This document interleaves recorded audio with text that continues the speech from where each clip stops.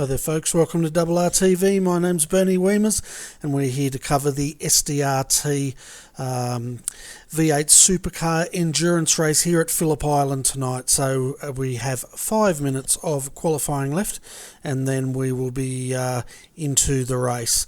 We can expect 137 laps around Phillip Island tonight, so it's going to be quite an exciting race, that's for sure.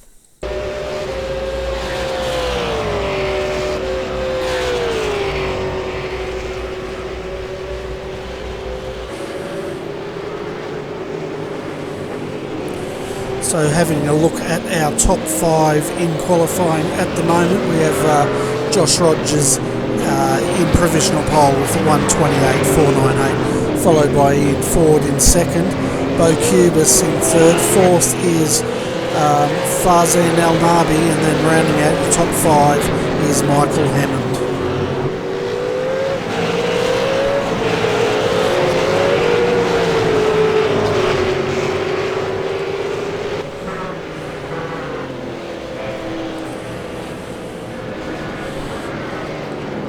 Having a look at our track tonight, it's mostly cloudy with a wind speed of 14 kilometres an hour. The track's a nice cool 24 degrees Celsius. I'm sure all the drivers are going to really appreciate that as this race heats up, so to speak.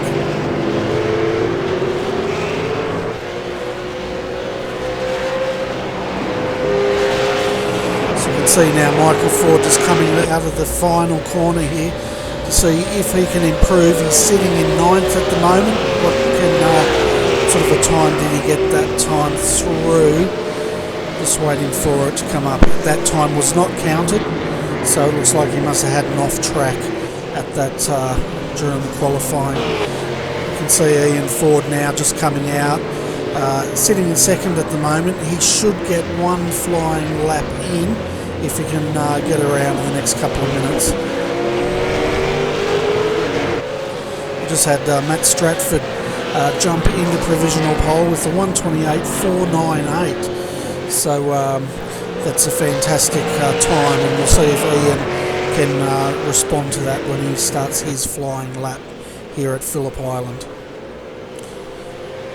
So we've got a total field here tonight of 37 drivers, so it's a great turnout here for the V8 Supercar guys, and I'm sure they're going to turn it on tonight for us all. You can see at the moment Ben Smith sitting in 14th. He was actually leading the Formula Renault Australian Championship last night at Brands Hatch until he was involved in an incident and he dropped down to 4th, so no doubt he's looking at trying to get a better result here tonight.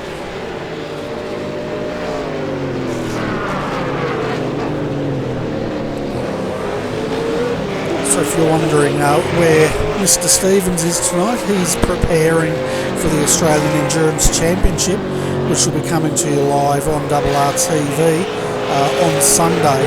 I think it's a 4 p.m. start.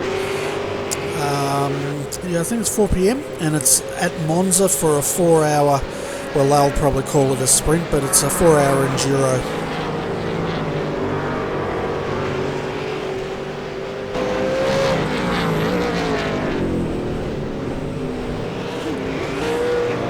So Ben Smith is really putting it in here, see if he can improve. He's in 14th at the moment, got 2 minutes to go in qualifying, so we'll see if he can improve. Sorry about the cars all turning white, that's TeamSpeak, not TeamSpeak, Trading Paints. So he comes across the line now. He was 14th, we'll see if he can improve. No, he cannot, so that time was a 1:30.304.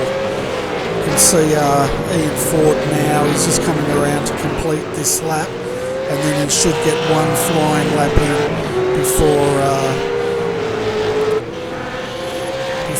the time runs out here.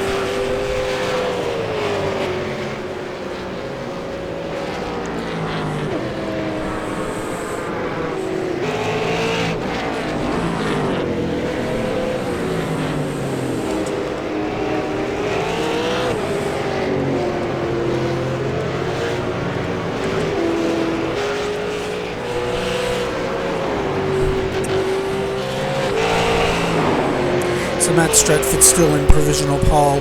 Ian Ford's now coming through to complete, start his flying lap, so to speak. So he will get this lap in now. Bo Cubis, he's third, but he's sitting in the pits at the moment. Farzan El Nabi's also on a flying lap, currently sitting in fourth. The last time through he had an off track, and then fifth. Well, Jason Bensi won't be improving there tonight, so he will be starting from fifth unless someone picks him.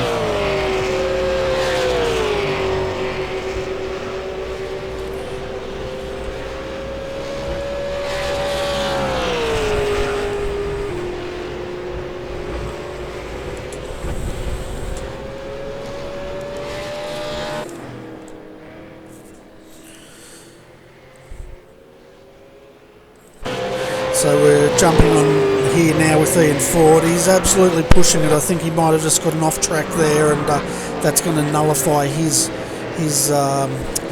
grab for pole. He does have the potential of taking pole.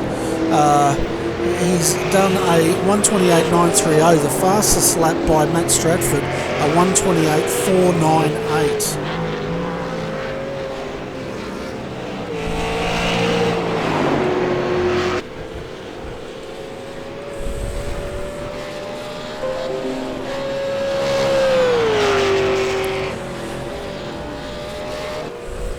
So just come across the line as he blows that motor, and he has not been able to improve, so he will start potentially from second, but we do have Farzan El Nabi out there as well, but it looks like he's not on a flyer.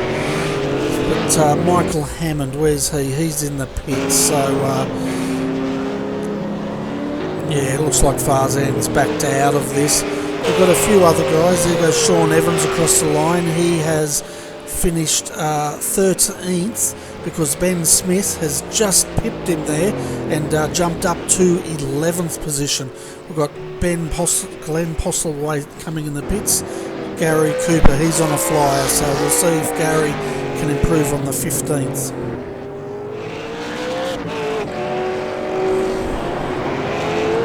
He's coming through the final corner now. And he hopes to get a good. No, he's in the pit, so he's backed out of it. So let's go and have a look at our grid as they have qualified here today.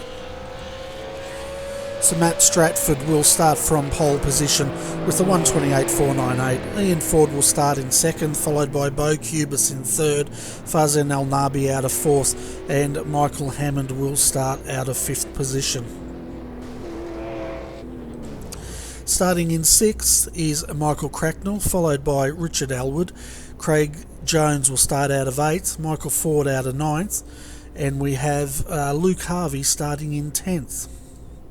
Out of 11th will be Benjamin Smith, followed by Peter Sattler. Sean Evans out of 13th, Glenn Postlethwaite out of 14th, and Cooper will start out of 15th. Out of 16th is O'Connor, followed by Jovanovic, then David Baxter out of 18th. 19th is Neck, followed by Zeitlinger in 20th. 21st will be Gilliam. Then we have McCarthy out of 22nd, Varga will start out of 23rd, Highland 24th, and Gallen will start out of 5th. 26th is Fee, followed by Ben, then Clowett out of 28th, then we have Zelly, and then rounding out your top 30 is Owens. Out of 31st is Courtney, followed by Kramers. Hogan out of 33rd. Pitt will start out of 34th, and 35th is Price. 36 will be Phillips, followed by Jackson, and then rounding out your field of 38 is Nathan Connor.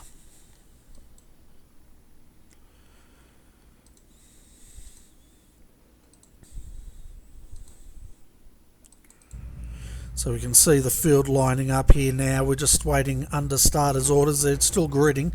So I will restart our overlays because they always give me problems here. I apologise folks, it's only me up in the booth, so I'll do the best I can to bring you all the action, but hopefully you guys will understand and be a little patient here.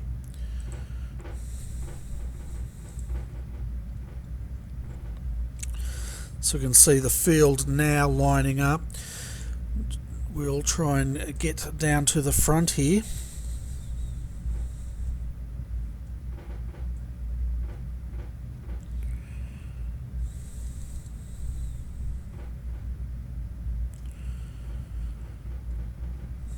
So we're under starters orders here at Phillip Island. The revs will be rising and we are about to start here. Nice clean start. You can see Matt Stratford on the inside. He's got a great start there and he's already taken to the lead. Always goes wide to get the run. See, it's already 2 wide deep in the field here as they come through for the first time. So far so good, the field has got through here cleanly. And, it's looking like a nice clean start here at Phillip Island tonight, but Matt Stratford is leading at the moment.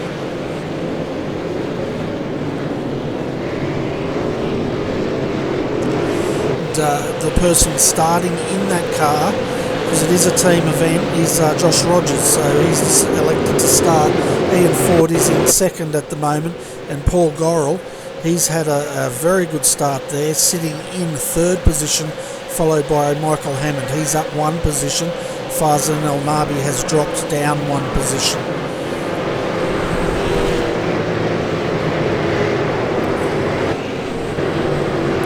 Great to see Brenton O'Brien out there having a run. He's in 10th at the moment.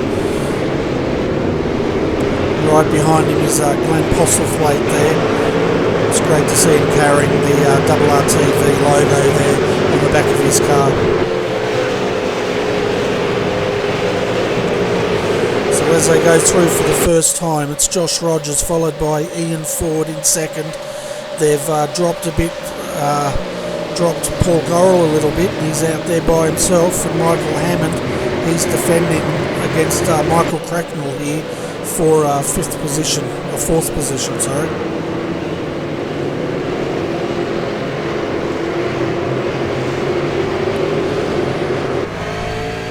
So we'll jump on board now with Michael Cracknell and see if he's going to have a go here under brakes.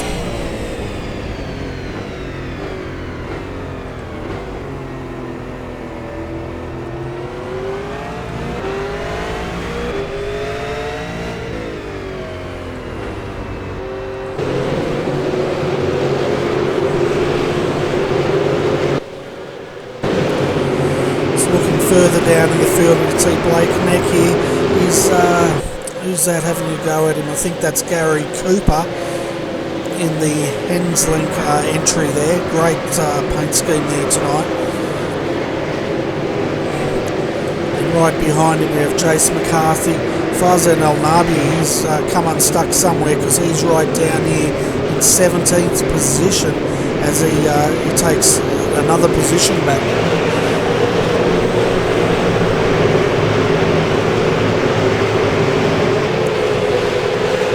Just have a look at what happened to Farzan El Nabi here.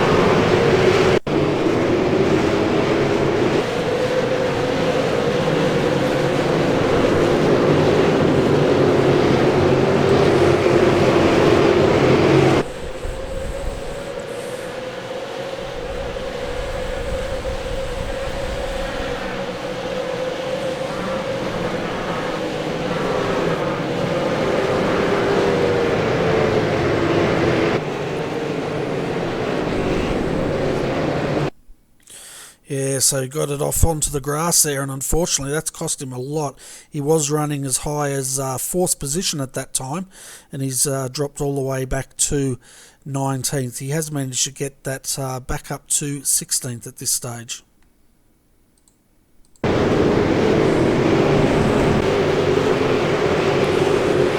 So a lot of work there for Farzan El Nabi and his teammate.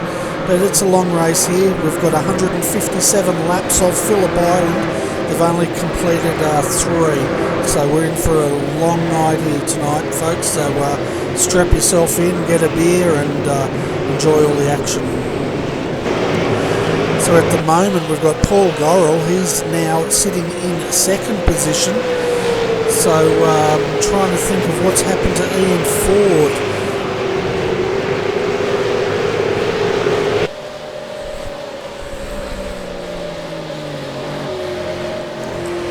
So we've got Ian Ford in the lead, then we've got Paul Gorrell.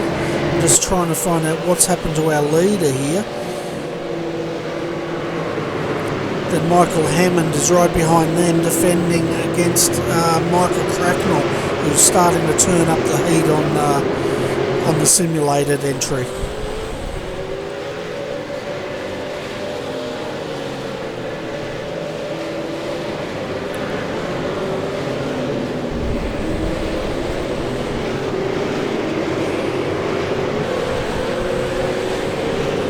Just trying to find out where Josh Rogers is in all this, because he's not in the top 10 and he hasn't had any off track, so I'm not sure what's happened to him.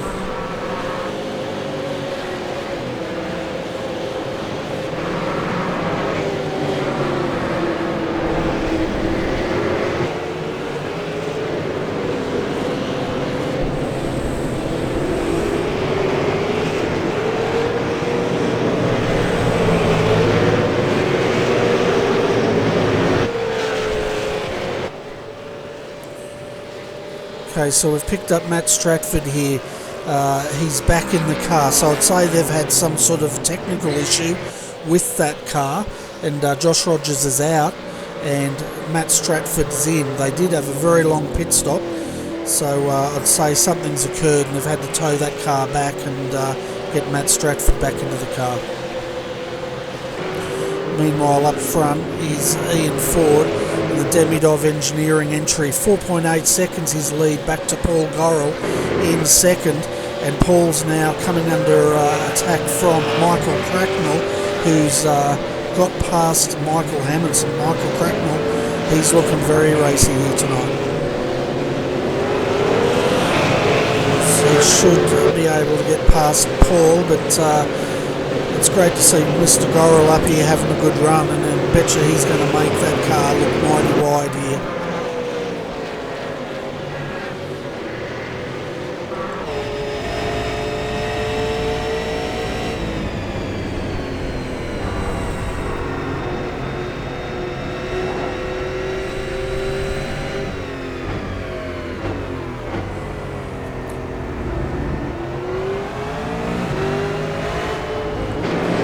So go too wide into the final corner here. Paul's got the inside line, he should be able to hold this. Michael's on the outside, he's better be careful or else he'll run out of track. Michael Hammond, well, he's not finished either. He's getting involved in this battle as he chooses to slipstream up behind Michael Hammond, and they both go past Paul Gorrell there. And now Michael Hammond's back on the inside, almost touching. And what a fantastic drive there by Michael Hammond. 2 positions in the space of about 10 seconds. Paul Gorrell finds himself now down in 4th position and trying to hang on to these guys, which I'm sure he will be able to. Ben Smith, meanwhile, he's up to 5th position. So a great drive by him. He started out of 11th tonight. And we have Michael Ford and Sean. That's Henry King there in the number 21. No, it's not. Sean Evans, sorry, making a move there on Henry King. So Sean Evans is up to 7th in the Simworks entry.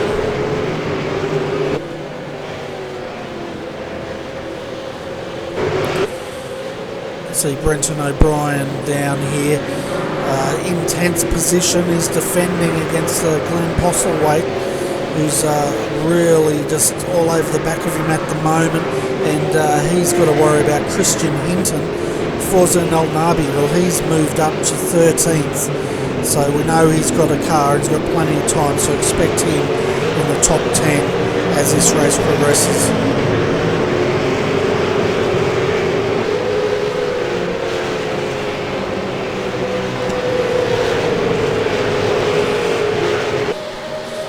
looking at the battle up front. Michael Cracknell now getting a bit of a run with Michael Hammond. He's tucked right up under that rear wing there and is trying to work out where he can make this move. Meanwhile, while these two are battling, Ian Ford has got the gap out to 7.7 seconds last time by.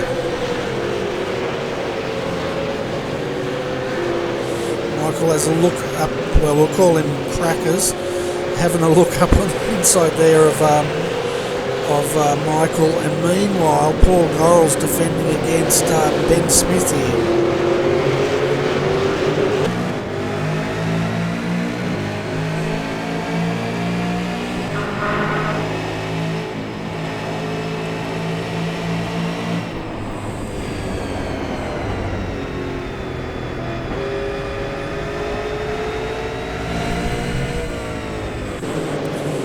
Ben's having a look on the inside, he throws it in there. Paul's giving him a lot of room, but Paul should have the run here.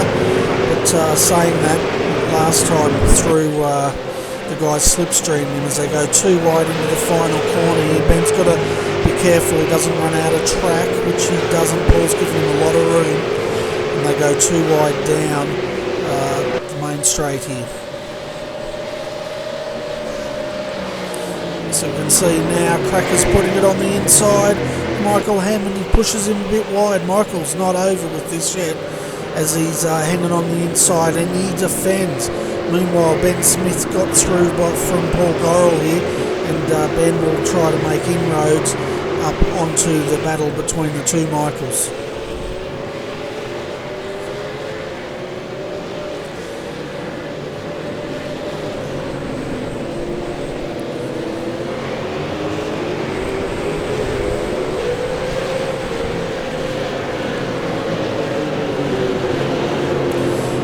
Definitely got a lot of speed and pace in this car as he's pulled a couple of car lengths on Paul Gorrell here, and meanwhile the battle between the two Michaels is heating up here with Crackers trying to work out where he can get past Hammond. Again, having a look on the inside, both giving almost touching there.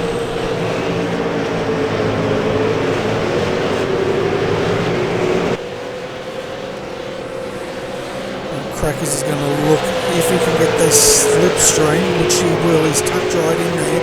We'll see this time through if he can make that slipstream work for him, as he's tucked right up behind Hammond. Now he has a look at the inside. He should be able to get this toe right through. It's just a matter of Hammond. Oh, he cuts the nose off on Hammond, and great move there by Crackers.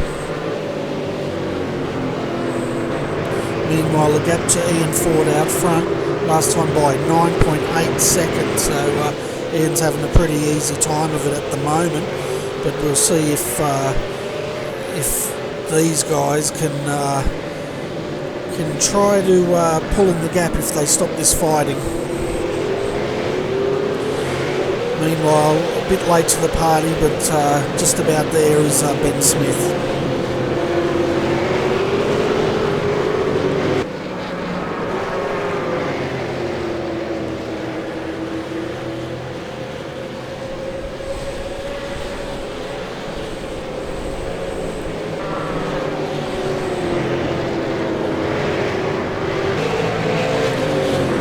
So at the moment, your top 10 are Ian Ford in first, Michael Cracknell second, Hammond third, Benjamin Smith fourth, fifth is Paul Gorrell, followed by Sean Evans in sixth, and then we have Michael Ford seventh, Henry King is sitting in eighth at the moment, followed by Pete Settler in ninth, and then rounding out your top 10 is Glenn Postlethwaite.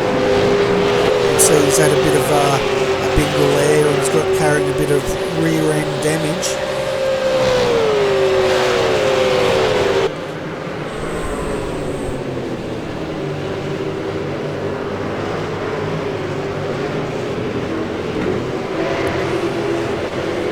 So you can see now that Ben Smith is just reeling these guys in. Crackers has managed to get a bit of a gap here, and he should be able to get that gap further if Ben Smith starts fighting with him here for third position, and that should release Crackers.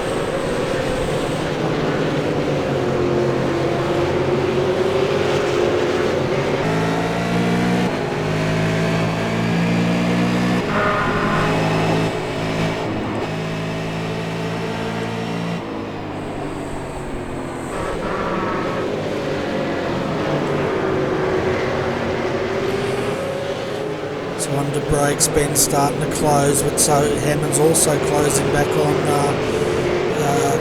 Cracknell up further, just ahead of him. Bit of a wobble there by Hammond. Again, he's holding on to it. He's getting a bit of wheel spin there. That's made him vulnerable here to Ben Smith. So Ben will get the toe, and we'll see if he can dispatch Hammond and move up into third position. As he's tucked right in. When's he going to make this move? He's decided he's not close enough this time by.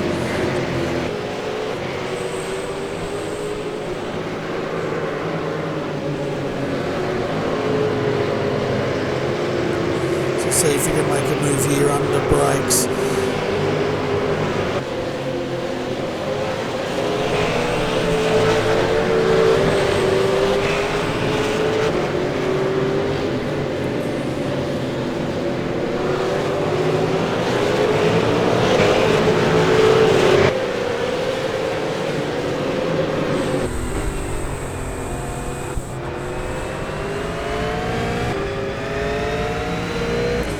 So we'll actually jump on board here with Ben Smith. We'll do a lap around Phillip Island, and just so the viewers at home can appreciate how much work goes into keeping one of these cars straight around Phillip Island.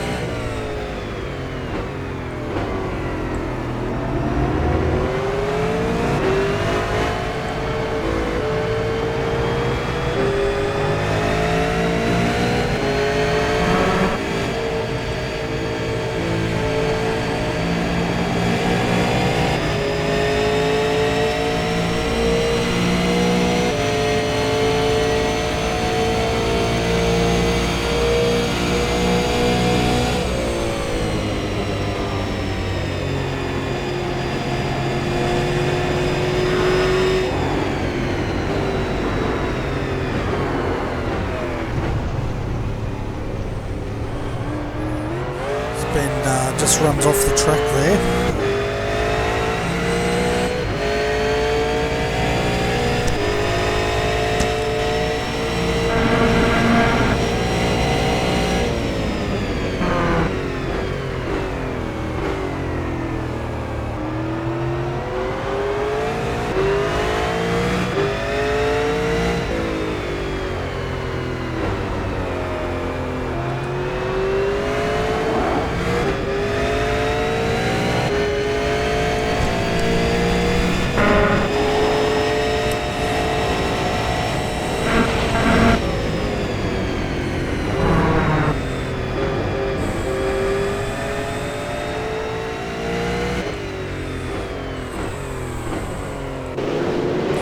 So that was a lap around Phillip Island with Ben Smith. We saw him run off there as he was trying to make a move on Michael Hammond. That's allowed Paul Gorrell to move back up into fourth position. So the field's starting to spread out a little bit now in the top five positions. There's still battles going on though. Michael Ford back here is he's trying to catch Sean Evans. Looking deeper into the field, we have a good battle going on here between Simon Tennant, Farzan El Nabi, who's up in the 10th, and Glenn Postlethwaite in 9th position. So Farzan was up as high as 4th position, but unfortunately had a spin under brakes.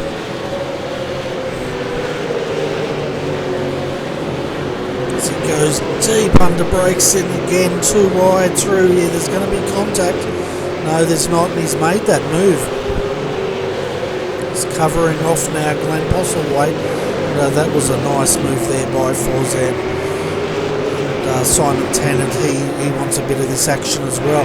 Right behind them though we have another battle, Brenton O'Brien and Henry King dueling. This is for 12th and 13th position.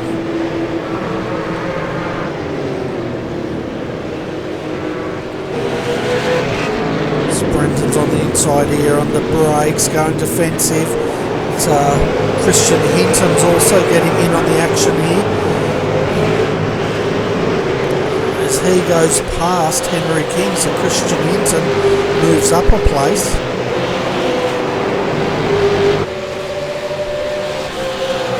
Now Blake Neck wants to get involved in this action as well as he gets on the train. In 16th further back we have Marty Carroll here driving for Redback Racing tonight.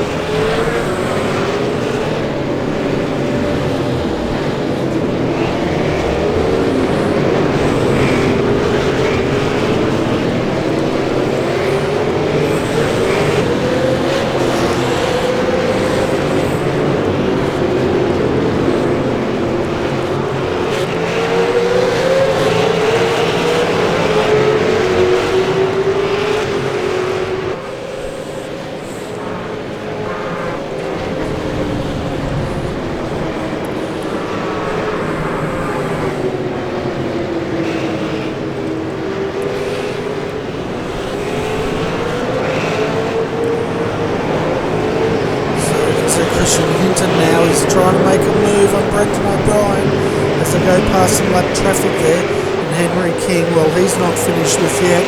He's not only attacking, but he's got to defend back with Blake Neck. And while this battle's going on, Marty Carroll's starting to make ground.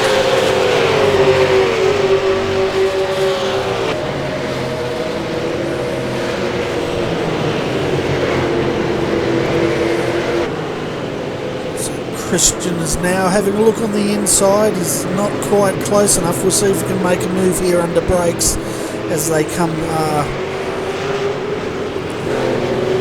through turn 3 up through turn 4's a kink down here into turn 5.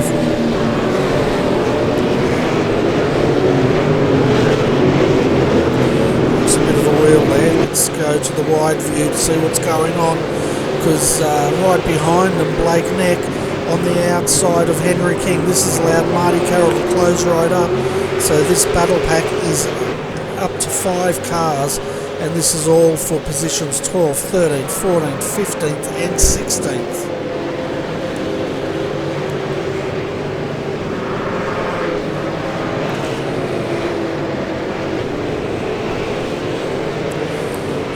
Having a look on the inside, going a little bit defensive. Henry King doing the same.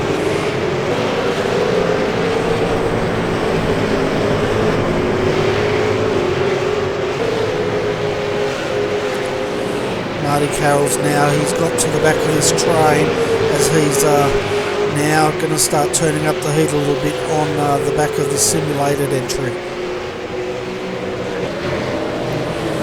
See now Christian having a look on the inside. He should make this move stick, and he does, but what can Brenton do here? He covers Brenton off, takes the inside.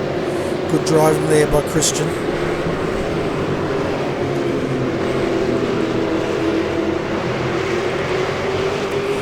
Meanwhile, Henry King's got Blake Neck.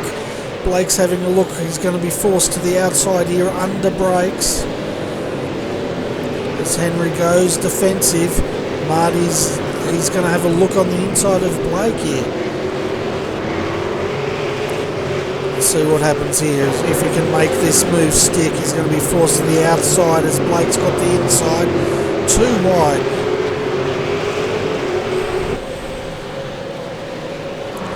So go too wide, banging fenders there, and Marty Carroll makes that move. You do not want to go too wide through here as they approach Lukey Heights.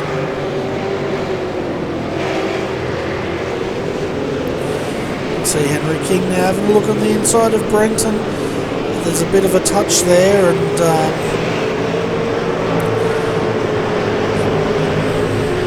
again Henry's spinning those wheels. He's having trouble trying to get that traction, but that's allowed Marty Carroll now to get a run as they come down onto the straight to complete their 17th lap here at Phillip Island. So they go 3 wide now down the main straight here. So we've got Blake on the inside, then Marty Carroll, followed by Henry King.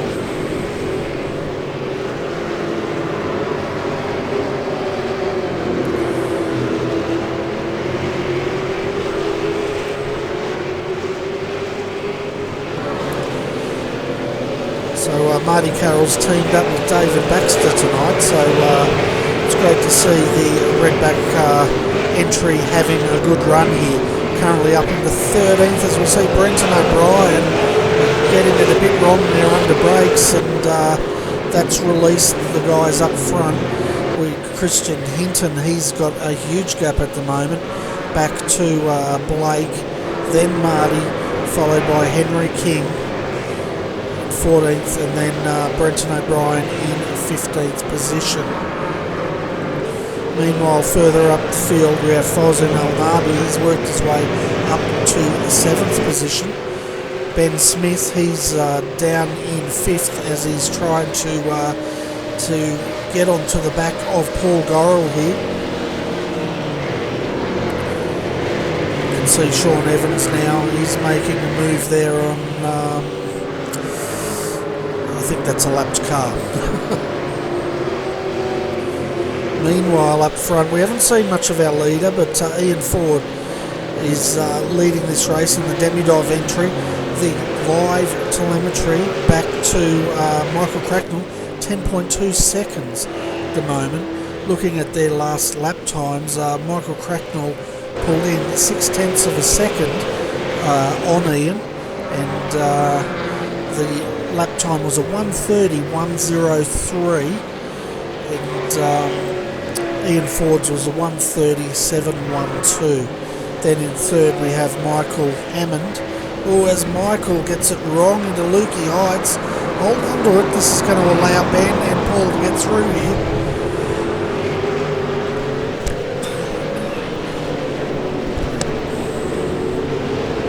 Excuse me, folks, I've got a bit of a frog in the throat tonight.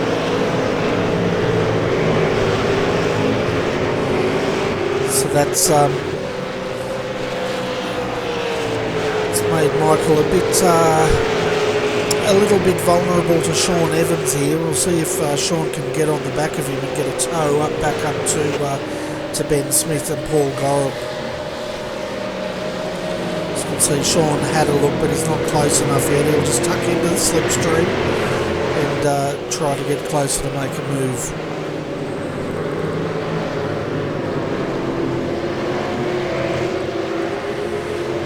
See Farzan El Nabi at the moment, that gap 6.8 seconds up to Sean Evans there in 6th position.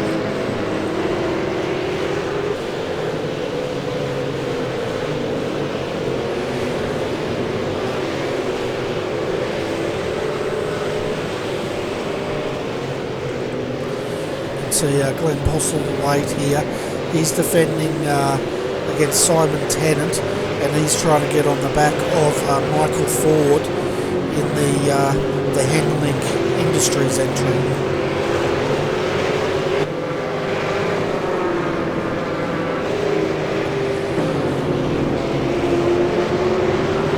Meanwhile, back in 12th, 11th position at the moment, as we can see, I think that might have been Christian Hinton off. Yes, it was. We'll see if we can get a replay of what has exactly happened here.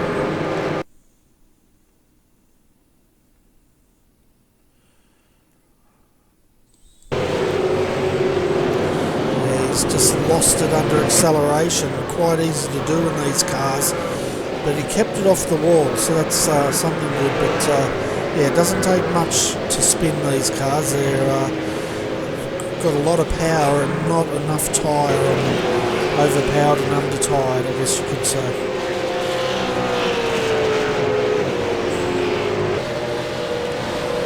Meanwhile, Blake is defending here from Marty, and Henry King, he's dropped off a little bit, but he's still trying to keep up with these guys at the moment as they're coming to lap. One of the Redback Racing team cars there.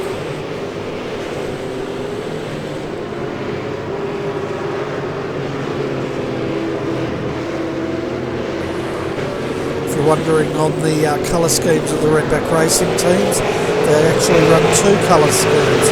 The one you're seeing on screen at the moment, that's the Pro Team colour scheme, which is for the drivers that like to take their racing a bit more seriously and put in the hours to train. And then you have the red and black colour scheme, which is for the amateur driver, and they're the guys that love their racing but can't quite commit. As we can see now, Marty Carroll looking on the inside of Blake here, and he gets the wheel spin, and he's got to watch it because Henry King, he's waiting to pounce, and Marty spins the wheels again. This has allowed Henry King to make that move.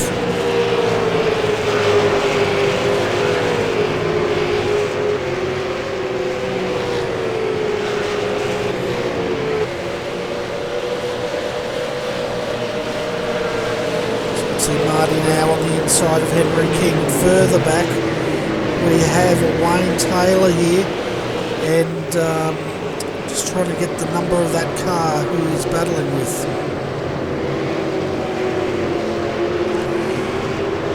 So that's Wayne Taylor on Brenton O'Brien. Sorry, I had a bit of a brain fade there for a moment, folks. See under brakes again, Marty's having a look. Henry King's made that move, and then we have Brenton O'Brien defending against Wayne Taylor.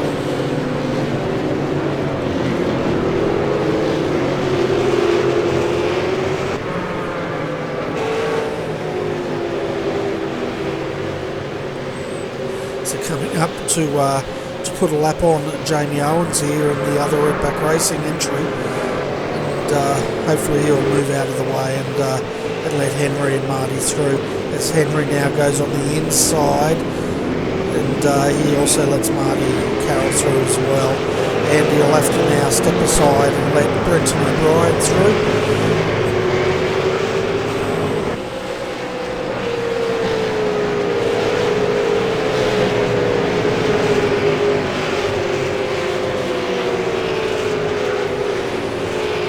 See Brenton there just tucking up. He wants to get a bit of the toe, and now he'll come step out and make this move. As Jamie gives him lots of room, and he'll also let Wayne Taylor through, which he has. Meanwhile, further up front, Paul Gorrell's defending here against Ben Smith, and Michael Hammond is also having a bit of a battle with Sean Evans.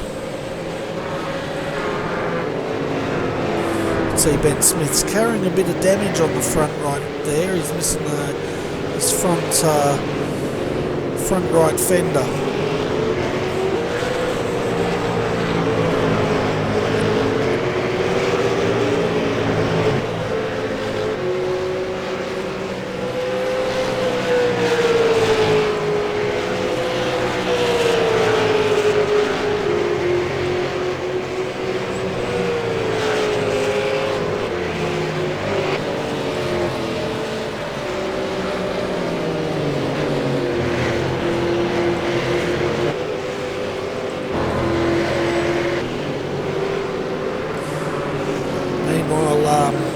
Michael Cracknell's starting to make inroads on our race leader, Ian Ford. That gap now, last time by, was 7.8 seconds, so he's pulled in 5 seconds on our leader at the moment. The gap back to Paul Gorrell from Michael Cracknell, 17.1 seconds.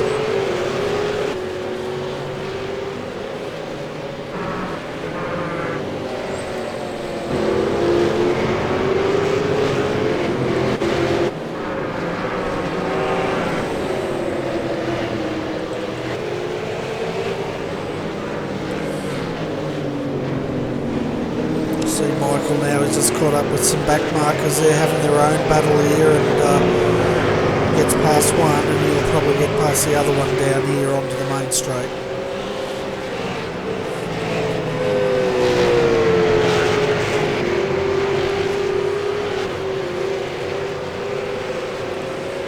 So the cars that have pitted at the moment, we've had the number 26, Jeff Gauci, has made a pit stop.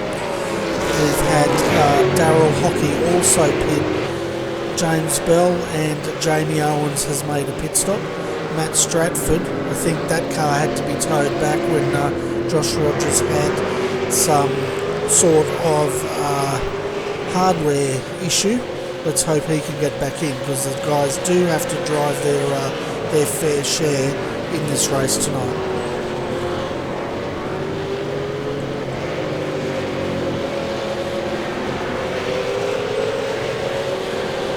See now Michael defending from Sean Evans here. This is for 5th and 6th. Sean goes deep under brakes. And, a bit of a tap there. And he's backed it out. That's good sportsmanship.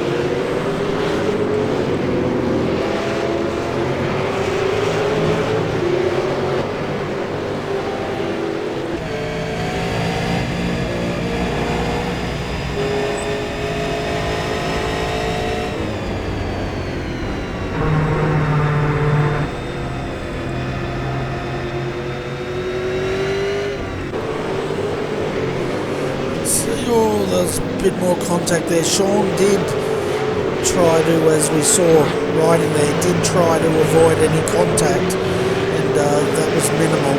But, that could have been a James Courtney reenactment there. We all know what happened to James Courtney here at Phillip Island.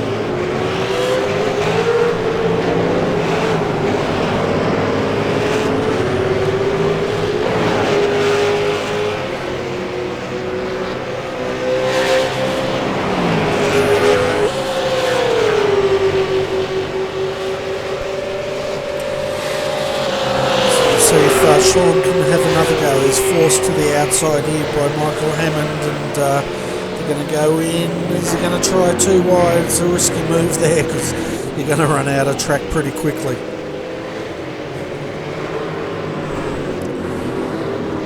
So as they come up to the sharp right-hander up here, this is one area that Michael Hammond is a bit vulnerable in.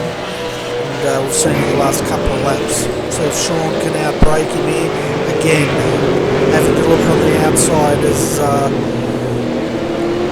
Michael goes defensive.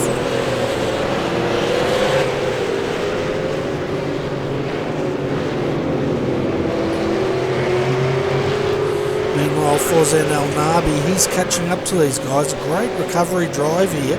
He was up into 4th. He did have a bit of a spin under brakes and dropped to 19th. And after, on the 26th lap, he's now up to 7th. So he's definitely got the pace. Expect this guy to be back in the top 5 probably in the next hour and a half. Probably an hour.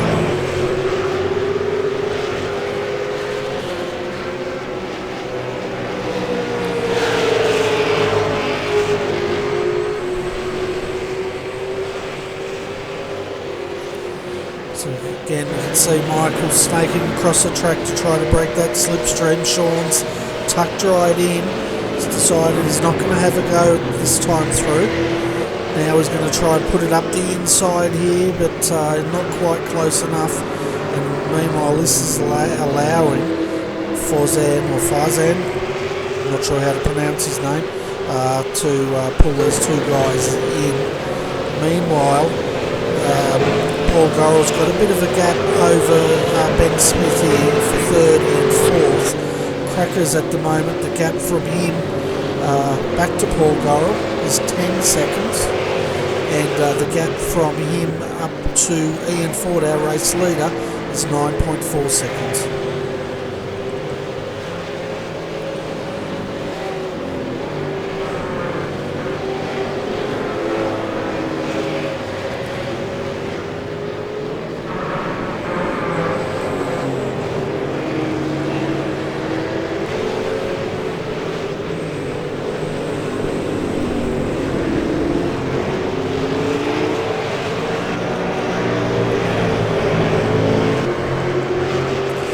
Sean just spins the wheels there. That can be very costly because he's going to lose a lot of momentum down here onto the main straight, and we'll see if Farzan can actually close that gap, which he's doing now. But, I don't think he's going to be close enough to make a move yet, but this battle is definitely starting to heat up between Michael Hammond, Sean Evans and Farzan El Nabi.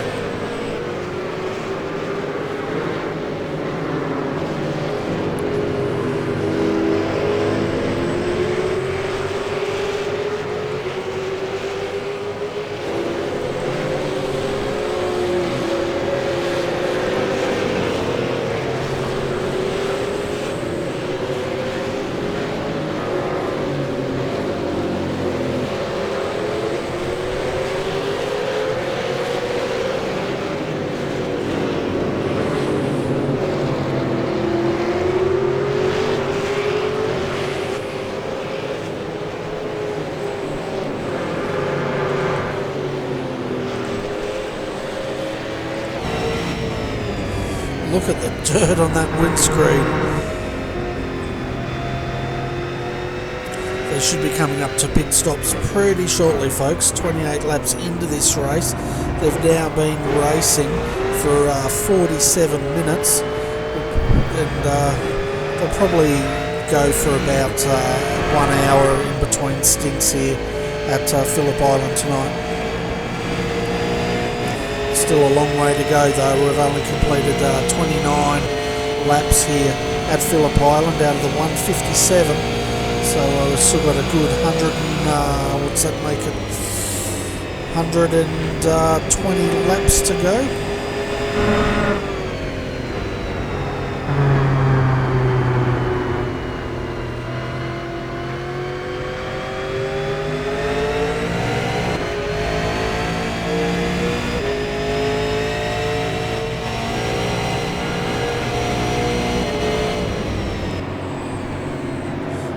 It puts it up the inside. There's going to be huge contact here.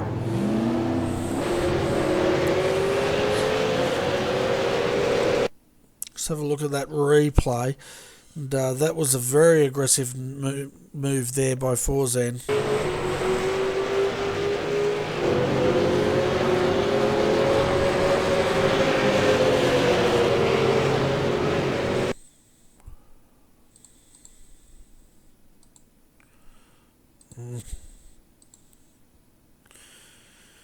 So puts Michael right over on his roof.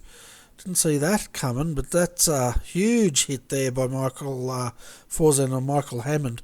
I wouldn't be surprised if Michael has a lot of damage on that car.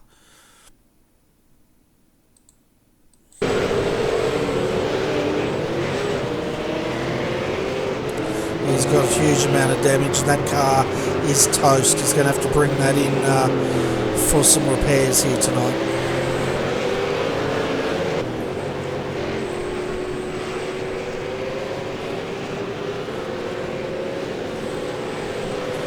See now Michael Hammond just bringing that car in and moves up one of his quick repairs here. We'll see if if they take him out and put the other driver in. They do. Jason Benz jumps in.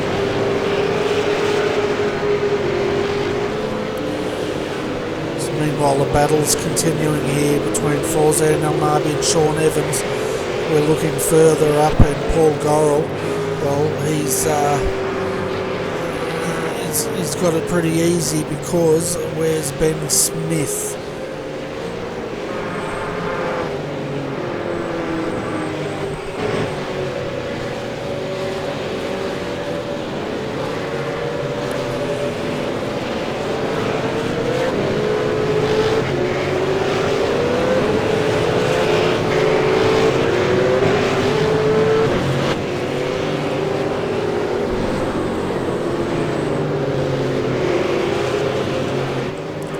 So looking at your top 10 at the moment, folks, we have Ian Ford leading 7.3 seconds back to Michael Cracknell in second. Third is Paul Gorrell, he's 19 seconds off the lead. And then we have Sean Evans and Farzan having a battle. Farzan's very aggressive tonight, and they're 28 seconds down from the leader.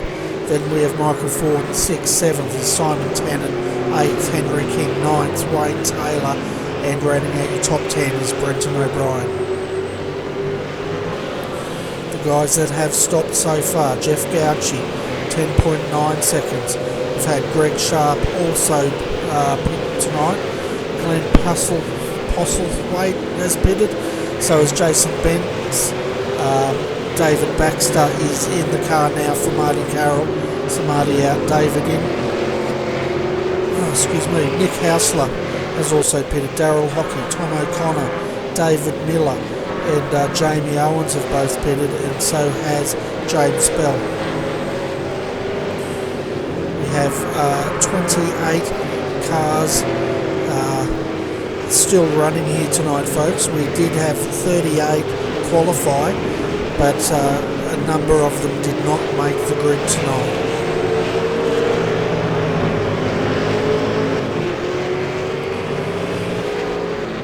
So you can see now as they come in to take their stop, Sean Evans, Forzan Elnabi. See if Forzan can jump in here in the pits, or as they go so...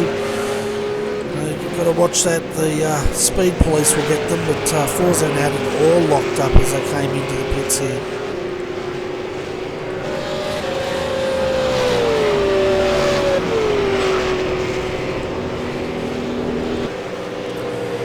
Looks like Forzan's going to go through, so he must have got some sort of penalty, or his pit crew are eating ice cream.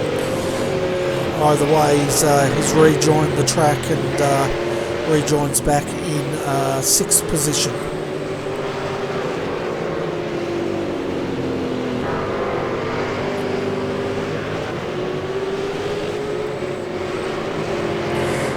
So far, folks, we have 16 cars on the lead lap. The last car on the lead lap, some 78 seconds down from the leader, is Mark Fee.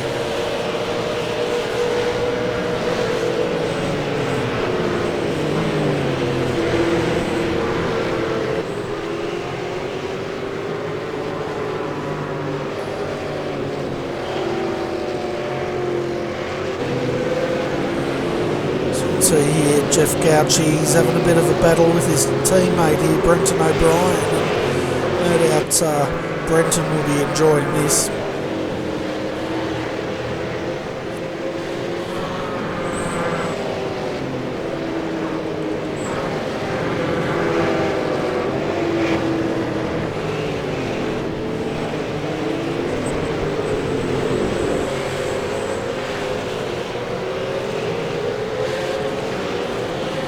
So the gap at the moment from first to second is 8.1 seconds at this stage.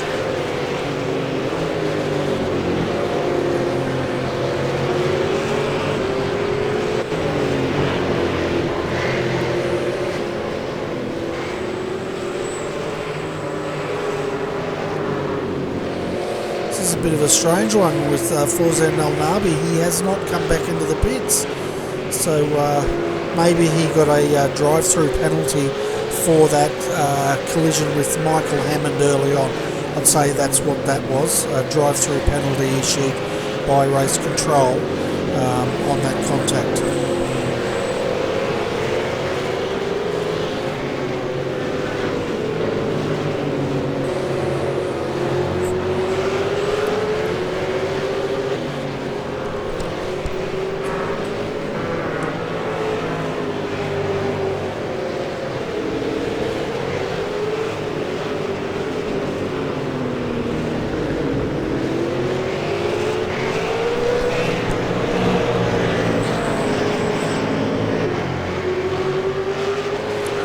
See now Michael Ford coming in to take service here on lap 34. You should see the leaders also thinking about coming in very shortly. You can see Simon Tennant also in. Henry King is continuing on.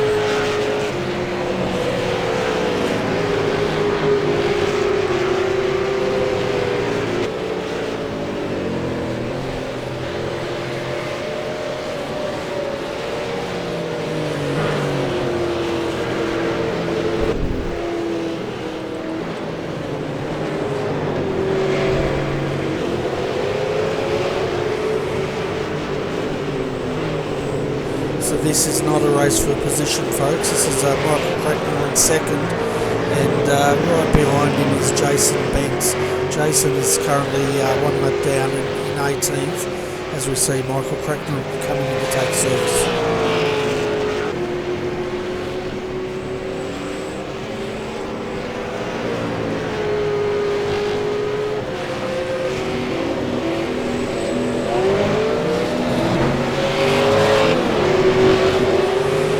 See what sort of a pit time he does. The fastest pit stop at the moment is to Jeff Gauci, 10.9 seconds.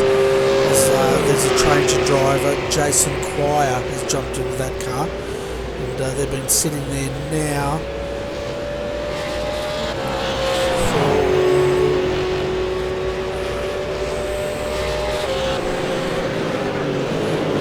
see, this is our race leader coming up on two cars, having a great battle here. I think that's Glenn Postlethwaite defending from Mark Pickett here. So this battle's for 14th and 15th, and we've got their race leader, Ian Ford, just behind them. So I'd say Ian will no doubt be jumping into the pits.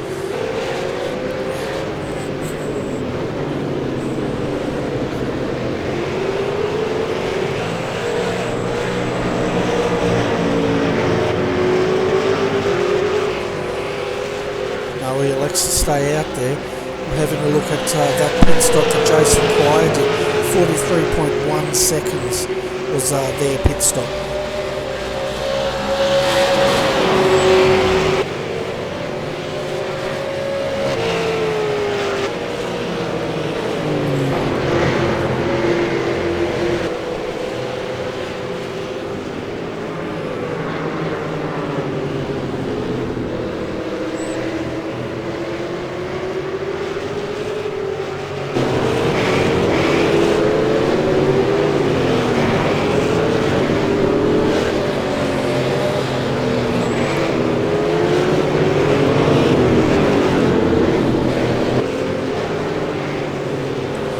See our race leader still sitting behind there, while these two duke it out for 13th and 14th position.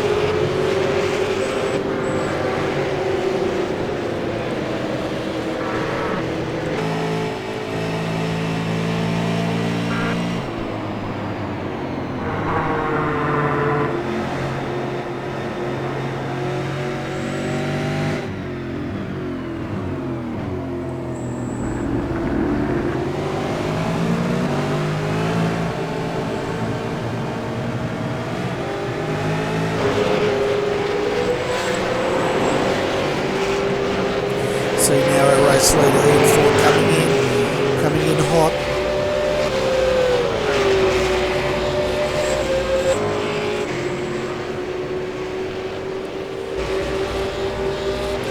So 43.1 seconds it was the pit stop that our second place holder, Jason Quire, did. We'll see what sort of a stop Ian Ford can do. So he's out, Jake Blackhall's in.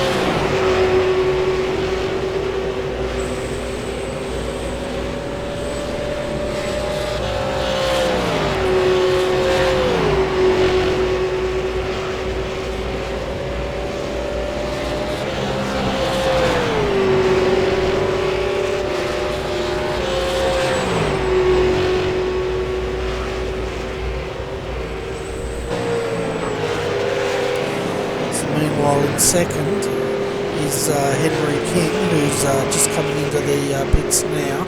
Let's have a look. Jake Blackhall now out. He was our race leader, 44.1 seconds. So he's 1 second slower than Jason Quire was. Still got a handy lead though. Big lead there.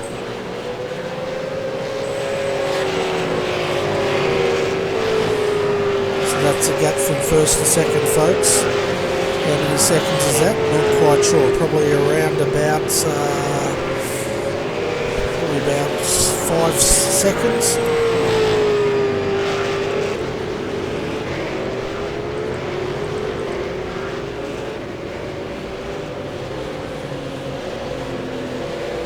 Yeah, about 9 seconds is the gap there. That allows Jeff Gauci to take the lead here, and Jeff did do a pit stop earlier, and his stop was a 10.9 second stop, so he's taking the lead of this race at the moment. And second is Brenton O'Brien, who's dropped back a bit from Jeff, and Brenton has not taken service yet. So Brenton's in. See now Jake Blackhall in, he's running in, well, he'll be up to second now, and we'll get a gap here from him up to Jeff Gauci. So the gap is 5.2 seconds to Jeff from Jake, and we'll get a live gap here back to Jason, 7.9 seconds.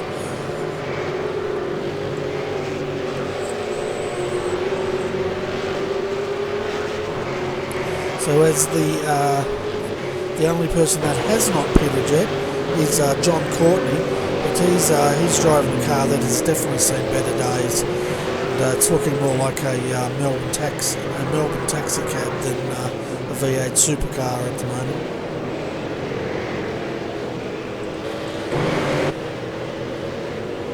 So looking at our top 10 at the moment, we have Jeff Gauci leading, Jake Blackhall in second, third Jason Quire, fourth Greg Sharp, then we have Bo Cubis in fifth, sixth is Mark Pickett, seventh Glenn Postlethwaite, eighth Jason Bentz, followed by Jason Hyde in ninth, and David Baxter rounds out your top 10.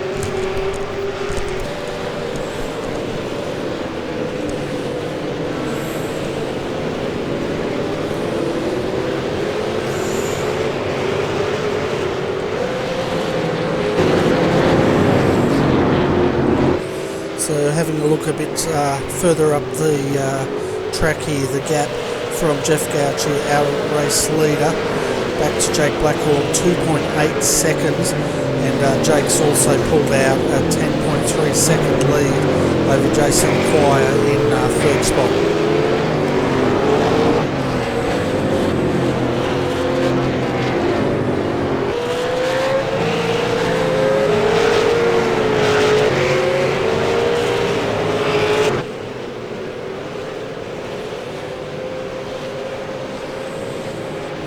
The car that looks like they've had a bit of strife out there is the number 56 of Peter Sattler. It looks like they were in the pits for a very long time getting that car repaired, and they find themselves one lap down and in 27th position.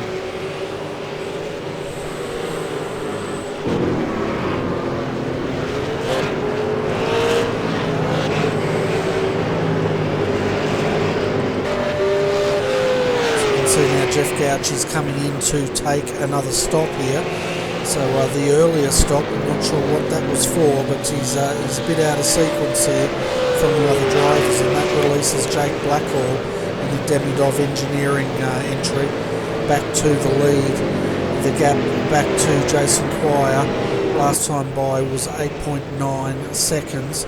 Then third we have Greg Sharp, and I'd say he's driving with Benjamin Smith, just from memory, so that car's up in the top three at the moment, as we are under yellow here at Phillip Island. Now remember, they bring out random safety cars here to close the field up, so this is the first one. They can have guaranteed two safety cars will be called, and a possible third random safety car can be used if needed. And on top of that, they also, if there's a big accident, they will release a safety car, which does not count for one of those random safety cars. Now how this works is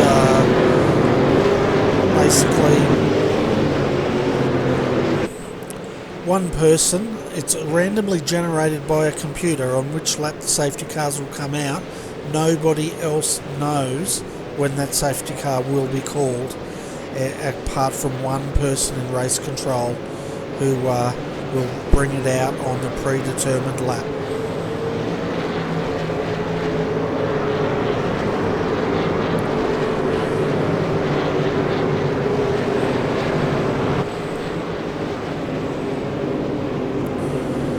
While the field slows down, I'm going to have another sip of coffee, and for the viewers out there with their favourite beverage, you might as well have a sip of that as well.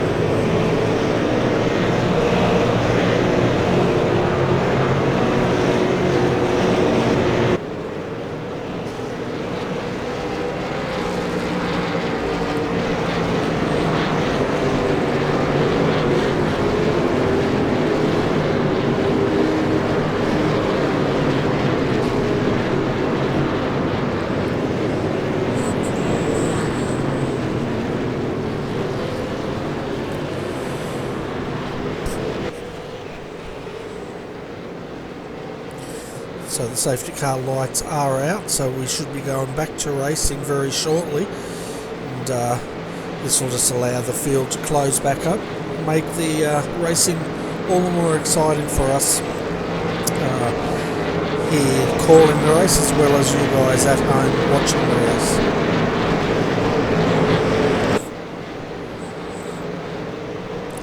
So if you're wondering where my usual partner in crime, Scott Stevens, is, well, he's very busy getting the Australian Endurance Championship organised, and that will be broadcast live here on RRTV on Sunday afternoon. It's a 4-hour race at Monza, and I think that race kicks off at about 4 PM Sunday afternoon.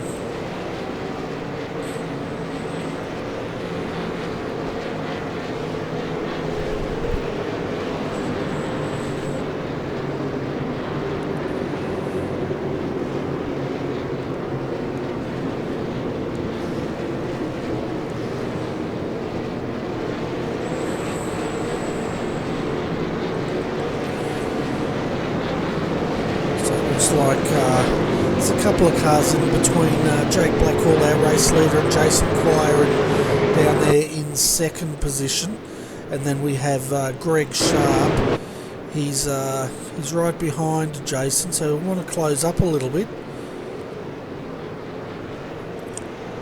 Then we have Bo Cubis in fourth, right behind him. Then we've got Mark Pickett. Mark's actually driving with Paul Gorrell here tonight, I think.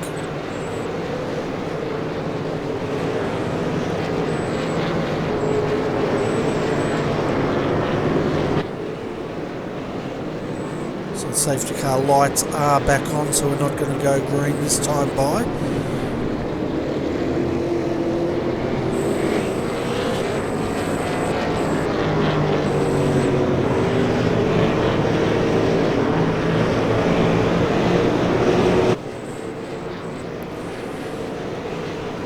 See there, Jake foxing a little bit to see if anyone would go in, and a couple of guys have opted to take their stops now, so pit lane is open, and the guys can get those cars serviced if they need to.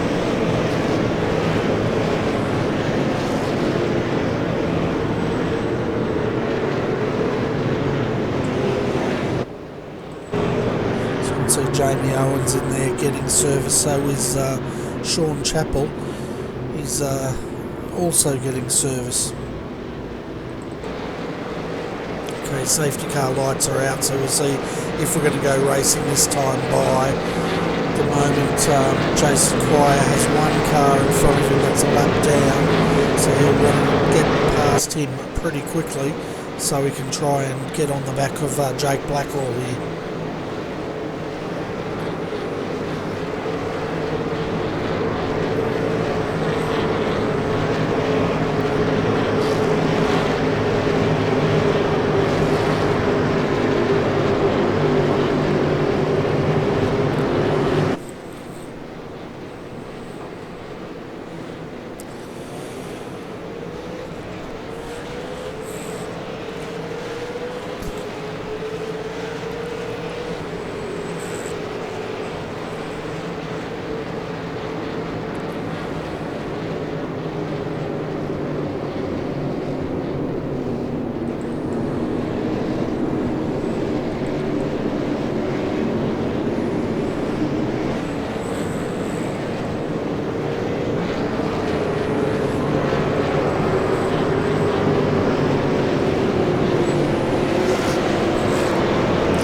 Josh Rogers has jumped back into the number 32. He did jump in temporarily earlier, and they were very strong in that car, but he had some sort of problem there and had to get out of it again and get that car towed back. And then Matt Stratford jumped back in that car, but they're finding themselves quite a long ways down in 22nd position and one lap down. Let's jump back up to our leader and see, should get the green light this time through. Safety car should come in. Jake Blackwell will then have control of this race. Keep an eye on Jason Quire here. Bo Cubis is also right behind him, as is Mark Pickett, and Glenn Postlethwaite a couple of cars behind. So we can see Jason, he just wants to dispatch him, and we're back here racing again. Jason Blackwell with a good start. Jason Quire, I think, was caught napping a little bit, and he's starting to come under heat here from Bo Cubis. I apologise for the white car flashing. I'll turn off my trading paints in a moment. So we've got Mark Pickett, Bo Cubis and Jason Quire here having a fight. Mark Pickett on the inside of Bo Cubis here, and it's looking like he's made that move. Good job.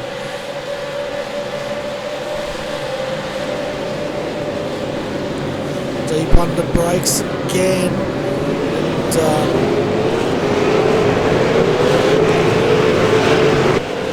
oh, and we've got a car spinning. I think that was Michael Ford in the background, but at the moment Jason Quire's now had Bo Cubis go past him, So Bo Cubis now is trying to hunt down Jake Blackhall. Jason Quire is now in third, followed by Mark Pickett fourth, as we've got a car going off in the background. We've also got Glenn Postlethwaite up here. He's got that car up to fifth position at the moment.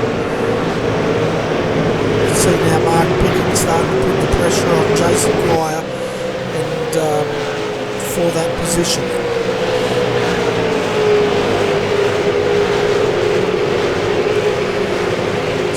Down onto the main straight once more, we have Mark Pickett, Jason Quire here.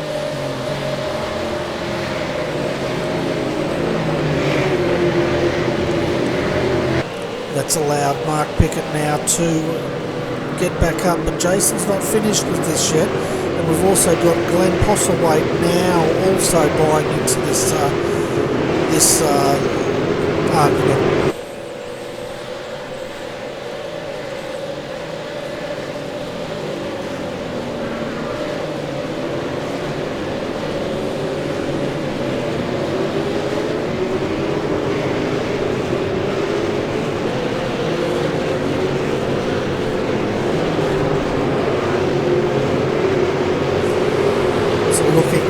Further up front, Jake Blackhall has already pulled out a 2.3 second lead over Bo Cubis, and Bo's trying to hunt him down. Looking at the lap times last time through, Jake Blackhall did a 1:36.89 compared to Bo Cubis' 1:31.180. Then in third we have Mark Pickett, followed by Jason Quire in fourth, and then rounding out the top five is Glenn Postlethwaite. Fawzan El Nabi, he has had a drive through earlier, but he's back up into sixth position, and he's just got past David Baxter, who is in seventh position.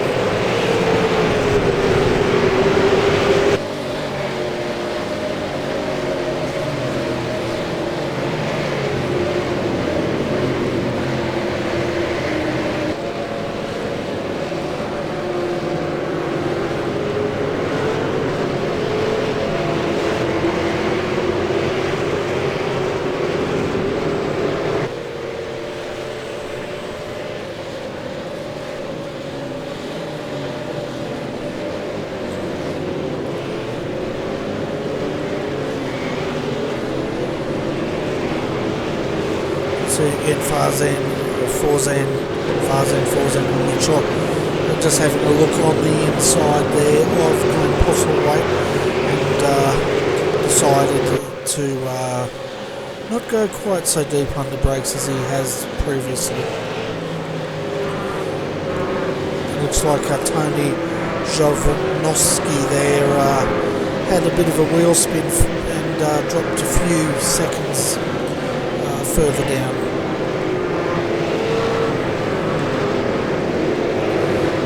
Deeper into the field here, we've got a gaggle of cars, as we can see. Oh, 3 wide's not going to go, and he's turned around the 777. That's Tom O'Connor being turned around as he does a flick spin and gets back going again.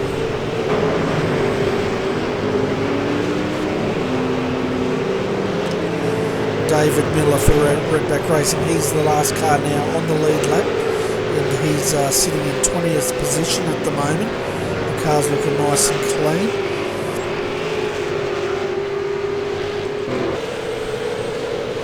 Meanwhile, up front, let's have a look at what this gap is. 1.9 seconds at the moment from Jake Blackhall, our race leader, to Bo Cubis in second. Excuse me. 3.8 seconds back to Mark Pickett in third.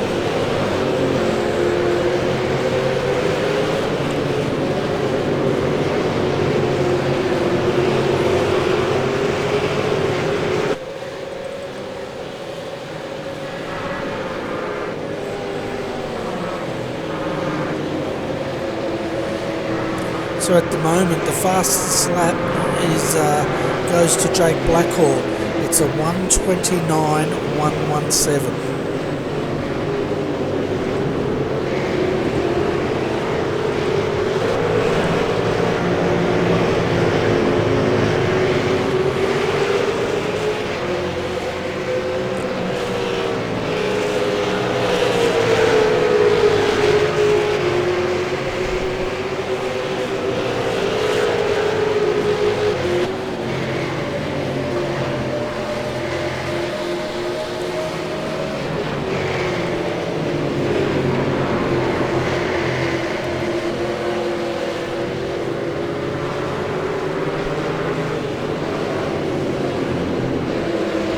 So this battle pack's starting to develop into a three-car battle here between Jason Quire, Glenn P, we'll call him, and Farzan El Nabi.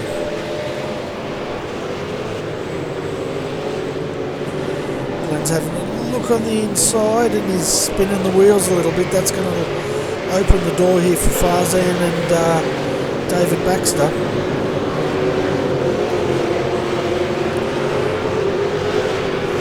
That's helped to release, as Mark Pickett, our third place driver there, gets it all wrong, and he kept it on the green stuff though. So that's released Jason Quire in fourth as this battle's starting to heat up between Glenn and Farzan. Farzan putting it down the inside again. Will he make this move stick? Yes, he does, and David Baxter's now looking like he wants a piece of the action as well.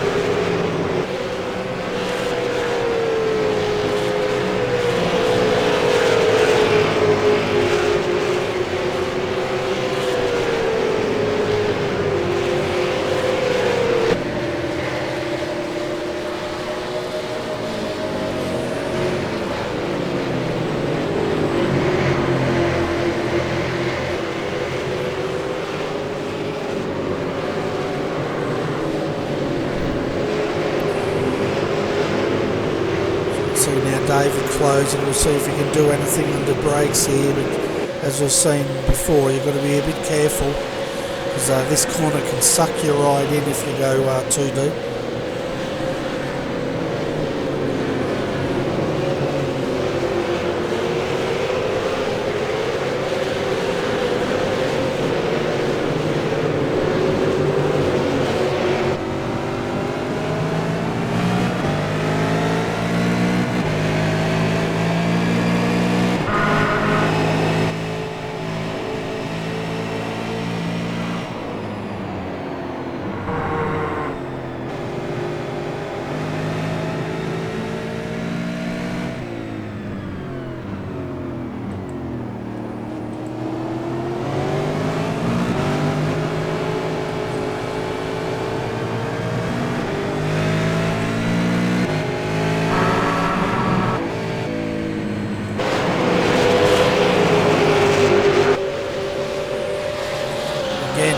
Just gets that car a bit twitchy there in the final corner.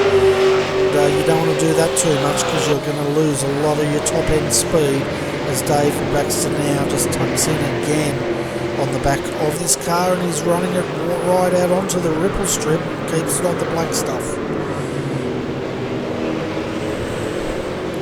Meanwhile, this is allowing Jason Benz to try to close in. He's got a fair bit of work to do though. It's about 2.9 seconds is the gap up to David Baxter here and Glenn.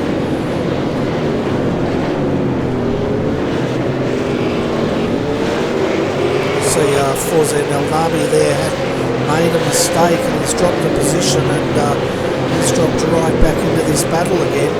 He did have a good gap, but he's very vulnerable once more.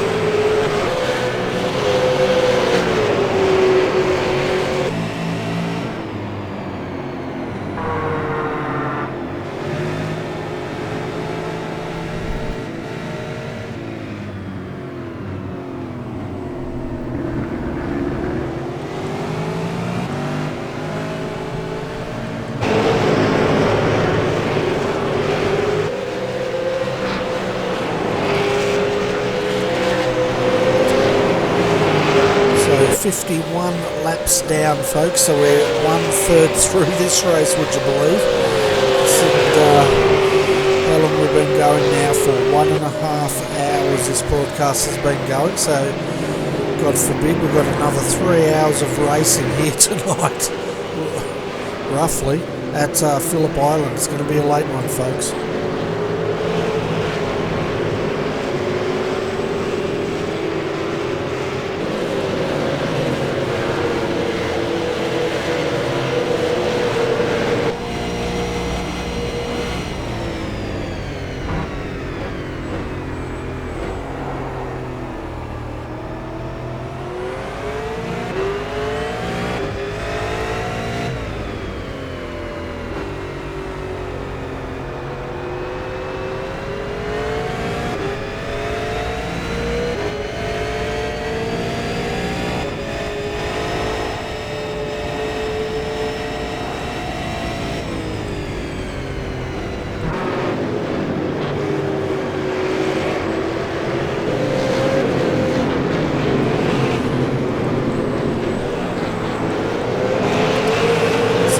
starting to heat up here for 4th position as Phillip is starting to close back in on Jason Quire. So your top 5 at the moment. Jake Blackhall, he's got a 1.1 second gap back to Bo Cubis in 2nd. 3rd is Mark Pickett, he's 9.2 seconds down. Then we have Jason Quire, Farzan Elnabi, Glenn Postlethwaite and David Baxter.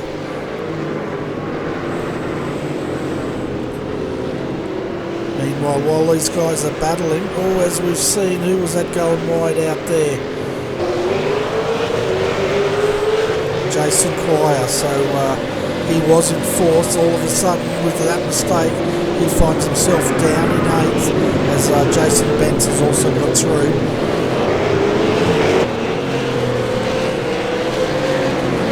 Meanwhile, Baxter's on the back of Glenn here and he's trying to make a move.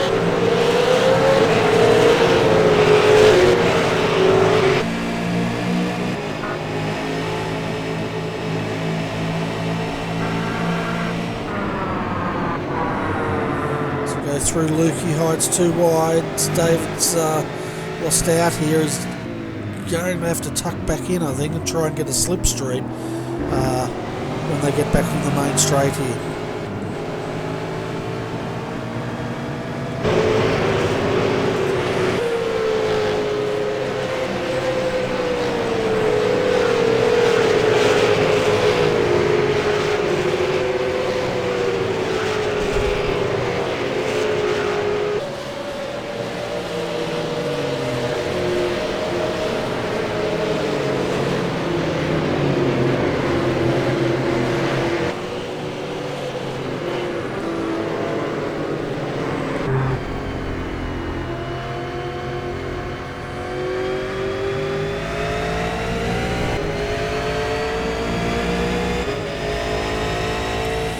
These guys battling all along.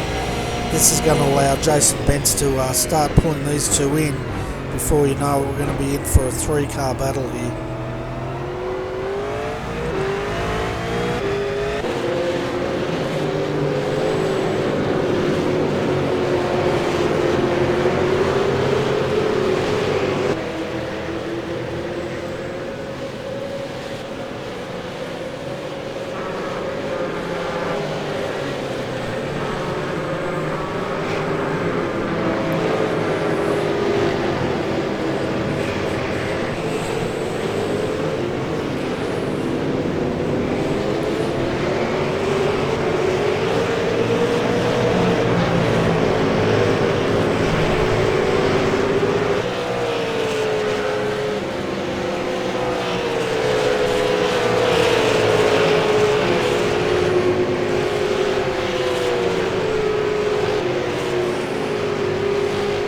Like Jason Quire back here in 8th. He's got a lot of work to do, as we can see now. David Baxter did poke his nose on the inside there, but thought better of it.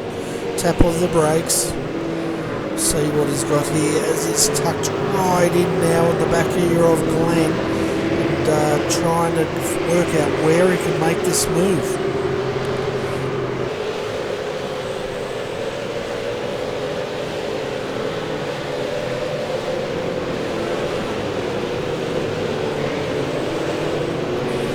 Meanwhile, this is allowing Jason Bentz now to catch up to this, and as I said, we're about to be in for a 3-car battle here for 5th position. So at the moment it's Glenn leading David, and Jason Bentz is tucking in there. Jason Quire with quite a bit of work to do in the background. Well, as Glenn holds onto a good drift there, but that's going to cost him 1 position, possibly 2, as he's the inside. I think Jason Bentz is going to get this. He's got a good run. He's got the overlap, and as he's sliding and gets that position, and Glenn was also sliding. That was a bit close there. So David Baxter now up to 5th position. He's going to try to gap these guys if he can, and then Farzan Elnabi, is 2 seconds up the track.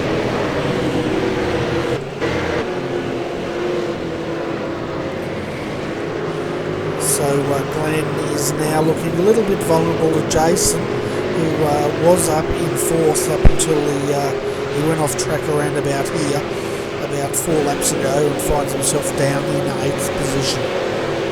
Meanwhile up front, we have Bo Cubis in the lead, Jake Blackhall second, so that's a change for the lead.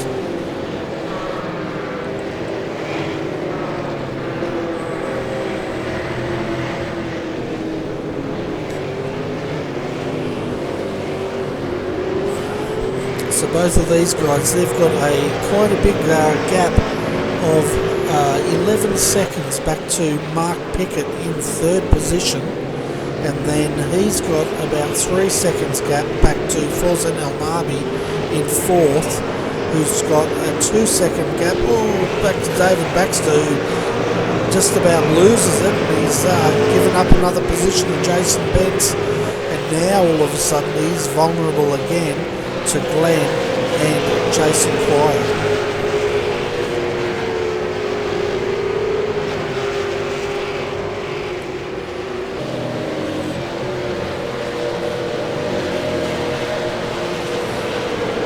See Glenn on the inside, and Jason was thinking about it, but tucks back in there. Now he's going to try and get his nose up here. If he can get on the inside under brakes, he might be able to make a move, but as we've seen previously, it's very easy to come unstuck in this part of the circuit.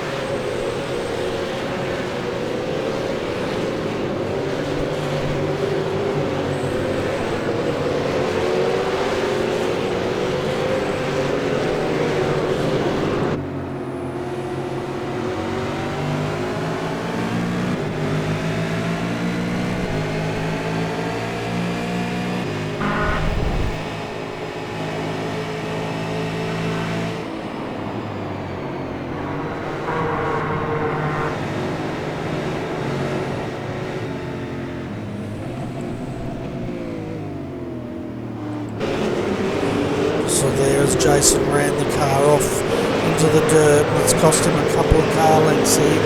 Back in 9th is Richard Alwood. We haven't seen much of this car, but the SimWorks entry up to 9th position and closing on these other two guys. Looking at the lap times, Jason Quire's last lap was a 1:31.630 compared to Richard Alwood's 1:31.697.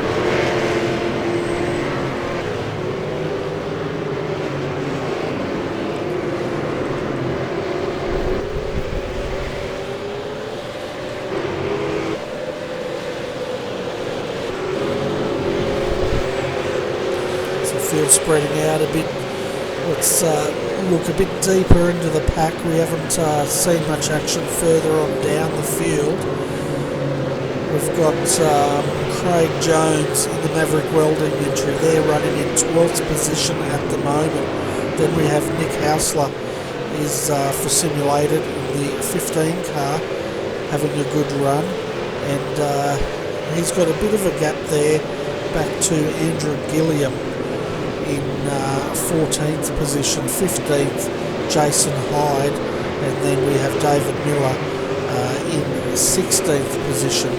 Tom O'Connor 17th, 18th is Josh Rogers, so they're back on the lead lap here and trying to get this car back to the pointy end. We're just over a third race distance, so he's got plenty of time to do it.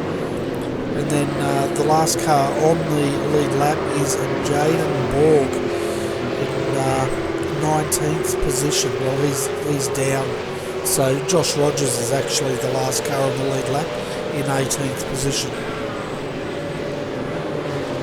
And he's got the race leader Bo Cubis right behind him, so he does not want to let the leader through here, because if they go down the lap again, they're going to have a lot more work to do here.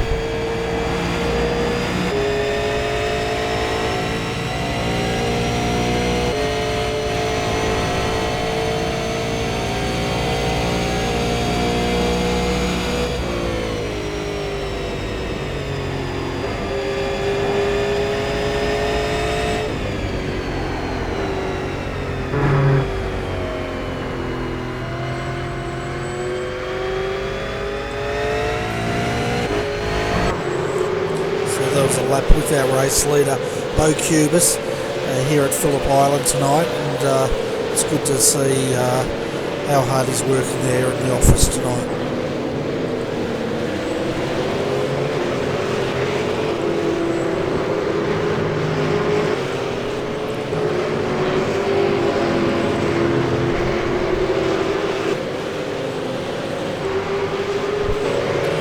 See Glenn and Jason Quire's battle is still continuing here, and Richard Alwood in the Simworks entry has closed up, so we're getting into a 3-car battle here.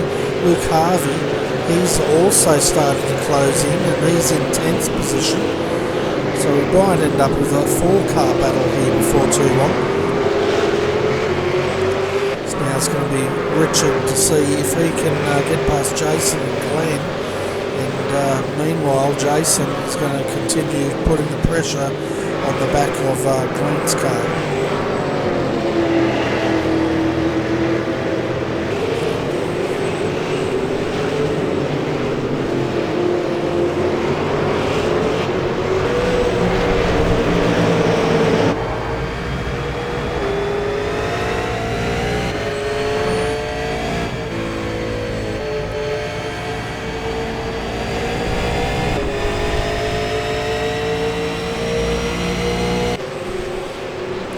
See them snaking down for the 61st time or 60th lap here at Phillip Island, and Jason's defending here.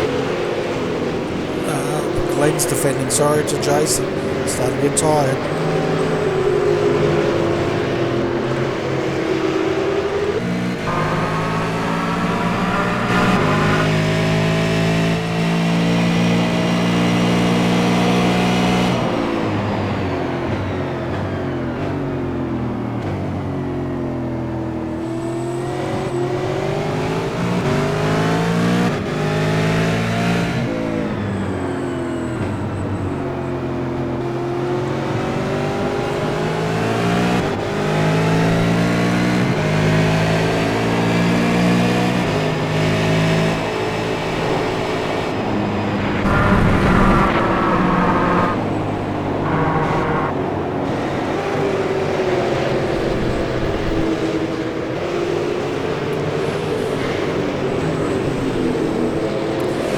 Jason just dropping the wheel off there. He's really driving this car hard as he's trying to stay in front of Richard here. And this is also allowing Luke Harvey to start to come up and get involved in this battle.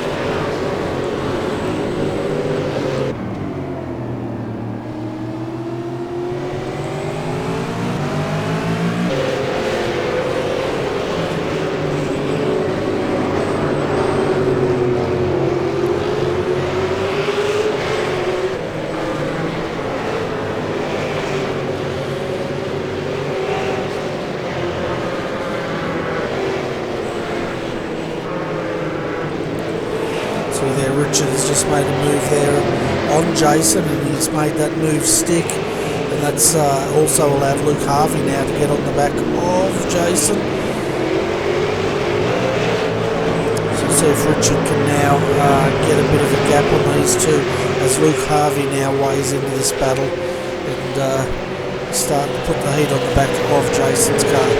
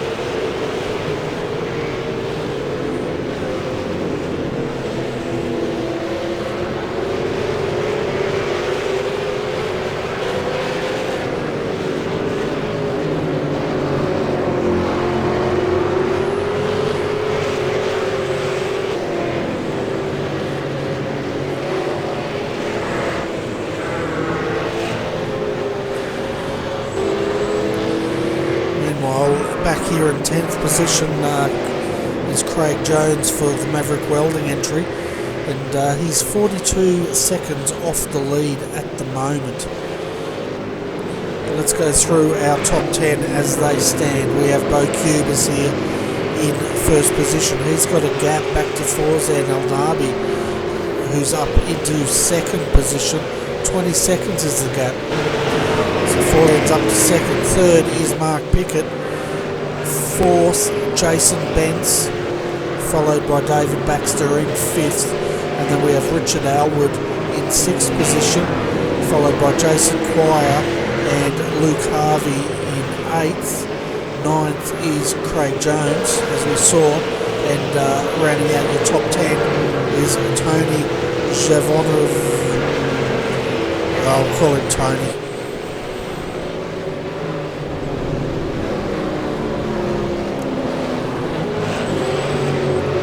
So Forzan's having quite a night tonight. He's had a drive-through for an incident that was involved earlier, and but to his credit, he's got that car back up the pointy end, and he's definitely got a lot of pace.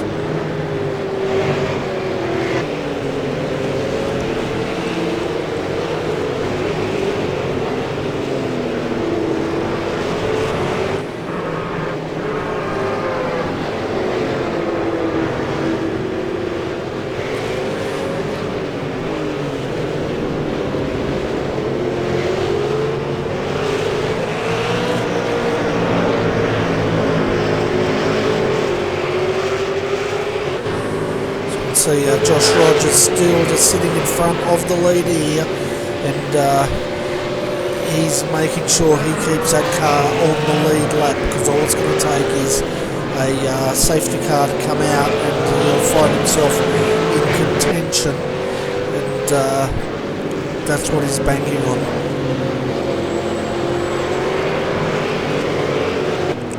Looking at his lap times, he's doing last lap was a 1:32.62 compared to our race leader, a 1:35.12. So this car is definitely got the pace, and if it wasn't for the incident earlier on tonight where Josh Rogers had some sort of hardware failure, this car would definitely be in the top 5.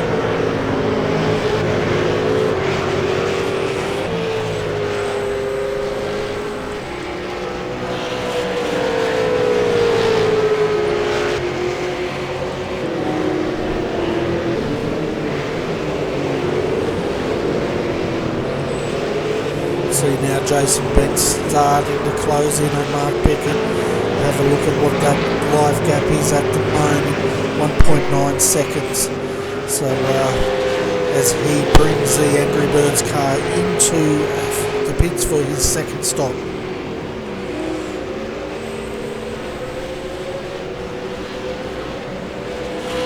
It's going to allow Richard Alwood to go through to take over fourth position. And then we have Jason Quire and Luke Harvey still battling it out.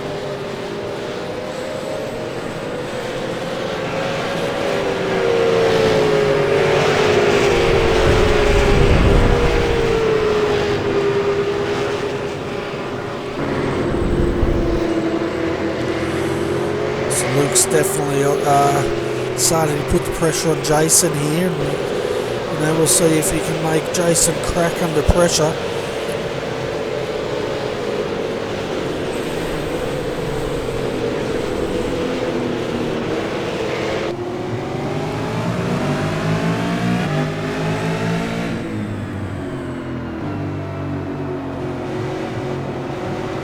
Showing his nose, filling those mirrors, and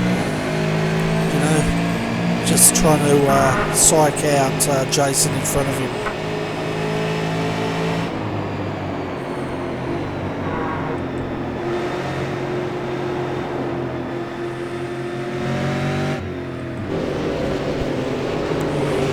So go through Lukey Heights for the 67th time, and he's got a good run out of here. He's got the inside run. I think he's going to make this move. And he does, as they go too wide back onto the main straight. Now we'll see if Jason can actually tuck into that slipstream and get that position back. So Luke Harvey up into 4th as the pit stops are starting to happen here.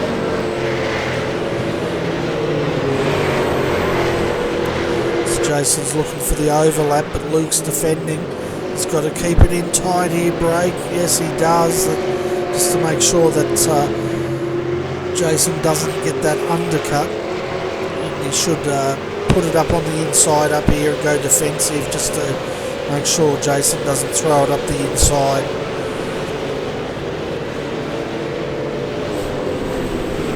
So that was a good move there by Luke Harvey, who finds himself up in the 4th position now.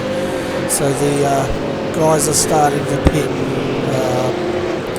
Ian Ford has done their 2nd stop, so has, having a look down here, Mark Pickett has, Michael Hammond's also made a stop, Marty Carroll's back in, the number 31.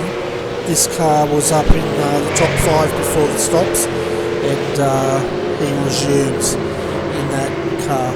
Their pit stop was a 43.2 second stop, which is pretty much average for the pits here tonight. You can see Josh Rogers here, he's still wanting to stay in front of Bo Cubis, who's just sitting behind him, and now Josh has got some traffic to contend with.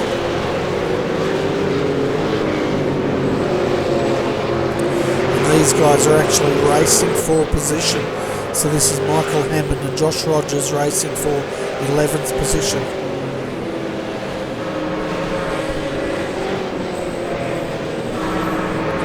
Meanwhile, while these guys battle, it's going to allow the race leader, Bo Cubis, to close right up on these guys. And I'm not sure how long it's going to be until race control tells them both to move over.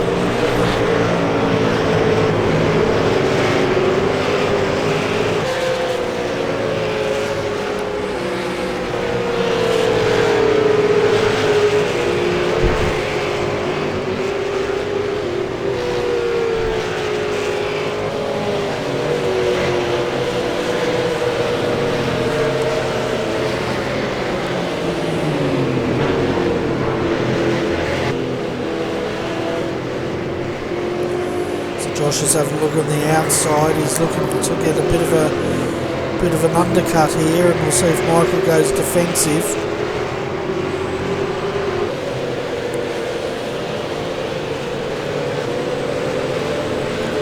Josh is trying to get it up the inside, but Michael's cutting that, closing that door, and forcing him to go the outside. But Bo Cubis is now closed up, and the last thing these guys want is to go down on lap, but it looks a bit inevitable at this time, as now Josh is looking quite vulnerable to dropping that car back down off the lead lap.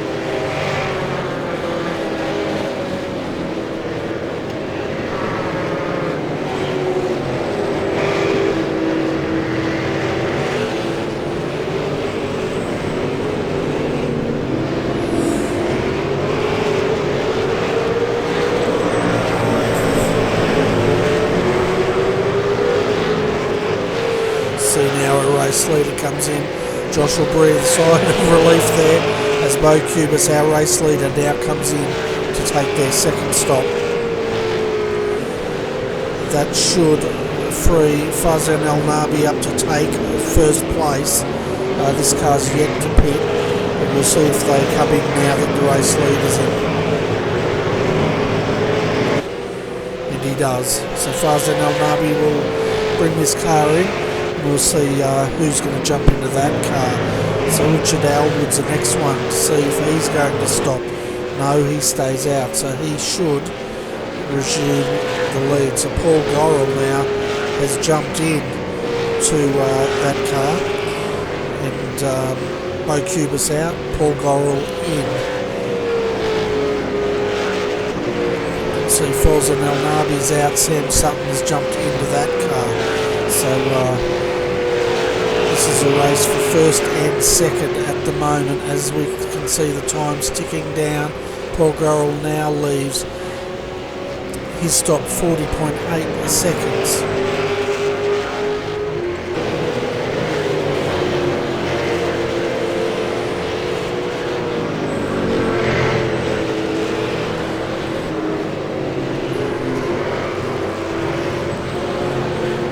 So Richard Alwood has taken the lead. This car's yet to stop. Luke Harvey, he's sitting in second. Then third is Ian Ford, followed by Craig Jones in fourth, and then the first car that has stopped is Paul Gorrell in fifth position, but this car will resume the lead once the field is cleansed with pit stops here.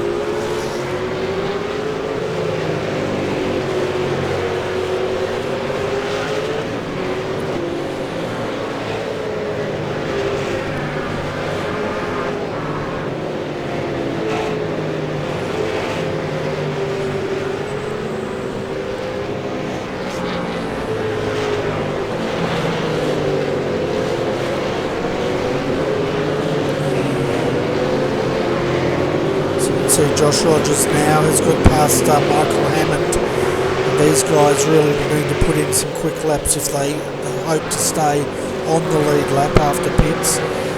The last pit stop for Josh Rogers was a 47.1, Michael Hammond's was a 43.3 second stop.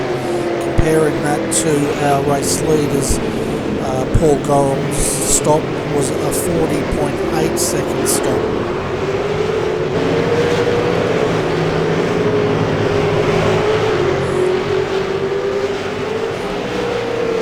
See now Josh dives in. Michael was getting it all crossed up there with wheel spin, so we'll see if Josh can hand his car back to probably Matt Stratford. Will jump back into that car. We'll see if he can stay on that lead lap.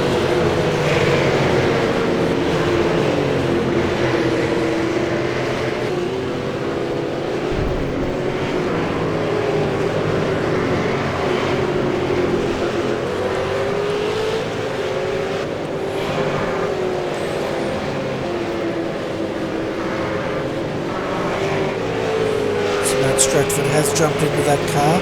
8.1 seconds have been stopped for at the moment. And we'll pick up our race leader once pit stops have been completed, as he now comes off Lukey Heights and back onto the straight here.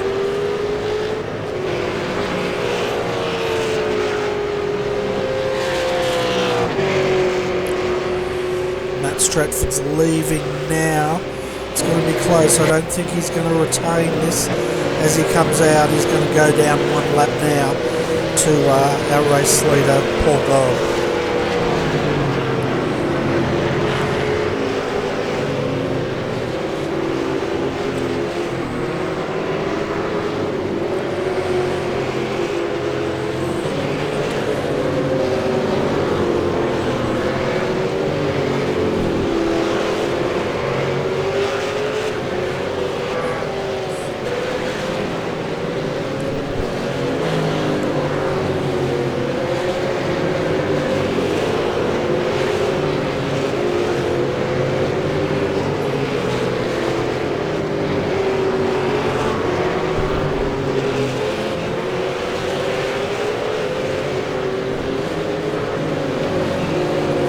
Andrew Gilliam, he's jumped in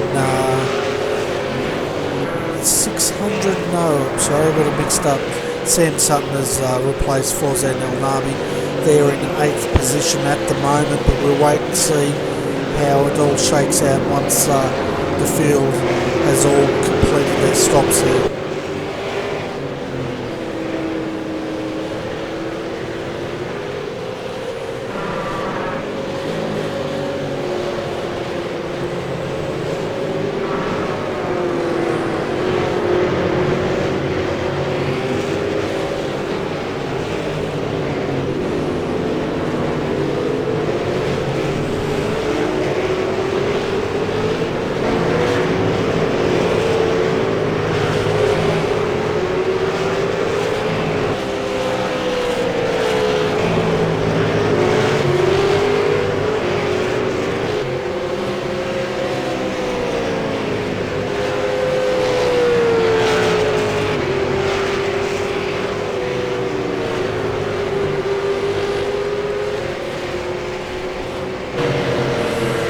see Weehan Chan having a run today. Weehan resides in Singapore, and he's a member of the Redback Racing team, and it's great to see him jumping behind the wheel tonight and having a bit of a run. That car is currently in 25th position and 2 laps down.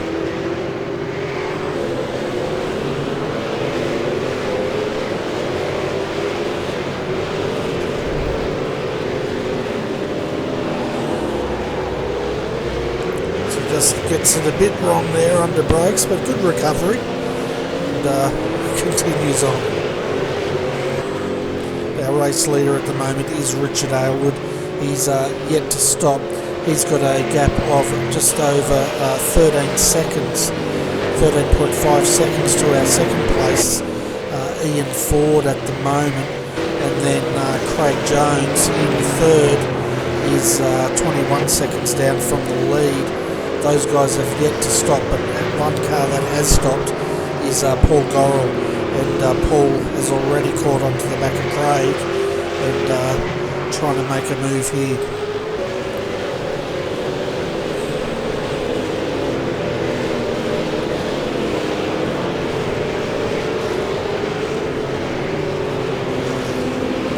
He just wants to be a bit cautious here, because the last thing he wants to do is get tangled up and ruin the chances of a great win here. But they are racing for position, so Craig doesn't have to move over.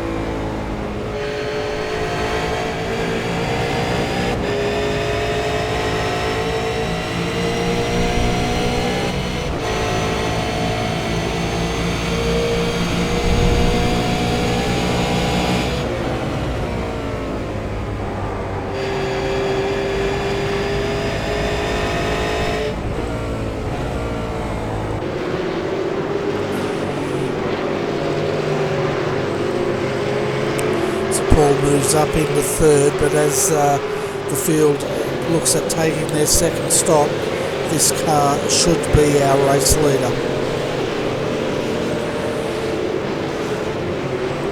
He's got quite a healthy gap back to Sam Sutton, who is the other car that has stopped. Looking at that gap, they are around about 24 seconds is the gap from Paul Gorrell down to Sam Sutton. The lap times these guys are doing, Paul Gorrell did a 1:31.230, but he is caught up in a bit of a battle, and Sam Sutton did a 1:30.201.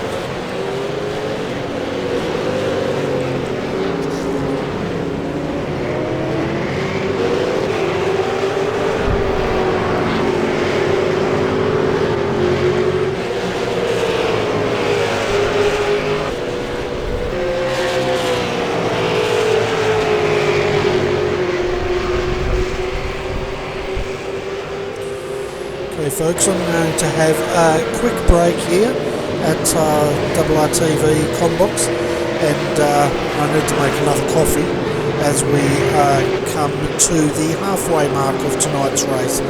So give me 5 minutes and I should be back ready to call the second half of this race.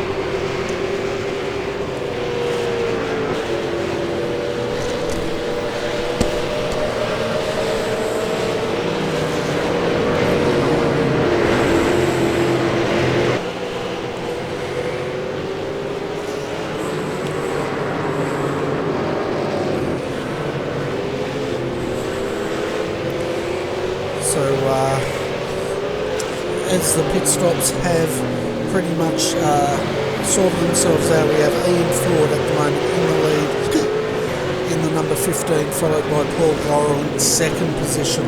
Sam Sutton is in third, 35 seconds down, followed by Mark Pickett fourth, and running at the top 5 is Michael Hammond. So this car's been in the wars here tonight. We saw it earlier, involved in a big incident where it rolled over, and fortunately they've managed to get that car back into the top 5 here tonight.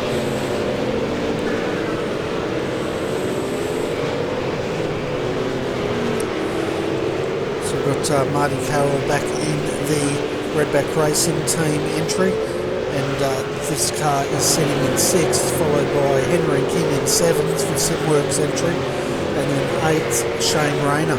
It's great to see Shane out there having a run tonight. He's one of the organisers of this great series and doing a great job. And we have Jason Quire right behind him here in 9th, and then Brenton O'Brien is back in the 226, and they are in 10th position at the moment.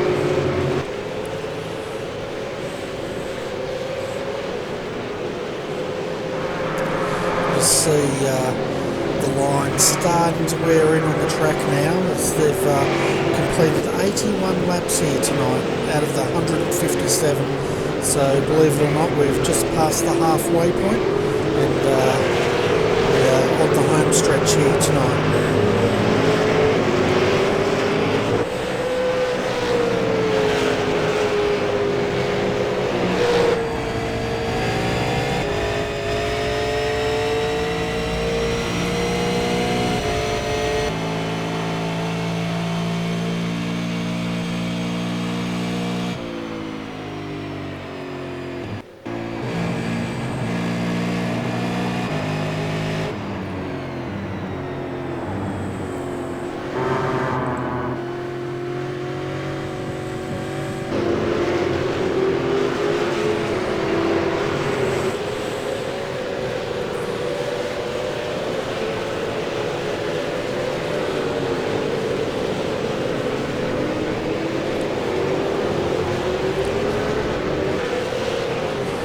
So at the moment, folks, we've only got 15 cars on the lead lap, and as my telemetry gets a little bit glitchy, and just wait for it to settle out. But I was going to say 15 cars on the lead, but it's actually 14 now.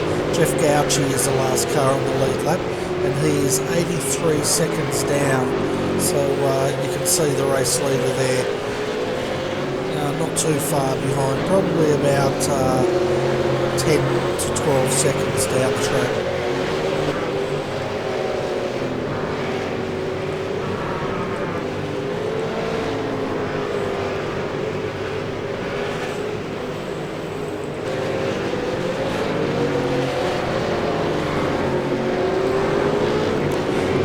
Ian Ford has a healthy gap at the moment over Paul Gorrell. 17.3 seconds, and Paul in return has 18.2 seconds over third place, Sam Sutton. So the field is definitely spreading out here. We do have one more random safety car before the end of the night to close these guys back up, but when that will be called, who knows? Well, one person knows, but I definitely don't. Mark Pickett is how far down is he from Sam Sutton? 7 seconds, and 4.6 seconds up from Michael Hammond in 5th. Just having a look further down the field to see if we've got any action. As we see Greg Sharp there just running off the track, and he was having a battle with Simon Tennant here in the Powell Stainless Steel Products entry.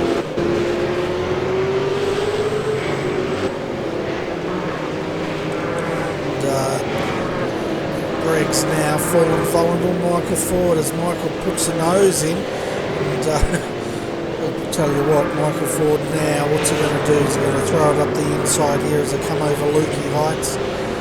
He's thinking about it, but he doesn't. He's now going to be looking at getting a really good run here, and trying to make this move. He's going to the outside, and that's going to be a bit costly, I think. as Greg now brings that car into the pits. Probably a good move because it's starting to heat up a bit there as he goes really deep in under brakes, and I wouldn't be surprised if he gets a speeding pit lane infringement for that entry.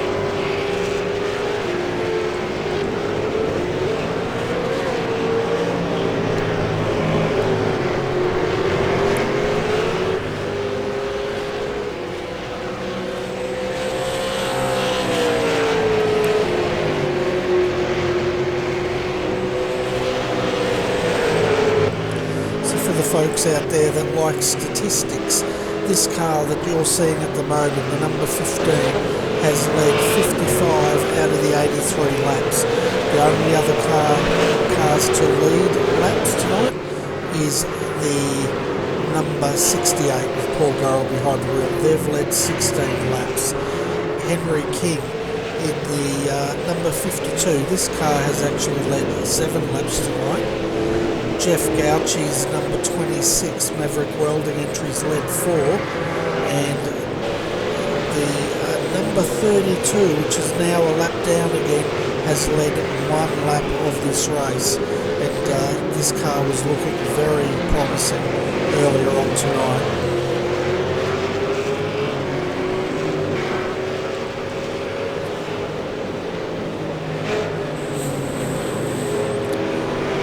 Let's jump on board with our race leader and we'll do a lap around Phillip Island. So if you like the sound of the V8, turn it up and enjoy the ride.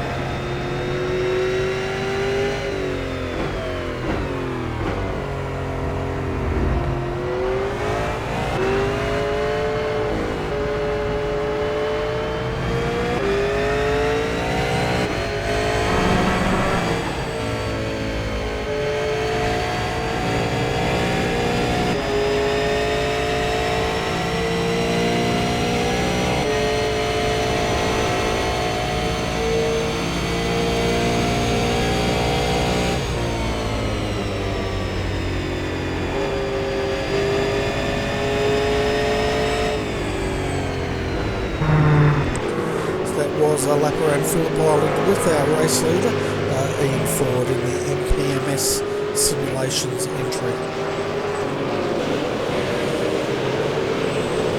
So at the moment we've only got 13 cars on the lead lap. The last one is Jeff Gauchi. Having a look at retirements, well, we haven't had any retirements. We had 29 cars take to the track at the start. We did have 38 qualify, but 8 of those cars did not make the grid. So at the moment, Stanley Phillips has they've joined this race in a 888 entry, and it's great to see them. They are 46 laps down, but still out there having a bit of a run and enjoying the United V8 racing there at Phillip Island.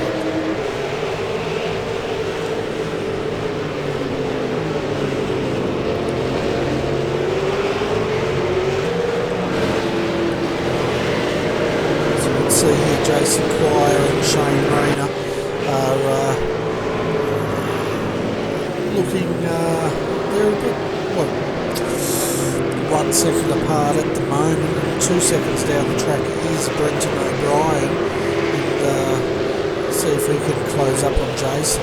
Jason was looking pretty strong earlier on tonight, but he sort of faded as the laps have ticked down in this race tonight.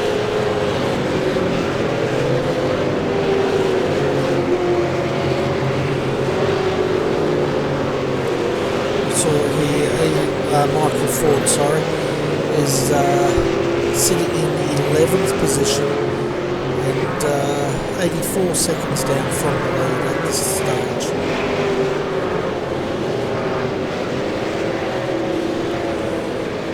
So you can see our race leader just up the track. He's got quite a healthy lead now. 20 seconds back to second place. Number 68 with Paul Doyle driving. So he's extended that lead by 3 seconds. Looking at their lap times, Ian Ford's last lap time was a 1:30.092, so he took 7/10ths out. Paul Doyle's time was a 1:38.59, and then Sam Sutton did a 1:31.033, so Ian's definitely got this car hooked up tonight and putting in some of the fastest laps at the moment in the field. The fastest lap goes to Ian Ford with the 1:29.117. So he's about a second slower than the fastest lap that he set earlier on tonight.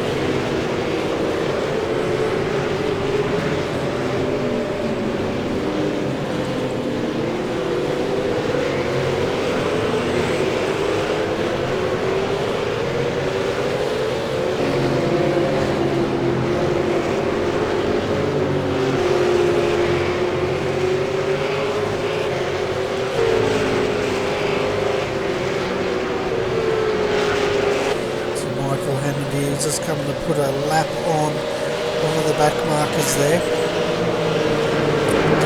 Goes through without any issue.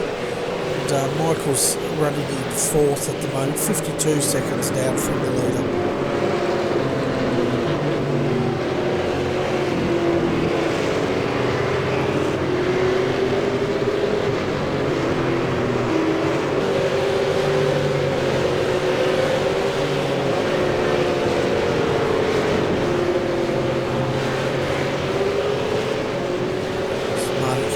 Goes past one of the RRT teammates there.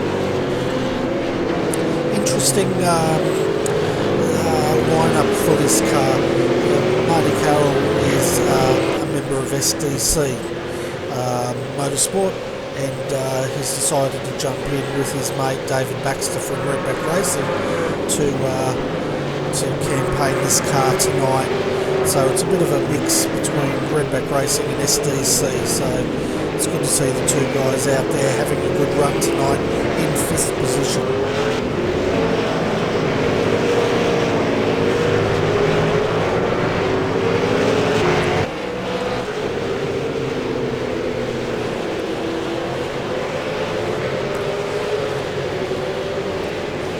Paul Dorrell in second. I tell you what, I like the look of that car. It's a nice paint job and the wheels really set that car off. Yeah, we're at that time of the night, folks, when I start talking about paint jobs.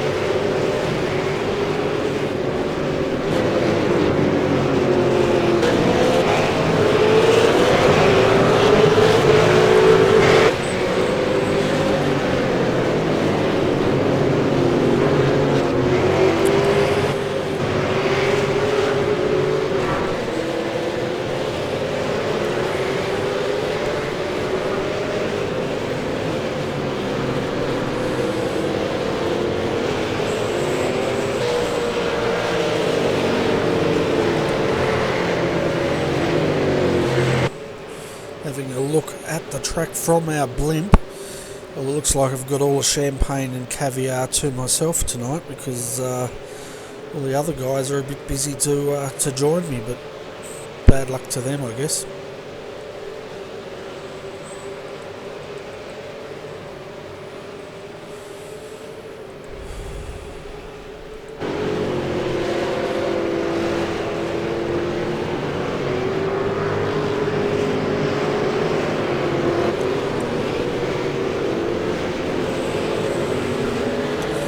So with 67 laps of this race to go, it's looking very promising at the moment for this car, the number 15. They've come in to take their third stop.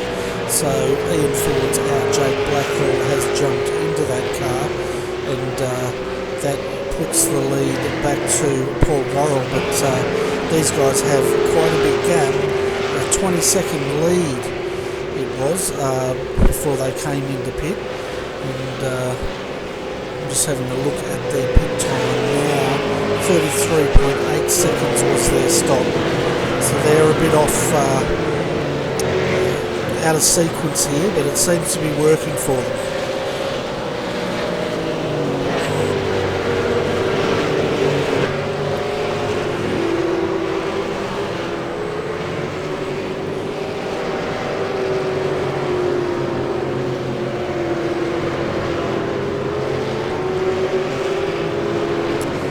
Such as their lead, they've actually come out in third position, just ahead of Michael Hammond and Marty Carroll here in fifth. So you can expect this car to resume the lead once the other guys do stop. But as I said, this car is out of sequence, so they've done their third stop for tonight. The other car that's stopped 3 times is this entry with Sam Sutton behind the wheel.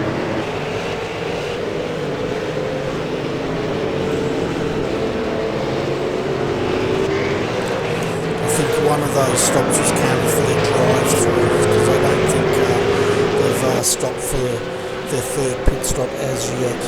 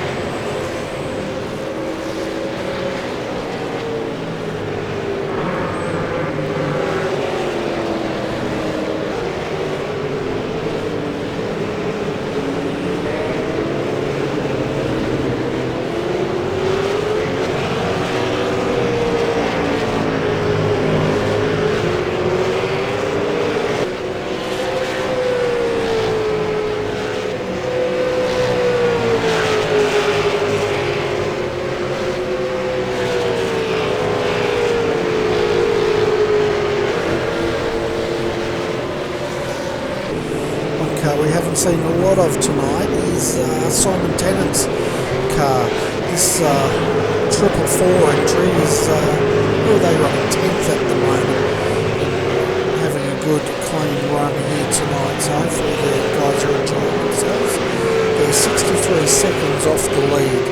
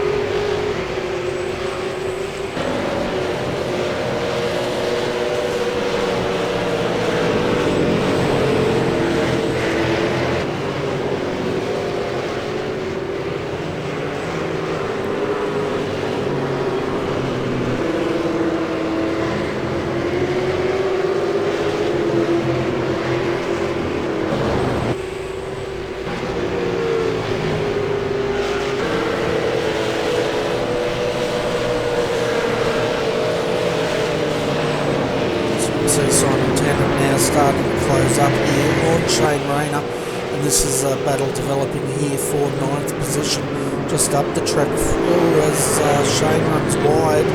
That's allowed Simon to have a look on the inside, but he didn't make that move still. And Jason Squires just 2 seconds up the road from these two. But this is probably the battle of the race at this stage, so we'll stay with this for a while. As again, Simon has a look on the inside, and Shane defends. Now Shane's going a bit wide, and Simon thought about it, but excuse me, Shane Rayner has just defended from Simon there. To come up through Lukey Heights here, we'll see if Shane goes defensive or if Simon tries to throw it up the inside here.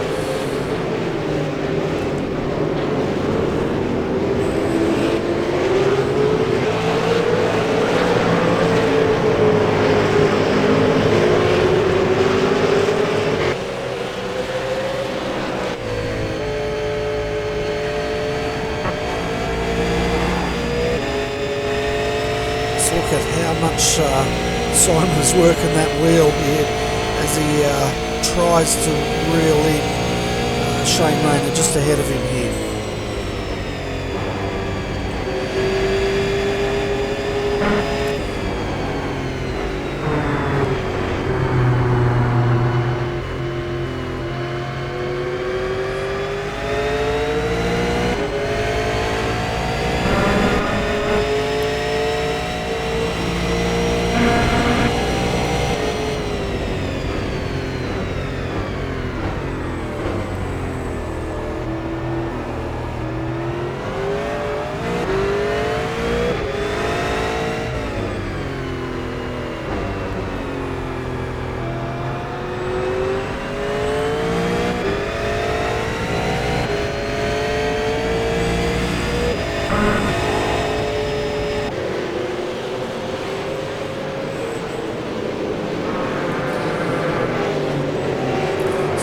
Managed to get a bit of a gap out at the moment. He's 0.6 of a second up the road, but Simon was a lot closer than that last time through. And then looking further back, just 2 seconds is Brenton O'Brien, and I think he wants a bit of this action if he can close this gap up to Simon Tennant. It looks like Shane Rayner is now bringing that car in for its 3rd pit stop.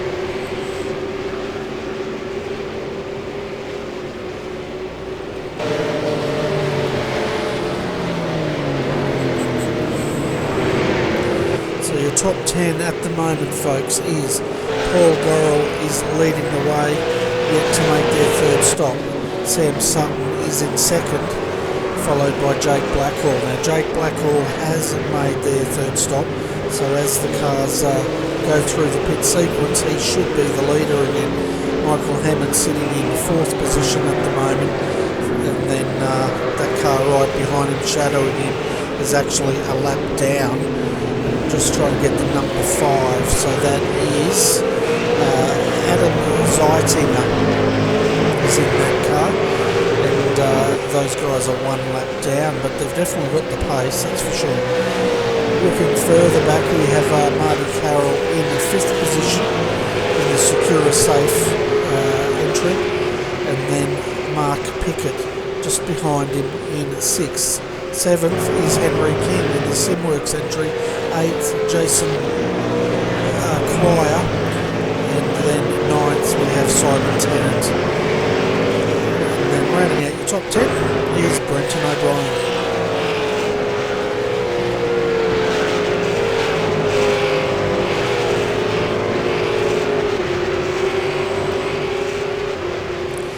Now only 11 cars remain on the lead lap out of a field of 29.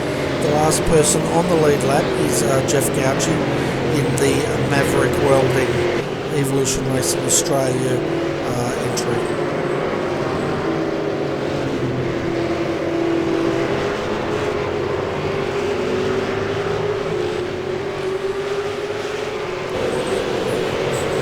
The 98 laps done, and we still have not had any retirements of this race. We have had some cars that are in a bit of trouble but still circulating.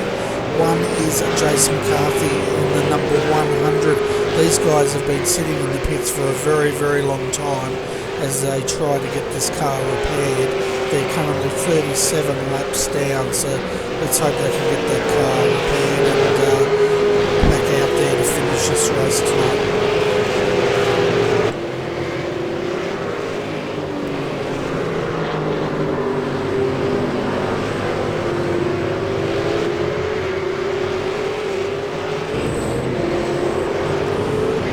See now Jeff just starting to round up Brenton O'Brien here, and this is a bit of a tussle here for 10th position. Now these guys are in different liveries, but they're actually in the same team. So you've got Jeff Gauci in the ERA Maverick Welding livery, and Brenton O'Brien is carrying the MPMS Racing Simulations livery for tonight's race.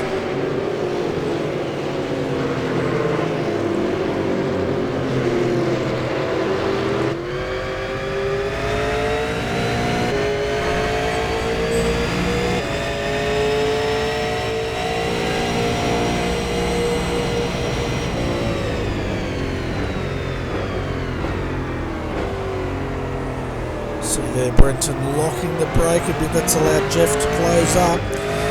And these guys are teammates, but I can guarantee you they'll still race for that position.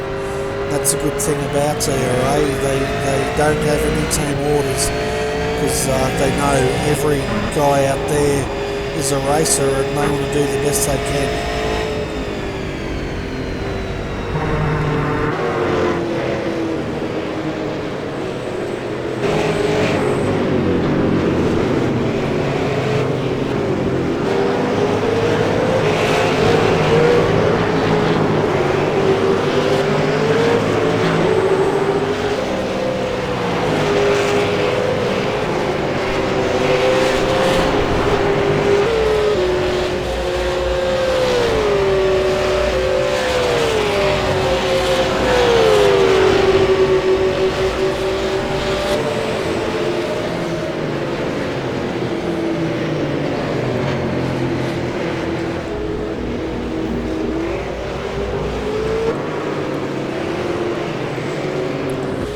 See Michael Hammond in now getting service to that car. He's currently sitting down in 11th, but other cars have to pick. That was a 43.4 second stop as he comes back out to rejoin the race.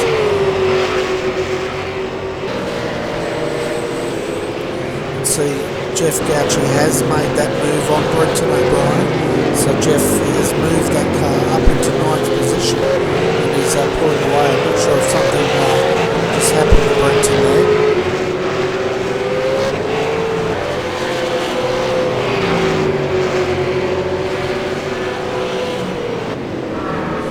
It doesn't look like anything untoward happened, and say that's just a change of position there. So Jeff Gauci up to 9th position.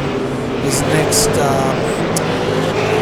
opponent, I guess you could say, is Simon Tennant.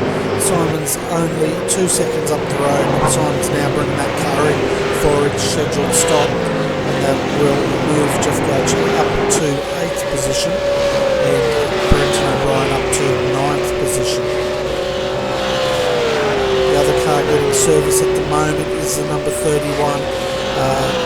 Martin Carroll's out of that car and David Baxter is back in that car.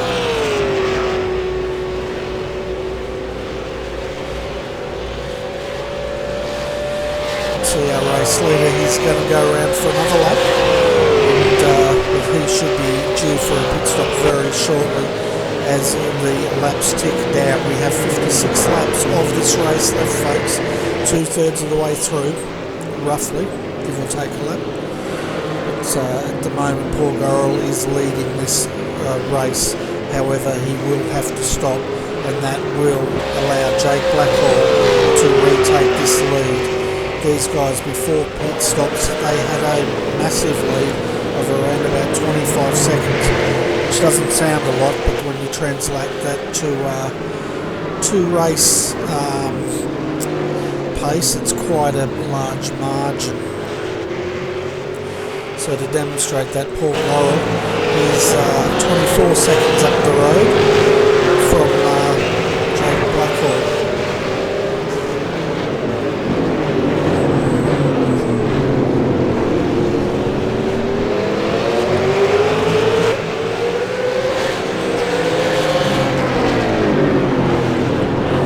These guys are actually racing for position. We have Sam Sutton versus Jake Blackwell. Jake's gone around the outside, but they're going to go too wide here, and we know that does not work.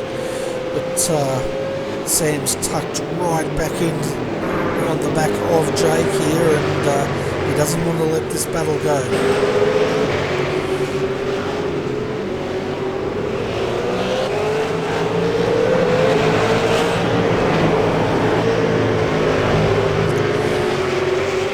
See them coming around once more, but Sam's decided he's going to take that car and put it in the pits, and he's going to have quite a large gap back to Jake Blackwell.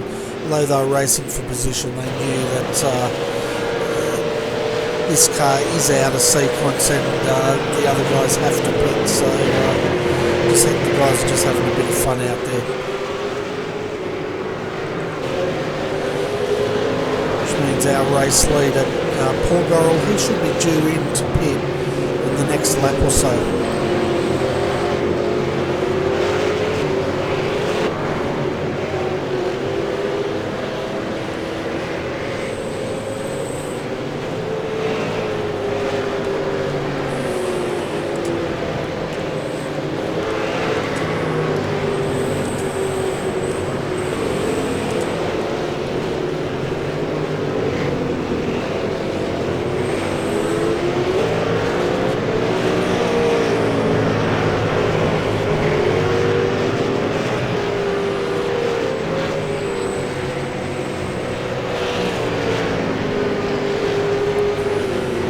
Goes around again, lap 102. Okay, we're under safety car, so this is our second safety car. This is going to be quite interesting because Paul's due to stop, and Sam Sutton has just come into the pit, so this could really hurt this car in the fact that a lot of the guys around him have actually made a stop, and this car has been caught out a little bit. So I'd like to welcome to the comp box Shane. So Shane, this must be our second safety car for tonight. Yeah, mate. Yeah, I just missed it. I'm on delayed replay, so I haven't seen it come out. It's come out, has it? Yeah, it's just come out now, and it's quite interesting because Sam Sutton was running second, and he chose to pit, but Paul Gorrell has just missed out on the window, and he's first in line on the safety car, so that could cost this car a little bit, I think. Yeah, it actually works out pretty good for us. We just pitted a couple of laps ago, so it should be pretty good now too. Yeah, we saw earlier on you were in a bit of a battle there, and having a bit of fun out there tonight. Yeah, no, it's been really good. The car actually feels great. It's hooked up, and I've got Posy driving with me, so he's pretty good, pretty handy behind the wheel, so it's been good. Yeah, we saw earlier on he was having a really big battle. He had about he was involved in about a 4 or 5 car battle there for a while, and you guys are definitely holding your own out there, that's for sure. Yeah, he was there with your man Baxter and Fuzz1, so yeah, they were having a good old punch up. Yeah, it was good to see. They were having a good battle, but no paint was being exchanged. Well, not too much anyway. No, it's been pretty good. The car got a few taps on lap 1. Kind of expect that because it's all bunching up and everyone's, tail to nose. But we survived all that, and Posy did our little short stop, got that out of the way early in the race, so he's double stinted. And, it's going really good. Yeah, so later on, are you expected to get back in the car? I guess we're down to, 54 laps to go of this race? Yeah, I'll jump back in for the next in. So he'll run this tank dry and then we'll jump back in. Fantastic. Well, you guys are running 13th at the moment, which is a pretty good effort. And your car's the last car on the lead lap, so that's pretty good. Yeah, no, it's really good, isn't it? We're hanging in there. It's good competition out there too. Like you've got 30-something cars, so you've got 70-odd drivers. Yeah, we've been seeing a lot of the action right through the field tonight, and there's been some really good battles deep in the field. And as we see, your car's just been waved through by the looks of it from the safety car. Yeah, watching that. Yeah, it's been really good getting a few more drivers coming on board, and I think with the new championship coming, we'll get some more mid and lower pack guys. So should see some good battles all the way through the field, I think. Oh, definitely. And we had 38 drivers for qualifying tonight, but unfortunately, it looks like we lost about 8 of them at the start of the race. I'm not sure if they actually gridded or not, but a good field of 30 out there having a great time. Yeah, no, it's good to see, isn't it? It's, 30 cars. It looks so much more, doesn't it, when you're watching the broadcast? Looks like a lot of cars. Yeah, it certainly does, and it's great to have someone up here to talk to for a little bit tonight. So yeah, been doing it tough by yourself. It's all right. I think the viewers have it tougher. They've got to listen to me prattle on. Yeah, no, it's been a really good race. Phillip Island's a good track because it's pretty smooth. There's not a lot of curb strikes, so you get good racing here. Oh, you certainly do. And I'm just having a look. Jake Blackhall, they've resumed taking the lead. I'm just trying to work out where Paul Gorrell's car has gone. I think he's jumped out and his co-driver's jumped in, but I can't see them. So no doubt they're a fair way down in the field now. Yeah, well, there's still one more safety car, so it should be an interesting race. Yeah, so Paul Gorrell's had to pit that car. Bo Cubis has jumped back in that car. They're sitting in third at the moment, so not too costly for them. No, they're good in that. And look, Bo's very experienced, so no doubt they'll go all right. Oh yeah, he's quite an operator behind the wheel of that car. And then we've got Sam Sutton back in the number 41. And it looks like he's double stinting tonight, and Jake Blackhall has resumed the lead in the number 15. But I tell you what, is Jake with me? Sorry? Ian Ford? Is Jake Ford? Yeah, he's with Ian Ford. Yeah. I was going to say, I tell you what, if Sam can close this gap on Jake, I reckon we'll see a few fireworks then. Because he's looking really racy out there. Yeah, it wouldn't surprise me at all. And Jake's pretty good. But I wonder if they're going to wait to put 40 back in the car for the next safety car, or whether what their strategy is there. Yeah, well, Ian's just hopped out of that car the last stop, but they're actually out of sequence in that car. So they're sort of the only car out of sequence, I think, in the whole field. But it seems to be working for them.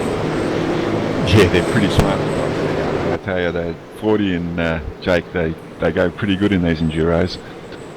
Yeah, they certainly do, and I reckon being off sequence isn't a bad thing, because it makes the other guys guess about what the actual gap is after they all do their final stops. Yeah, that's right, yeah, and you've still got that other safe car too, so it's going to be pretty interesting. You might see another fiery finish, the last 10 laps or something, who knows. Yeah, we could definitely do that. It looks like the safety car's about to come back in, and we're going to be racing back here tonight. could be interesting. Could see, Bo and that up there as well, and Sam. So it's a race. Oh yeah.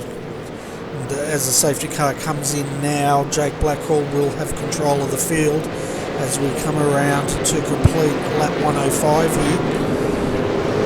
He's waiting to go now under starter's orders, and a nice clean start there. Jake Blackhall takes the lead with Sam Sutton under green now. Sam's got a few cars to get past before he can have a crack at Jake here. Yeah, that's a racing sort of dilemma that we have with the safety car. You can't. The wave around sometimes causes penalties and more headaches than it's worth, so we have to abandon that. Unfortunately, it'd be good to be able to wave around, but there's a few glitches with the safety car. Yeah, it's still. I think the safety car's still set up for oval racing, really, isn't it? So we see Bo Cubis come deep under brakes there, but he's managed to pull that car up and get past one of the back markers there.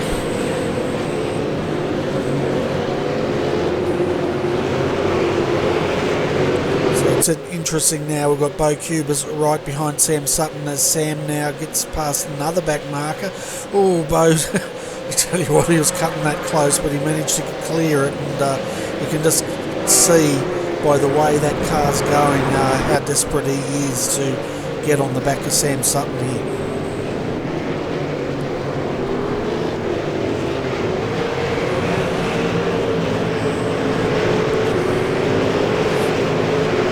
So at the moment we've got Jake Blackhall leading. The gap is 1.7 seconds back to Sam Sutton. And then another 0.8 of a second back to Bo Cubis in third. And we've got Richard Elwood also 5 seconds down from the leader.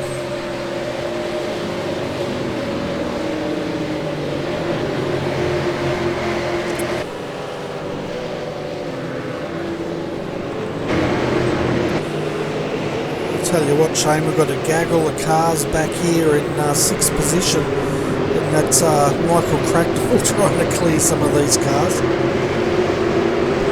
Yeah, my co-driver is saying he's having a few dramas with the car at the moment. Yeah, so how do you go on that restart?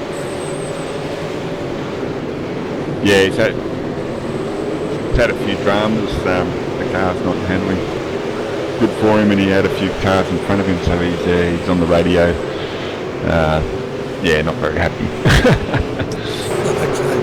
Well, I guess we should let you go so you can go and coach him a bit and calm him down. Yeah, thanks, Benny. I'll go and talk to him. No worries. Before you go, though, do you want to give a shout out to your sponsors? I just want to give a shout out to Simulator coming on board with us, and you guys at RRTV broadcast for us. Good. Yeah, no worries. Well, thanks for popping in. It's great to talk to someone tonight, and best luck for the rest of the race. Yeah. I'll send Nick in to have a chat with you. Yeah, no worries. That'll be good. Alright, mate. See ya. So, folks, that was Shane Rayner, and he's teamed up with Glenn Postlethwaite in the number 31, and those guys are in the thick of things at the moment.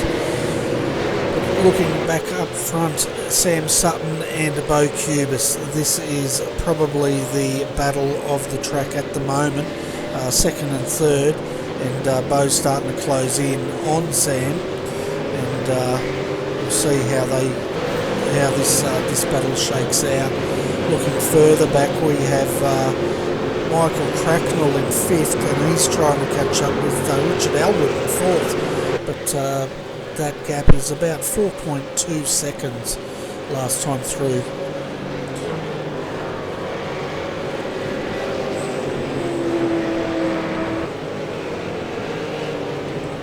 So Bo's right up in the back of Sam now, and probably wondering where he's going to make this move. Now, normally these guys think about three corners ahead.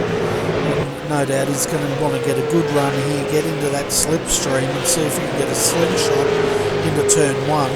to make this move happen. So we'll see how it shapes out here. I suppose right in the slipstream now, he's thinking about it, but he didn't throw it down the inside. And he decides to tuck back in, showing his nose on the outside, looking probably for an undercut, but Sam's covering him off there.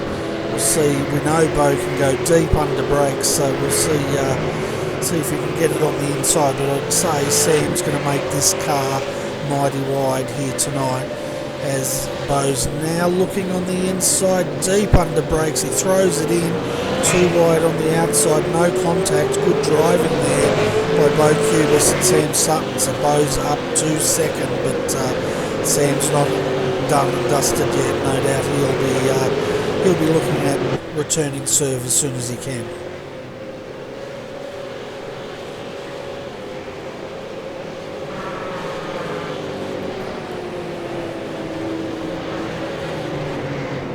As they go over Lukey Heights, 49 laps remaining, and Sam's just tucked in. He's going to try and get this slingshot. As he looks up the inside, he nearly made it, but he didn't quite get that overlap that he needs. So he's 2 car lengths behind as we come onto the front straight again in the draft now. We'll see if he can make this work for him. And I tell you what, he's going to have to make a move down into turn 1, because Bo is really good on brakes. He's probably one of the best brakers out there tonight, by how he can just throw that car in to a corner and keep it under full control.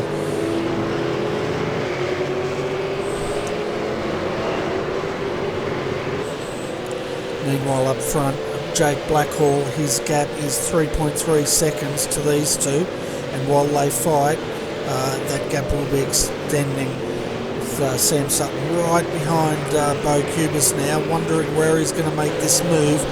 And it's going to be a pretty tough ask, but if anyone can do it, Sam can.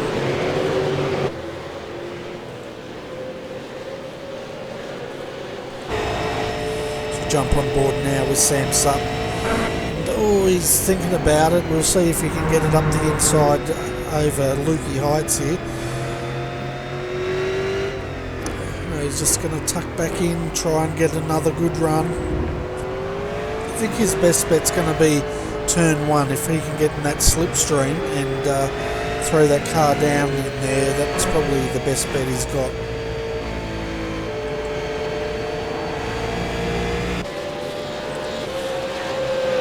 So come through to count down the laps. We're down to 47 laps remaining here tonight at Phillip Island, and the race is definitely heated up. We have one more safety car to come in the next 47 laps.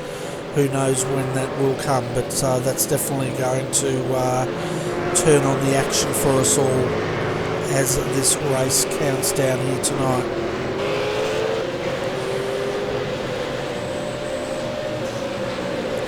So Bo's got a bit of a gap. He's starting to gap up on Sam here. If we look at it, it's about 0.5 of a second is that gap. Looking at live telemetry, it is 0.5 of a second, 3 seconds down from our race leader, Jake Blackhall. Looking further back in the field, we have Richard Elwood 4th, Michael Cracknell is in 5th position at the moment. Then we have Jeff Gauchi, he's got that car up to 6th. So a fantastic drive by these guys. They've just been slowly coming up through the field, and they're in the top 6. Then we have David Baxter in the Redback Racing Team Secura Safe Storage entry, the number 31 in 7th, followed by Tony Jovanovski in 8th position in the Powell Stainless Steel Products entry. Then 9th is Michael Hammond, who's actually fighting with Tony now, so we'll stay with this battle. And then we have Luke Harvey in 10th position, which is just behind him. So we've got a three-way battle developing here.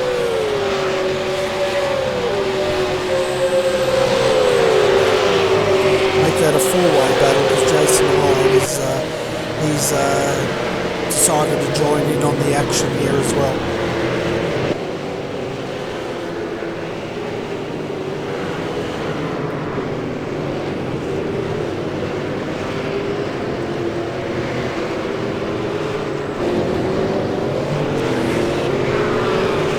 See what Michael can do here. We know he's got the pace. He's looking at trying to get that car up on the inside, and he's got the overlap and he's made that move.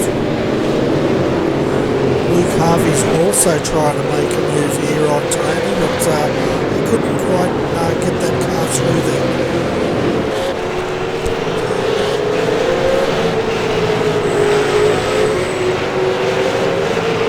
So Michael Hammond up to 8th. And next one's going to be Luke Harvey if he can get past Tony here.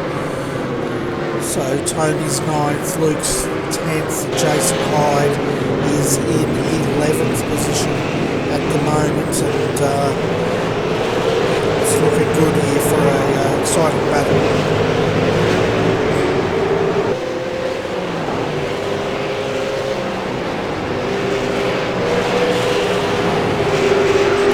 Luke's got a great run off the first corner here. He's coming up the inside. Jason has also got the slipstream as he's looking, but too wide down here.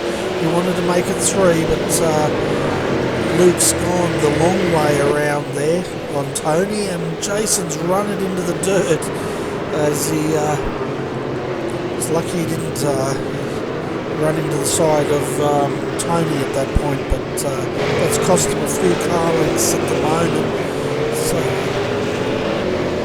but Luke moves up in the 9th position, Tony down to 10th, and Jason with a little bit of work to do in 11th at the moment.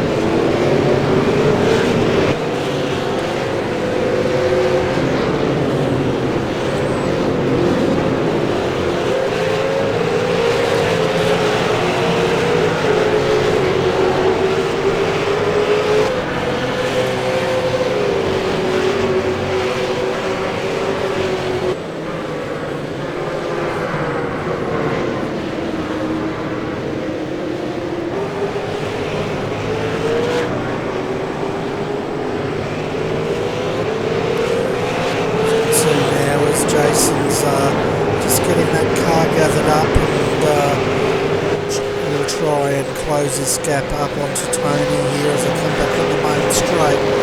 See if he can get into that slipstream, and he's in the slipstream now.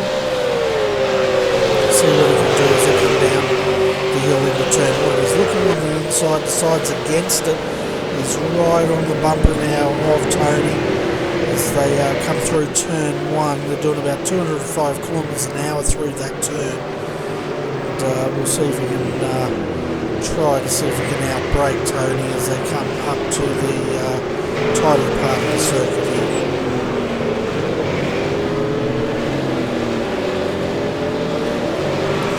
He's going to put it up the inside. He's thinking about it, but not quite enough room there. Let's go to the wide view here so we can see what's going on.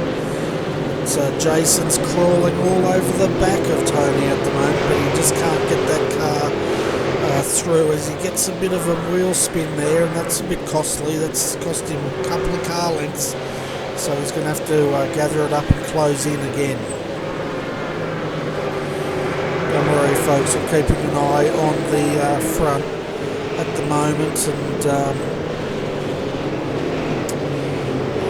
the gap Jake Blackhall up to Bo Cubis is 1.3 seconds, followed by Sam Sutton is 3.7 seconds down. Hi Michael, welcome to the Combox. It's all happening out there at the moment. Hey Benny, yeah, no, it's not strong. 44 laps to go, and it's just a four-way battle for the end of the top 10. It's just a great race.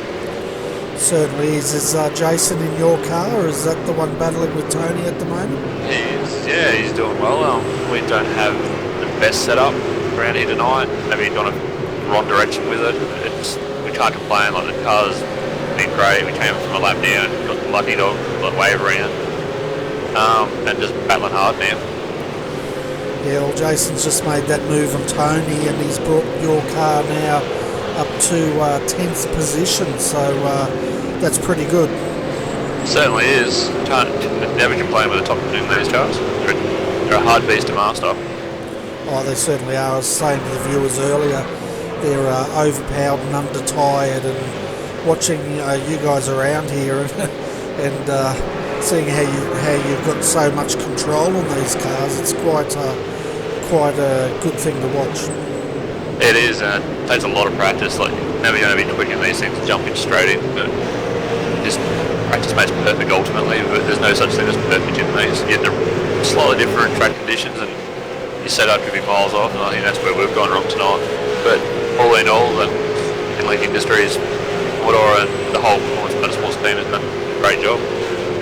Certainly have, and to be in the top 10 now with 42 laps remaining, your car's looking strong. Looks like the race has been slowly coming to you guys.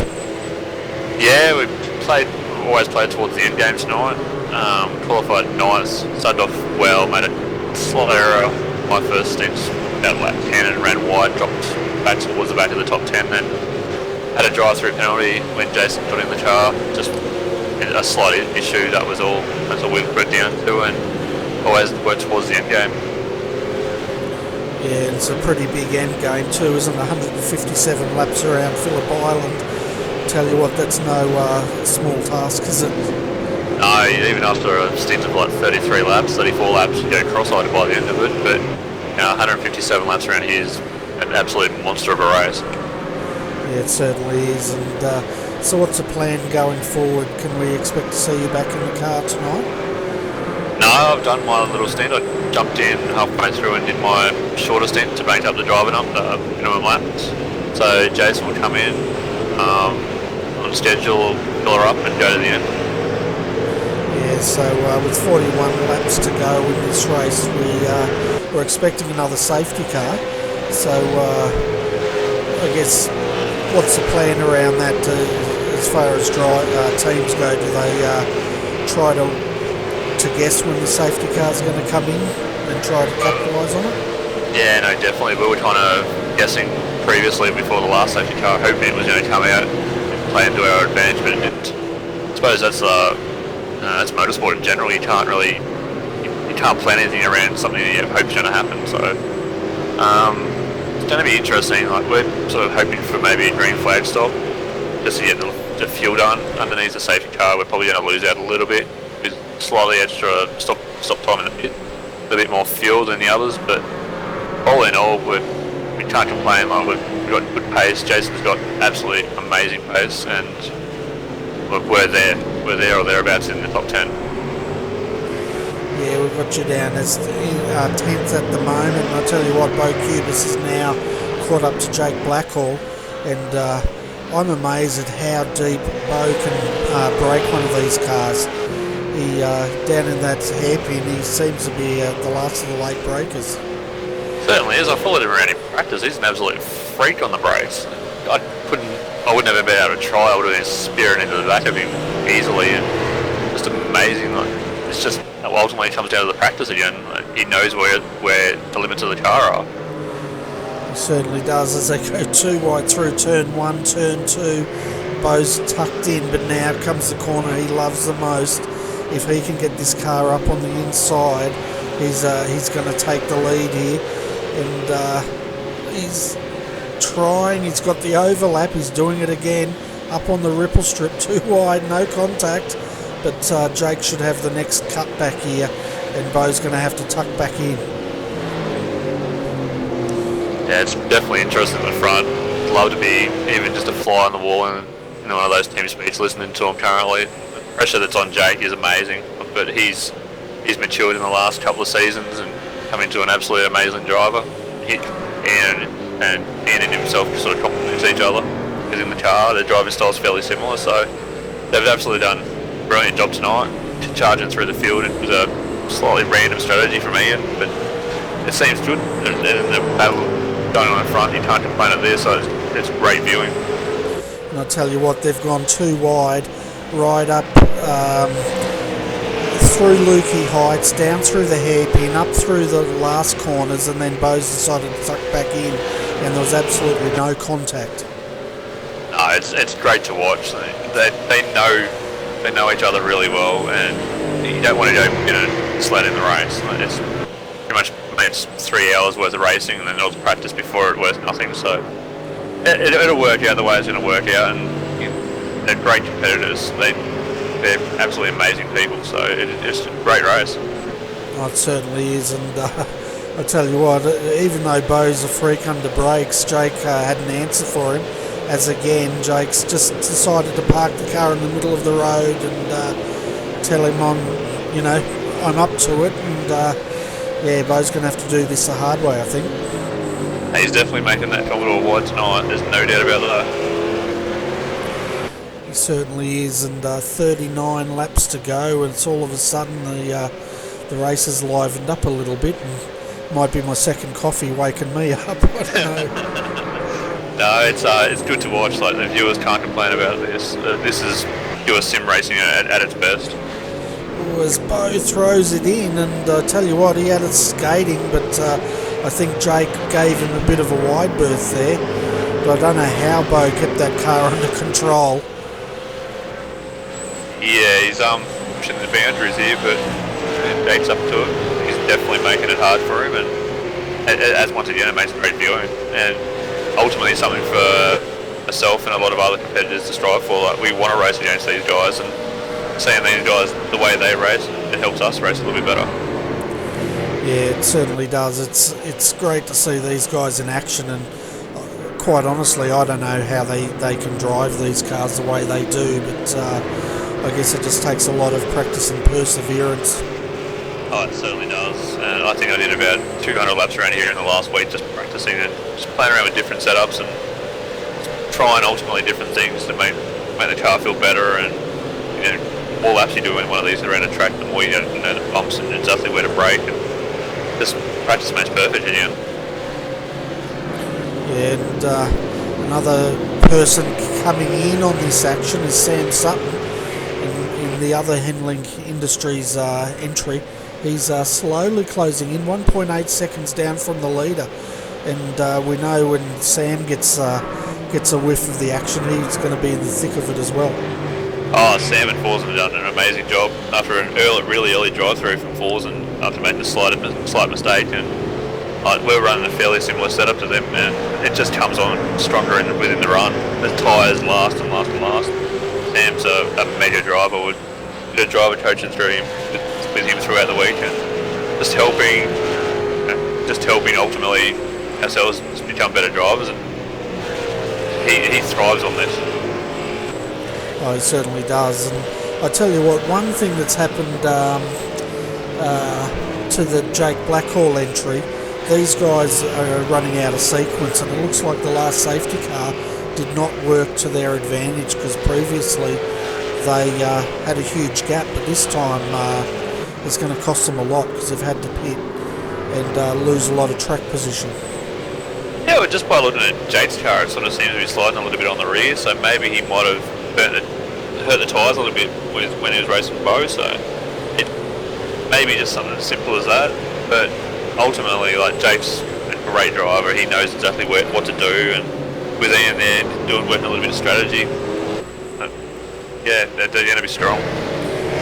Yeah, so they're coming out in the 11th position now with Ian Ford back in behind the wheel, so I'd say Ian's going to take this car home from here, but they've got a bit of work to do, because previously they were a lot stronger. They had a bigger gap, so it's going to be a lot closer than they'd like, I think. Yeah, well, they're obviously banking on a safety car coming out. When a safety car comes out, they'll jump straight to the front, no doubt about that with the strategy. As long as they clear the traffic fairly quickly and without any issues, they should be in a strong spot. Yeah, it's time will tell. 36 laps of this race to go, and having a look further down the field, we've got 13 cars on the lead lap at the moment. Luke Harvey in the MPMS Racing Simulators number 226 is the last car on the lead lap, and they're running in 13th position.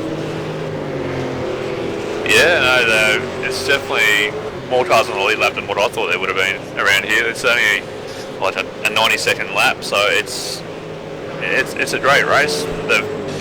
Everybody's driven extremely well tonight, and it's played into their advantage. Like they've got ultimately 13 cars in contention for the win on the lead lap. Yeah, and there's been hardly any contact, which is pretty amazing considering how long this race has been going. There was only one contact, and that was with Fozan earlier on, where he outbraked himself and collected Michael Hammond, but that I think was the only big incident we've seen tonight. That's it, and it's just a great race, and everybody's got a lot of respect for each other tonight, and the driving standards in this series is absolutely amazing. It helps having the coverage of it as well with RRTV broadcasting. It gets the sponsors out there, and it's great. Yeah, and it's good to see a lot of these teams getting sponsorship as well, because although it's simulation racing, it still has overheads, doesn't it? Oh, it certainly does, and yeah, it's just there's a lot of time and effort involved into it too. Like it's just a massive undertaking to race one of these races. It certainly is, and as you said, you know, the guys put hours and hours into driving these cars and getting the most out of their setups just for, you know, tonight, and then no doubt they'll be back at it again for the next round. That's it. No, without a doubt. So I know, like, we're covering the AEC on Sunday, and I know a lot of the guys in our team, they spend about three to 4 weeks before that round just working on setups, getting everyone sorted, and a lot of hours goes into it, that's for sure.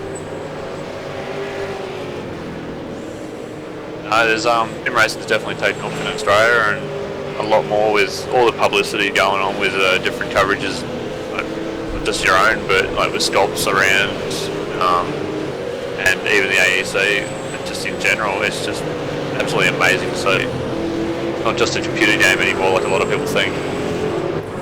Yeah, that's right, and hopefully it'll enter more of the mainstream. And I know a lot of people when they something's dinging. I know a lot of people when they actually see these broadcasts, they can't believe it's a simulation. They think it's the real world. Oh, that's it, and the graphics as well to help with that, and you get immersed in sitting inside the car. You actually think you're in a real car. Yeah, and I tell you what, Jason's up to 5th at the moment, and yeah, the race is definitely coming to you guys tonight. It certainly is. No, it's going well, and sort of helping him out while I'm talking to you, and it's, I'm getting a little bit confused here, but no, we're definitely coming on, so it's hopefully in the end we're aiming sort of for a top 5 now, and without any issues, so it should be good. Yeah, I guess I should let you go so you can go back in and just sort of keep Jason on the grey stuff and off the green stuff. No worries, Bernie. Thanks very much, and yeah, thanks for an amazing coverage here, and it's great to see, and to all our sponsors, it helps them out, it gets their name out there as well, so thank you very much. You're very welcome, and before you go, can you tell us what Handling Industries is all about? Put me on the spot, I have no idea. I've got to join the team. I got join the team, so I honestly have no idea. I think it's Chris Hogan, one of our bosses. It's his business, I'm assuming. I'm going to get an absolute bollocking over that, but yeah, I'm assuming it's his business. Okay, no worries. Well, last round I called it's a contracting business, so I've been told in money. Okay, excellent. All right, well, I'll let you go, Michael. Thanks for popping in. It's great having a chat, and the safety car's just come out, so I'll let you go. Worries. All right, thank you so much. See you, mate. Bye. So we're under the final safety car here, folks, with 33 laps to go, and it's anyone's guess who's going to benefit out of this. At the moment we have Sam Sutton in the other Henlink Industries entry leading. Jeff Gauci is in second position. Jason Hyde is in third, followed by Michael Hammond in fourth. Fifth is Bo Cubis. So they find themselves a fair ways down. I'm just looking to see if they've pitted. I think they may have pitted. Then we have Ian Ford just behind them in sixth position. Seventh, Michael Cracknell, followed by Richard Elwood in eighth. And ninth is Josh Rogers. Rounding out your top 10 is Luke Harvey.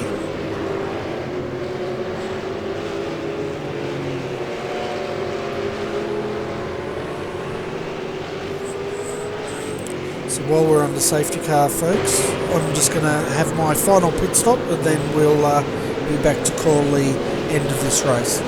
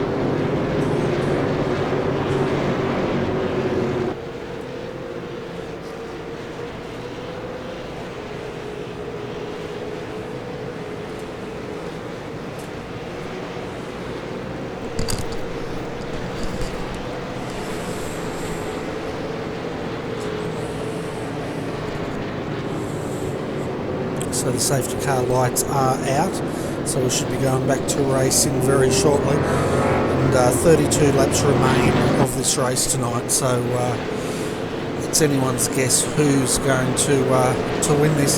One thing is Josh Rogers, this car was a lap down and they've managed to come up into fifth position at the moment. So having a look, I think they might have one more pit stop to make though. So we'll see how that shakes out for that entry.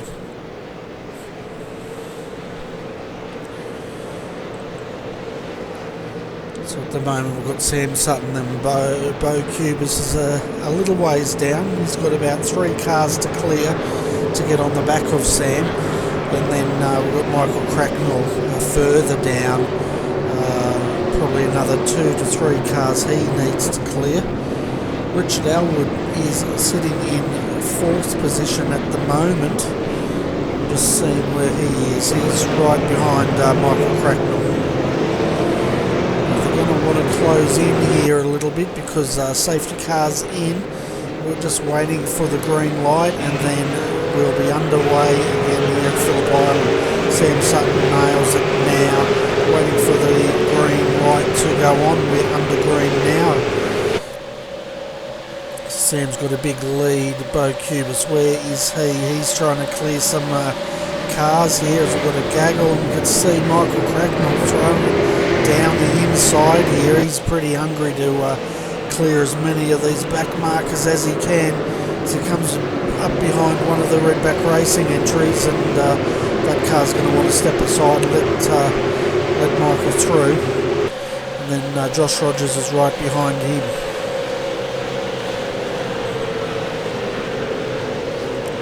See now Michael goes on the inside, Josh is following him. So getting a bit tight up here at the front end, but they managed to clear that car.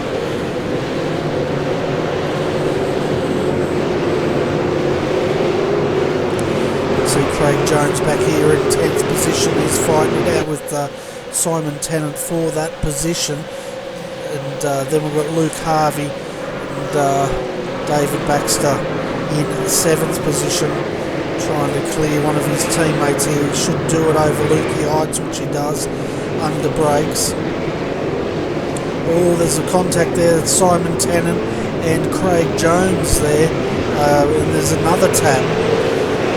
And Simon Tennant does not have any front end of that car left, and, which is most unfortunate.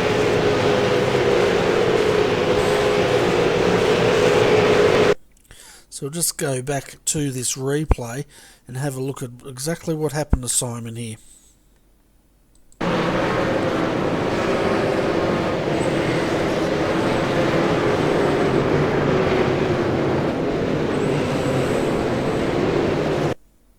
There's a bit of netcode involved there, and unfortunately Simon's gone into the back of the the 868 entry, and had a lot of damage to that front end of that car. So unfortunately he wasn't very impressed though, as he gave Craig Jones a bit of a tap on the exit of that corner.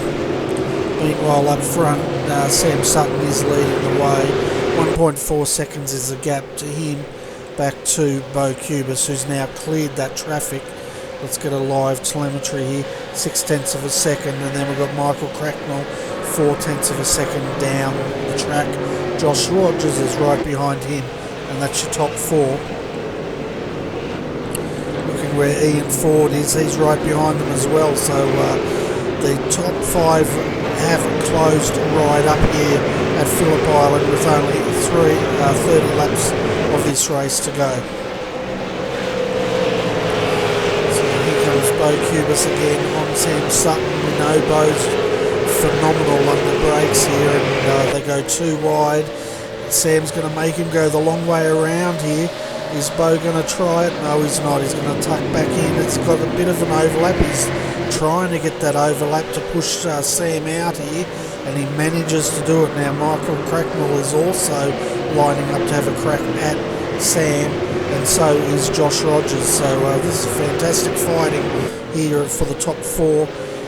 Now we've got Sam Sutton on the inside. He's going defensive. If he can hold on to this, he should be able to hold 2nd position. He'll force Michael through wide, and Josh Rogers is tucking in, got nowhere to go. So good driving there. Sam manages to hold on to that. Michael Cracknell holds on to 3rd, and Josh Rogers is in 4th. Ian Ford is trying to close that gap, but he can't quite do it. But meanwhile, Bo Cubis has got about a 4 car length lead at the moment, and the guys, as they battle, they're going to allow him to get further down the track. As we can see now, Michael Cracknell on the inside there. Sam's going to have the good run here, but Josh Rogers, he just doesn't know where to go as they go too wide here. And Josh has made one move on Michael. Now he's going to try and get past Sam Sutton here as they come down with 28 laps of this race to go. So you can see now Josh Rogers, and now we've got Ian Ford in the mix here as Ian throws it down the inside of Michael Cracknell. Josh is trying to get up the inside of Sam Sutton, and he's got it up there, and the thing is, we know this doesn't stick because Sam has the inside on the next corner, and Josh is going to cover him off, which he does, forcing Sam to go on the outside here. And as Sam throws deep under brakes there, bit of contact with Josh, and that's pushed Josh Rogers out, and it's also pushed out I've forgotten who that car was. that's how pro we are. I know all the drivers not, but Sam Sutton, Michael Cracknell and Josh Rogers, and we have lost one of the cars off the tail there. That was Ian Ford, I think. Yes, it was Ian Ford, who unfortunately was in the wrong place at the wrong time and got sent off the road after Josh Rogers got tagged by Sam Sutton. So looking at them coming into the braking area, into the pits now for their final stop, we have Josh Rogers. He nearly runs up the back of Sam Sutton there as they come through to take their final stop for tonight. So that releases Bo Cubis and Michael Cracknell. Now, Ian Ford, we know he's in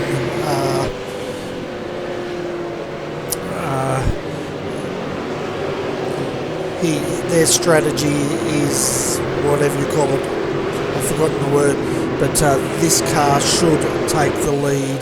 It's just a matter by how much. David Baxter here, he's having a battle with Richard Elwood at the moment as David tries to put it up the inside and Richard gives him room.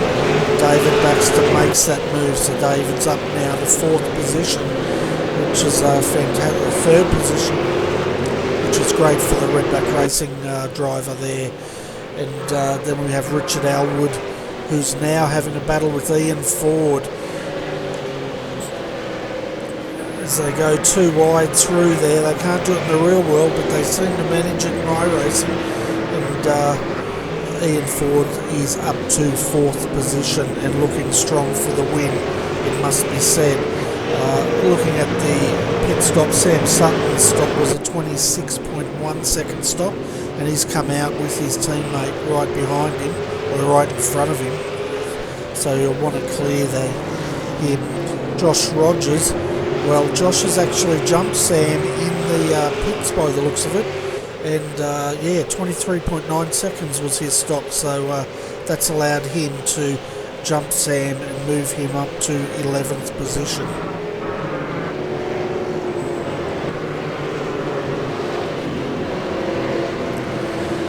So at the moment your top 5 is Bo Cubis leading, 4.3 seconds is the gap back to Michael Cracknell in 2nd, 3rd David Baxter, and then we have Ian Ford just behind him, right behind him, and then rounding out your top 5 is Richard Elwood.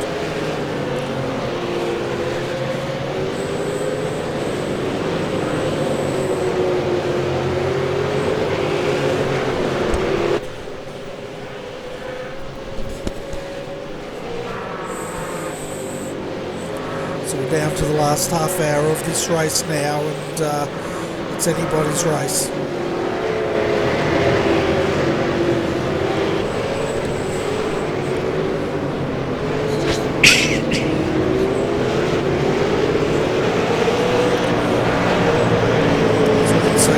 Starting to work on the back of oh boy, I've got a frog in the throat, on the back of the Redback Racing car there, and see if we can clear it.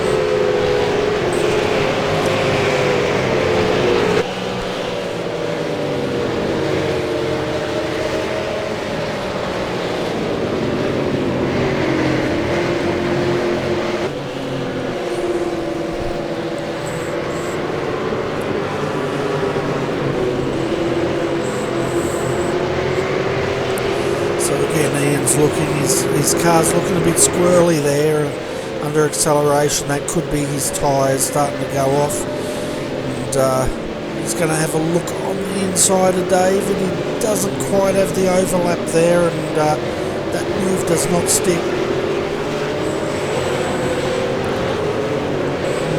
And it looks like David and Ian have both started to catch up with Michael Cracknell here, so this is becoming a 3-way battle for 2nd position, and 25 laps to go. So Ian starting to work on the back of David again. David's going to go defensive here over Lukey Heights. As he gets it into a bit of a slide, and no contact there, but it does cost him a position. good driving by everyone all around there.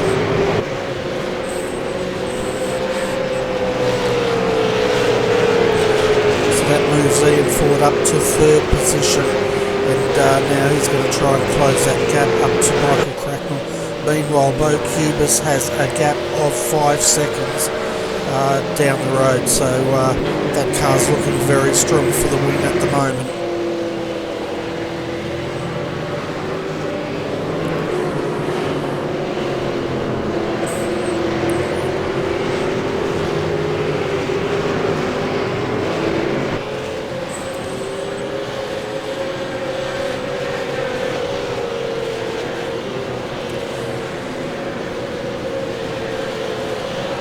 So 24 laps to go, and it's still anybody's race here, but it must be said, I think Bo Cubis and Paul Gorrell have the best chance of winning this race tonight, with a 5-second gap back to Michael Cracknell and Ian Ford. Oh, my voice, can't believe it. And then David Baxter 4th.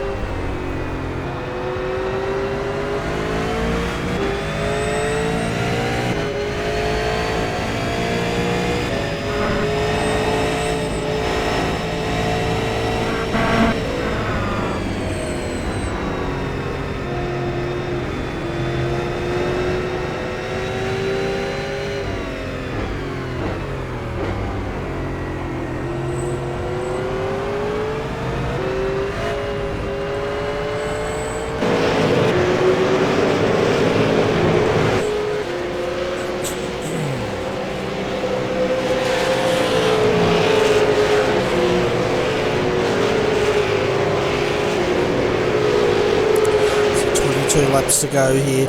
Ian Ford is still working on the back of Michael Cracknell here, but while this is going on, Bo Cubis is just extending that gap. 5.6 seconds is the gap now from Bo Cubis back to Michael Cracknell. That's what that gap looks like, folks.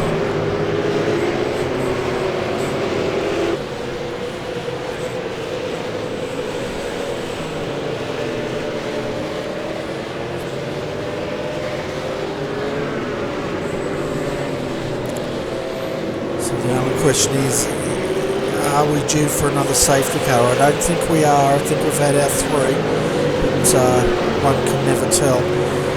So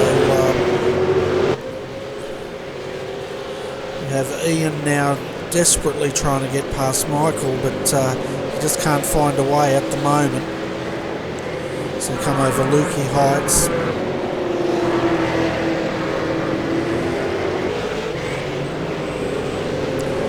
He's taken a different line this time, trying to get a good run out of these corners so he can get the draft down that straight and try to make a pass into turn 1.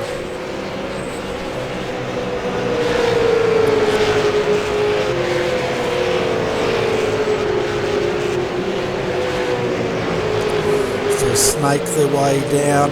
21 laps of this race to go now. Ian's putting it down the inside, so they go too wide through turn 1, and Ian just dabs the brakes a bit to keep it from running into the side of Michael there, and that move did not work. So now where does he try?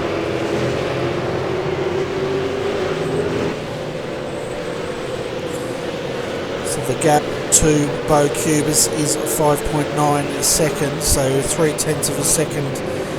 He's extended that lead again. So now Ian's going to go on the outside. He might try an undercut here, which Michael's aware of, and he just makes sure he brakes a little bit early to keep Ian out from stopping that undercut.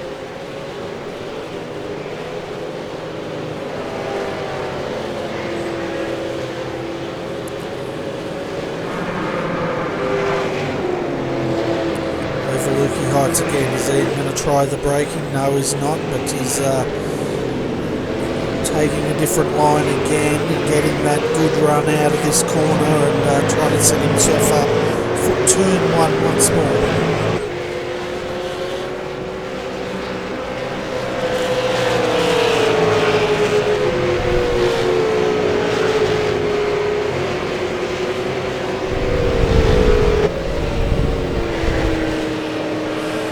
Again, Ian's looking to get this, he's going deep under here, and this time he's managed to do it, and he'll keep the car on the inside, brake, keep it in, and he makes that move. Fantastic driving there by Ian Ford to bring that car up to second.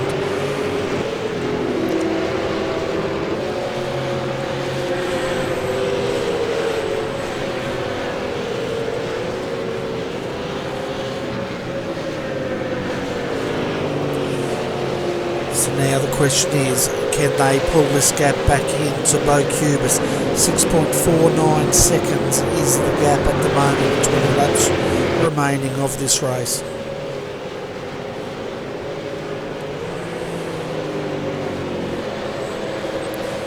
Next time they go over the lines, I'll tell you what their lap times are, so we can see if that gap's going to be extending now that Ian's got a little bit of a gap over Michael Cracknell.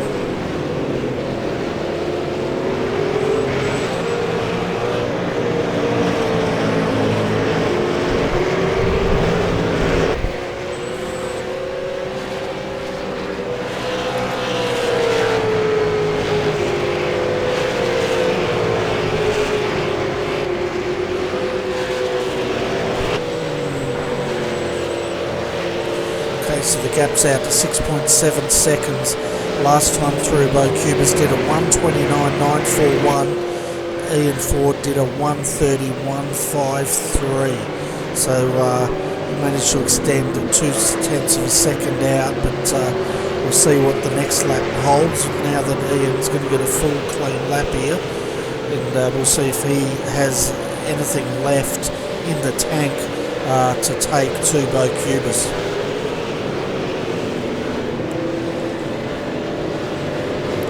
Meanwhile, David Baxter, Richard Elwood still battling it out for 4th and 5th position in this race.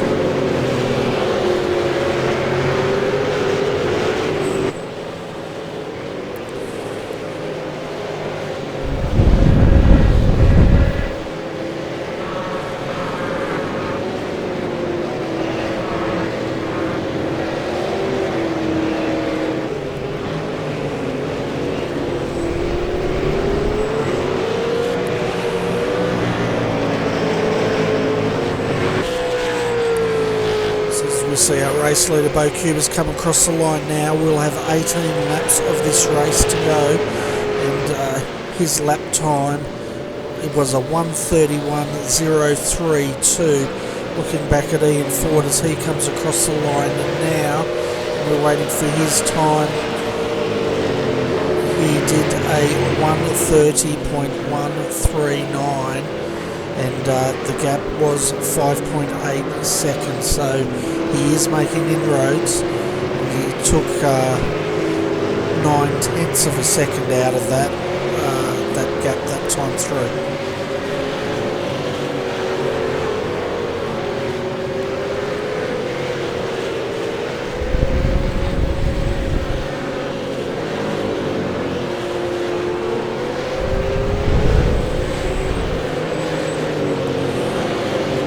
David's defending here on Richard.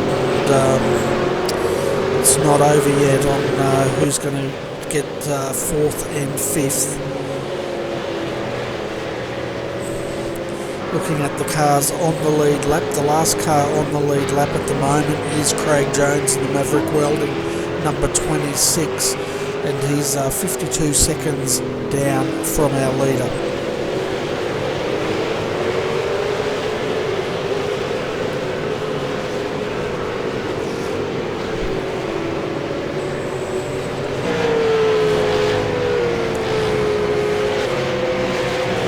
So he's driving the wheels off this car. He's throwing everything he can at the moment to try to bring this gap down.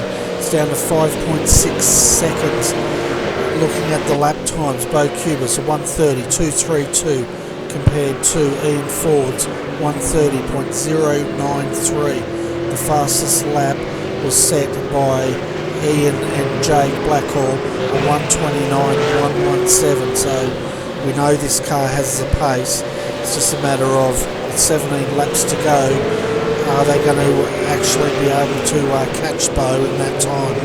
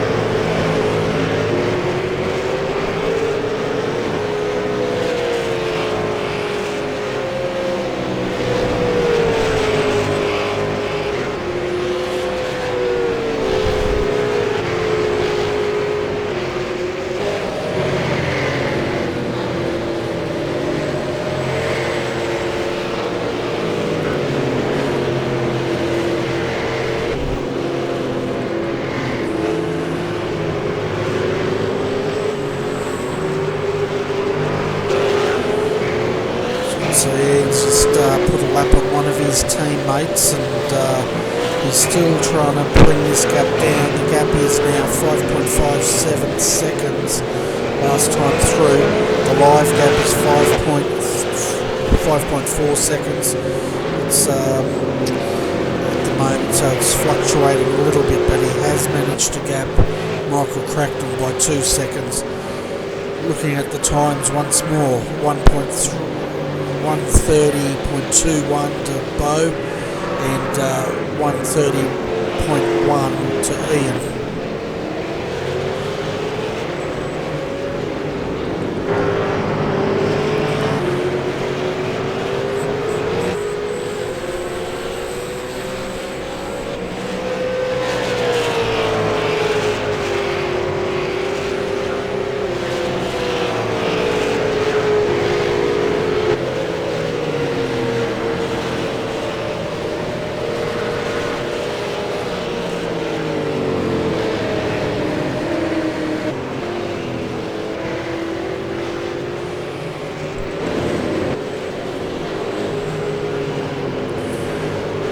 So the gap's just over 5 seconds now and closing, 15 laps to go. He's going to need to pull in at least 0.3 of a second just to catch Bo at the end of this race.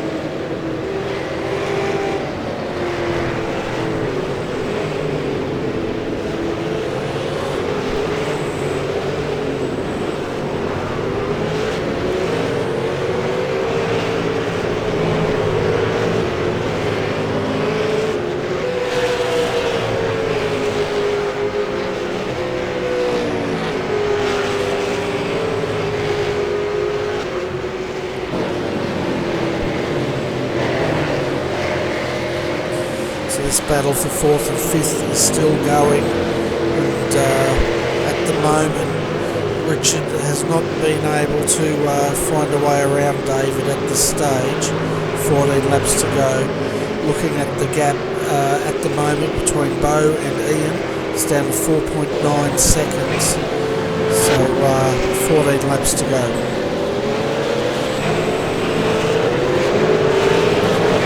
See now Richard closing in under brakes. He's having a look, he just can't get that overlap at the moment, but he's so close. He's just got to work out a way around the secure safe storage entry ahead of him.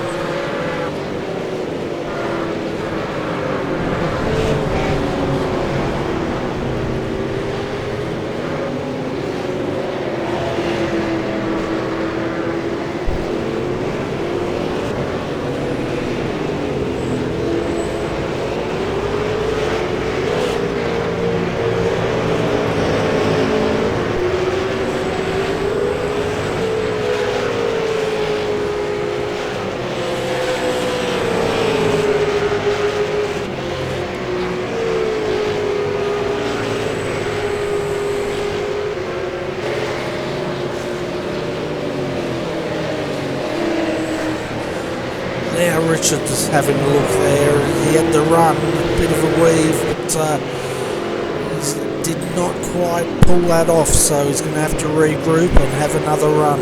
The gap up the front, 4.7 seconds between Bo Cubis, Ian Ford.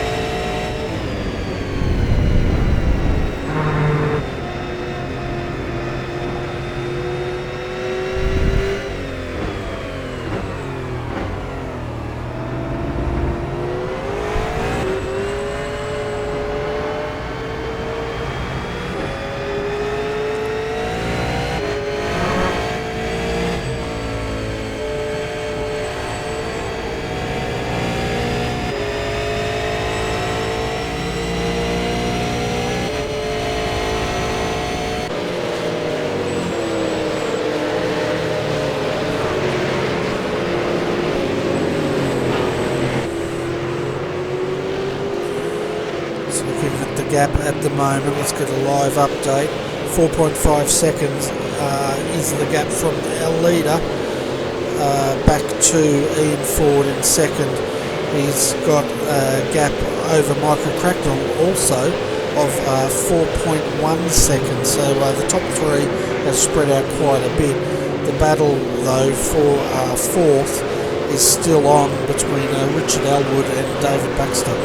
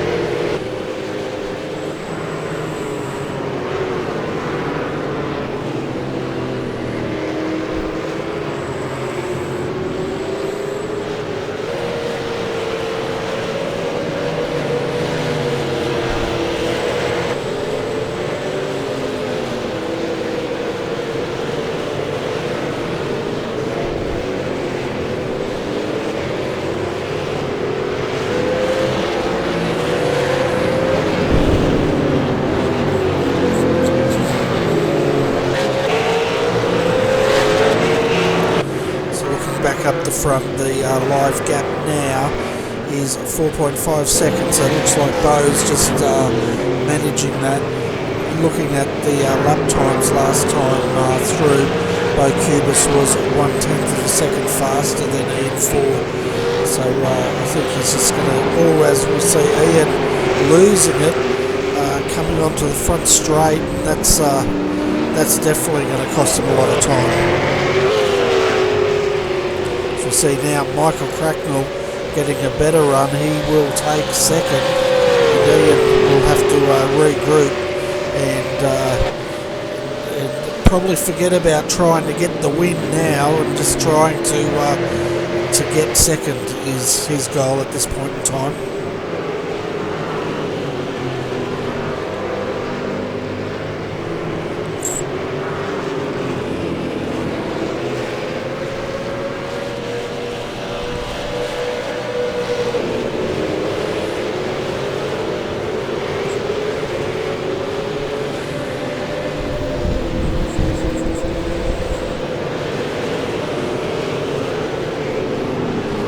Contact between Richard and David, that was a bit clumsy there, but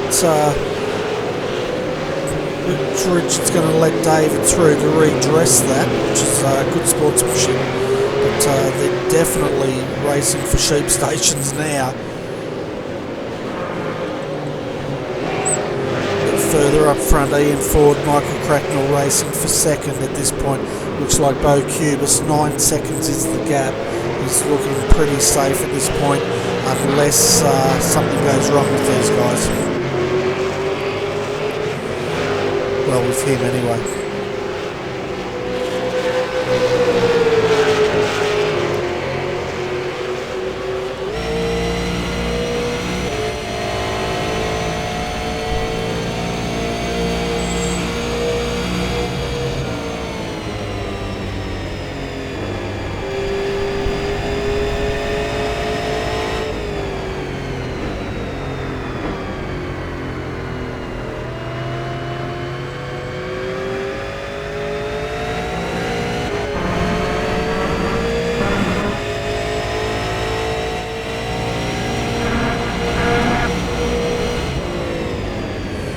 See how Ian's wrestling that car, and Michael goes deep under brakes, and that's going to allow Ian to get this, but Michael's on the inside.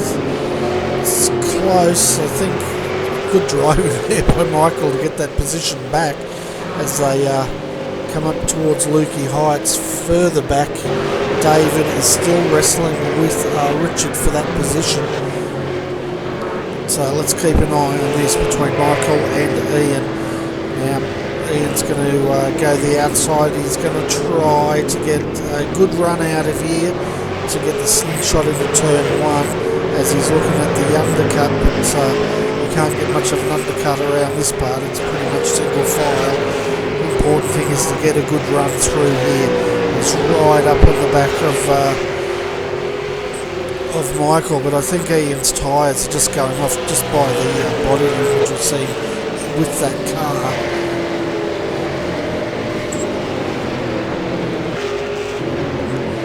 So you can see here again, Richard's looking, diving the inside, diving to the outside.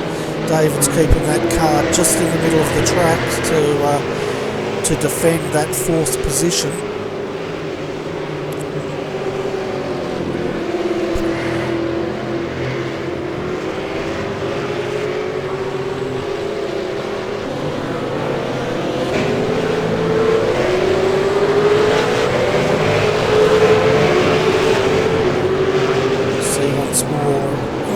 David's got it sliding because he's going to hold. That's going to cost him that position. You better watch it because Jason Bentz is also here ready to pounce.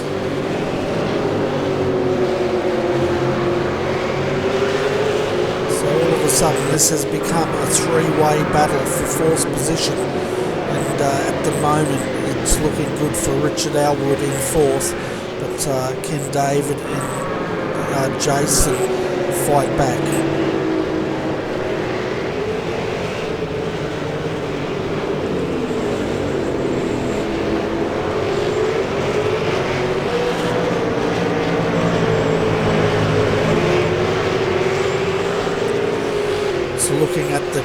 further up here between Ian Ford, Michael Cracknell. They are still battling, but I'm just not sure how Ian's tyres are. To me, it looks like his tyres are going off slightly, and he may not have much left in the tank.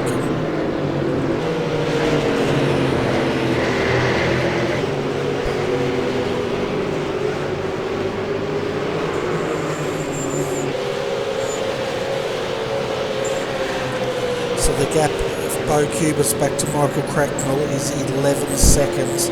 So unless something happens to Bo, I think he's a pretty safe bet for the win here tonight. But who's going to get second? Well, that's a question. Is it going to be Michael or Ian? And again, then who's going to get fourth? Is it going to be Richard or Jason or possibly David? But David's lost another position here as he's putting the car up on the inside. Again, tucks in behind Jason Benz here in the simulated entry.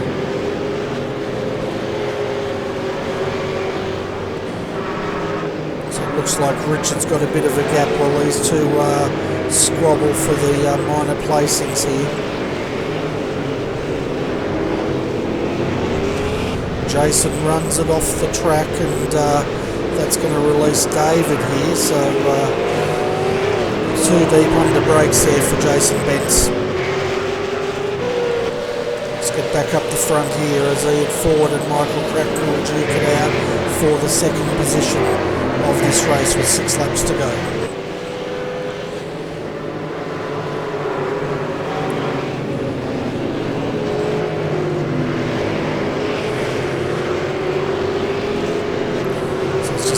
Matter of where he can make a move. I haven't been able to work out where he's strong enough to get past Michael here.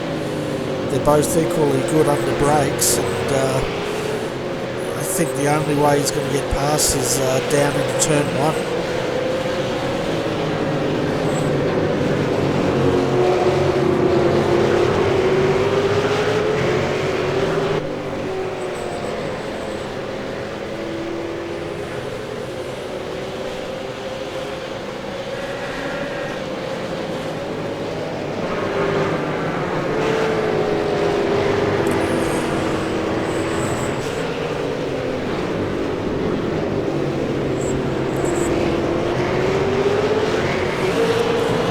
Really got to set it up here to get a really good run through here, get the slipstream, get this car on the inside of turn 1 and hold on to dear life, I guess, but see how he goes this time. He's got a back marker up ahead of them, and this may put pay to a move this time through. He's going wide, tucks in and shows his nose, but he's not close enough to make that move. He could try an undercut up here, but I think Michael will be aware of that and close that opportunity off to him.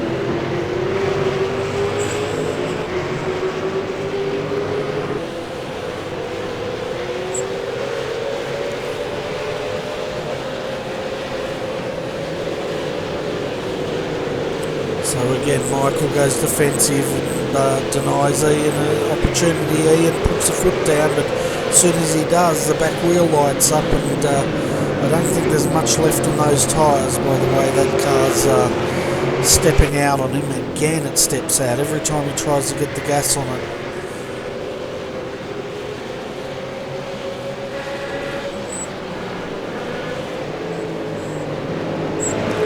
The gap from these guys to our race leader is 12 seconds. Yeah, so it's looking very good for Bo Cubis and Paul Gorrell at the moment.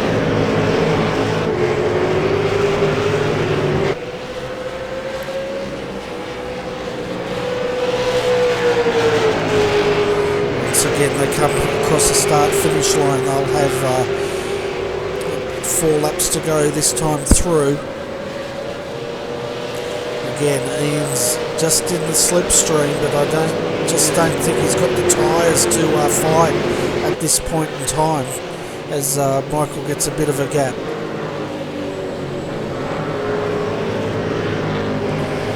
Looking further down the field, Richard has managed to get a good gap of 2 seconds over David Baxter. David's also got a gap of 2 seconds back to Jason Banks, and then Jason has a gap of 1.2 seconds back to Luke Harvey in the 7th.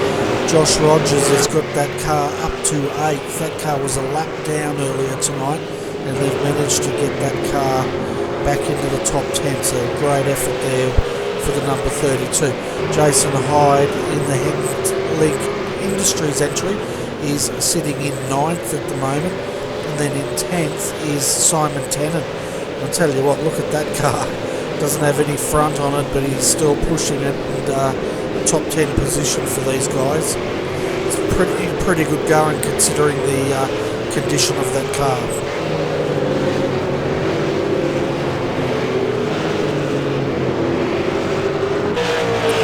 Let's just jump back up the front again as they come through.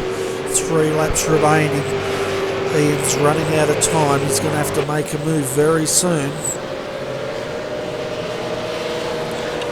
It's a lot closer this time, but again, just does not have the power to get past him.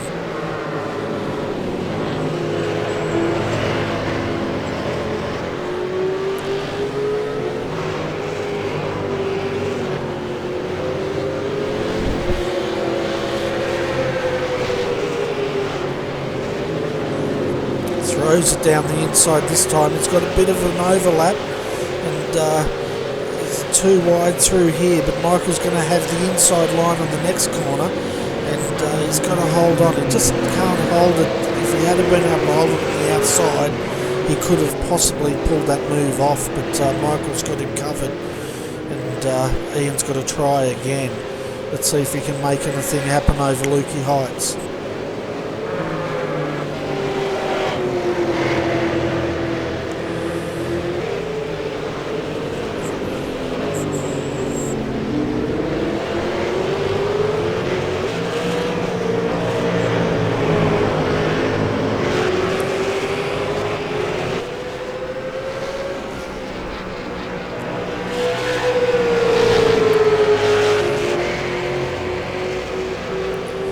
Two laps remaining of this 157 lap race. Bo Cubis has a gap of 12.8 seconds back to Michael Cracknell leading forward for this battle.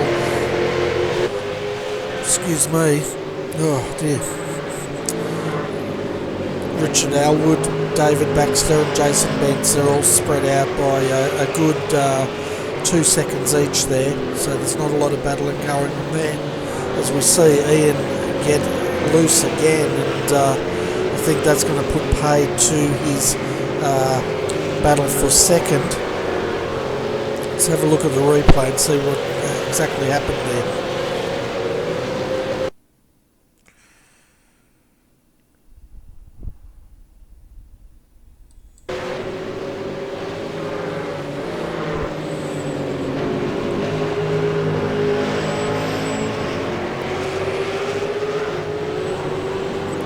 Yeah, again, it's just that car stepping out under load, and makes me think he doesn't have a lot of tyres left on that car, and I don't think that car's in much of a condition to be able to battle. So the gap is now 0.3 of a second from Ian Ford up to Michael Cracknell, and they're coming up to the last lap now. See way up ahead is our race leader Bo Cubis. Fantastic drive by this team, him and Paul Gorrell, and very strong entry here, and they've been strong all night, and this is going to be a well-deserved win for this team.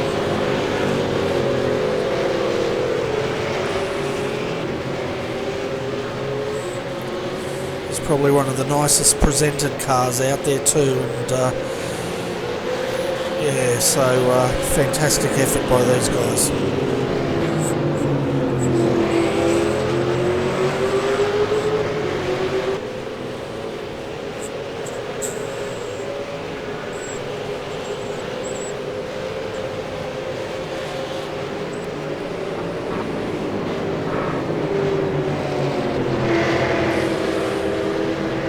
Cubis brings the car over Lukey Heights for the last time, tucks it in. Oh, there's contact there with the 600. I bet you that wasn't in the script. Bo Cubis now comes through for the last time onto the main straight, and he will take out the SDRT240 here at Phillip Island tonight. 157 laps. This car has led for 60 of those. A fantastic effort. Congratulations to Bo Cubis and Paul Gorrell. Coming home in second will be Michael Cracknell, followed by Ian Ford in third position. And waiting for fourth, it'll be Richard Elwood in the Simworks entry, followed by David Baxter in fifth position, and then sixth will be Jason Bentz, followed by Luke Harvey in seventh, and then eighth will be Josh Rogers, followed by Jason Hyde, coming home in ninth position. Rounding out your top 10 will be Simon Tennant. Fantastic effort for the 444 guys. So that's your top 10 of the SDRT 240 here at Phillip Island tonight.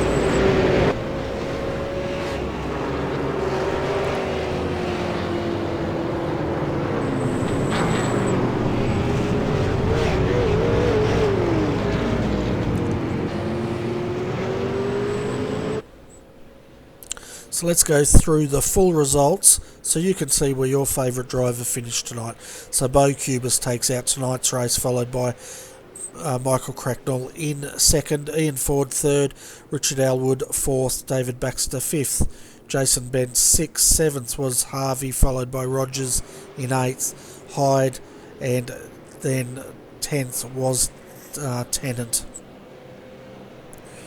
11th, Sam Sutton, followed by Craig Jones in 12th. Hinton 1 lap down in 13th, then Rayner in 14th. 15th was Zeitlinger. 16th, Neck, followed by Gilliam in 17th. 18th was Miller, followed by Telezhenizik in 19th, then Chappell in 20th. 21st was Pickett, followed by Ben in 22nd. Deere comes home in 23rd.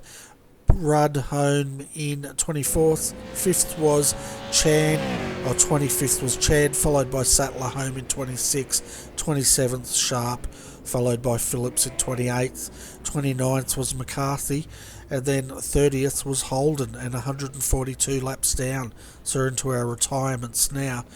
Nathan Connor, Kramers, Hogan, Price, Highland, Jackson and Clowett and Zelly did not make the grid tonight.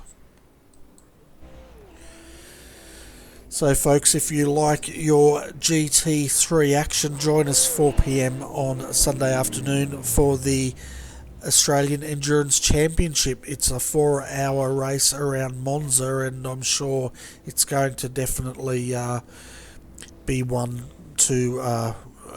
worth watching, that's for sure.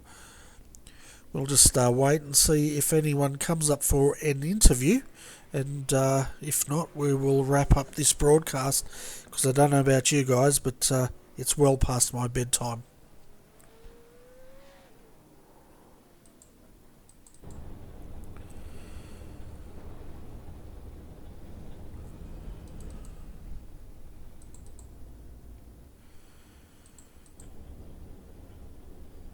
So we can see the last of the cars. Josh Rogers is just out in the outfield there. Not sure what he's up to, but yeah, I think he might have run out of gas somehow. Or petrol. We're in Australia, aren't we? Definitely looks like he's run out of petrol.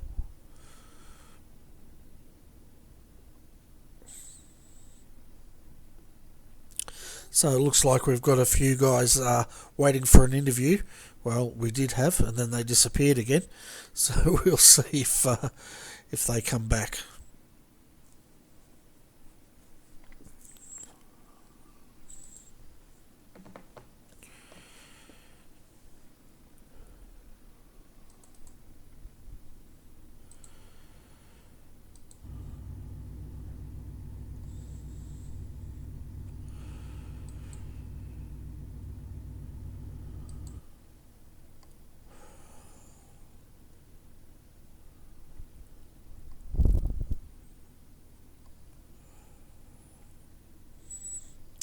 And looking further ahead in the week, we have the Formula Renault Australian Championship, the final round next week, next Thursday night at 9:10 p.m. So you should join us then if you like your open wheel action. But it looks like we do have an interview, so we'll bring up Henry King and have a chat with him. Hi Henry, welcome to RRTV's commentary box. Tell the viewers how your race went tonight. That went quite well actually, coming home fourth. The last 20 odd lap battle with Richard and then Jace there was, it's with Dave I should say, was to watch for me. Yeah, so it looked like you three were having a pretty good battle there, and it looked like the Simworks car got the better of it at the end. Yeah, I think our Simworks car was running pretty good. It looked after its tyres really well, so we had a little bit extra to play with at the end of the stint. Dave's car seemed to lose its front grip a bit more. Yeah, it looked like Jason might have been struggling a bit with his brake bias too. He sort of got it sideways a few times under heavy braking there. Oh, that's it. But after 157 laps of racing, it was a nice close finish for us. No, it was fantastic to watch as well. And so, how did you find this 157 race? Did you guys have a lot of fun? We did. Yeah, I really enjoyed it. Rich will be in a minute to tell you the same. The random safety cars throw it into the mix every time. Yeah, they certainly do. I know a few guys were trying to guess when they were going to come out, and their gambling didn't quite pay off. I guess you guys are in the same boat.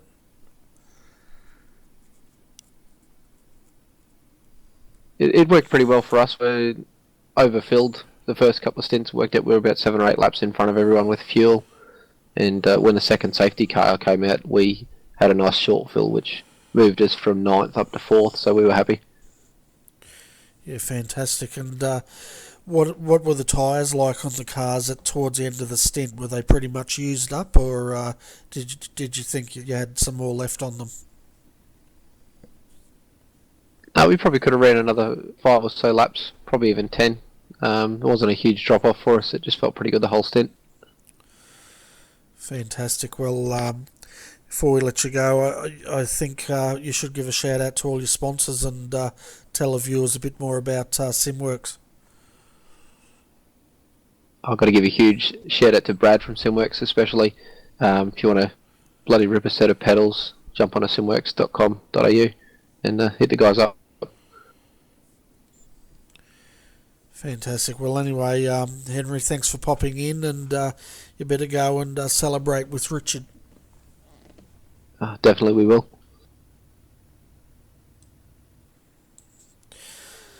So our next interview is with Michael Cracknell. These guys came home in second spot. Hi Mick, welcome to RRTV's Combox. It was a pretty exciting last few laps for you guys. Hey Bernie, how you going? Yeah, that was awesome. Great result for SDC 1-2. It took everything I had to hold in at the end. I was just lucky he made a mistake, but look, that last stint was a lot of fun. It was a good battle with Josh and Sam, and then they pitted, and then it was, we could make it to the finish line first. So, no, really happy. Yeah, it was a really good battle and it was entertaining to watch. It looked like Ian's tyres were going off towards the end because every time he put the gas down to try to catch you, the back end seemed to kick out at him. Yeah, I saw he had a lot of over me early, but I also noticed that he was smoking the right front going into the hairpins, so he was using everything he could to get the bow, and then he obviously had a half lose out of the second last turn and gave me an opportunity for second, and every time he sort of got to me it was touch and go, but yeah, he had a half lose towards the end and sort of gave me enough breathing space to get home second. Yeah, that last lose he had, I think that was the death knell of that battle. But I tell you what, it was anyone's race, wasn't it? As far as second and third went, your teammate Bo, though, he was pretty well home safe, unless something absolutely disastrous went wrong with that car. Yeah, well, once we got into a four-way battle with Josh and Sam and Ian also, it gave Bo enough time to get away and gain the gap that he needed. I didn't think I'd have the pace of Ian early on, which I didn't, but I was just lucky enough to benefit from his mistakes in the end, and it gave Bo a good opportunity to get away. Yeah, and it was a great win by those guys, but, not taking anything away, you guys fought hard for that second, so that's a well-deserved second as well. Yeah, cheers. I'd just like to thank Jason Quire, teammate, for jumping in. He sort of jumped in late notice and didn't have a lot of practice, so he was a little bit off the pace, but we knew that if we stayed on the same lap and got a safety car at the right time, that we'd be back in the hunt. So, he did well enough to keep us in it. Yeah, fantastic. But before we let you go, do you want to give a shout out to all your sponsors? Look, first SDC Motorsport, Simpic, KSW Painting, and SS Owners Club of Australia. Wow, okay. What's the SS Owners Club? Basically a car club. SS Holdens, anyone that's got an SS Holden can join. Anyone's got one, look it up on Facebook. It's a big car club, but it's also a family-orientated club as well, and it's very well run. Fantastic. Well, I don't own a Holden, but anyway, anyone out there that does, just definitely check out the SS Owners Club. Yeah, definitely. It's all states, so check it out. Fantastic. Well, thanks for popping in and having a chat, and once again, congratulations on a 1-2 for SDC and for your second spot. No worries. Thanks. Cheers. So the next person to bring up will be Marty Carroll. He was teamed up with David Baxter for Redback Racing, Redback Racing, not TV, and they came home in 5th. Hi Marty, welcome to RRTV, and congratulations on coming home in 5th position tonight with David Baxter.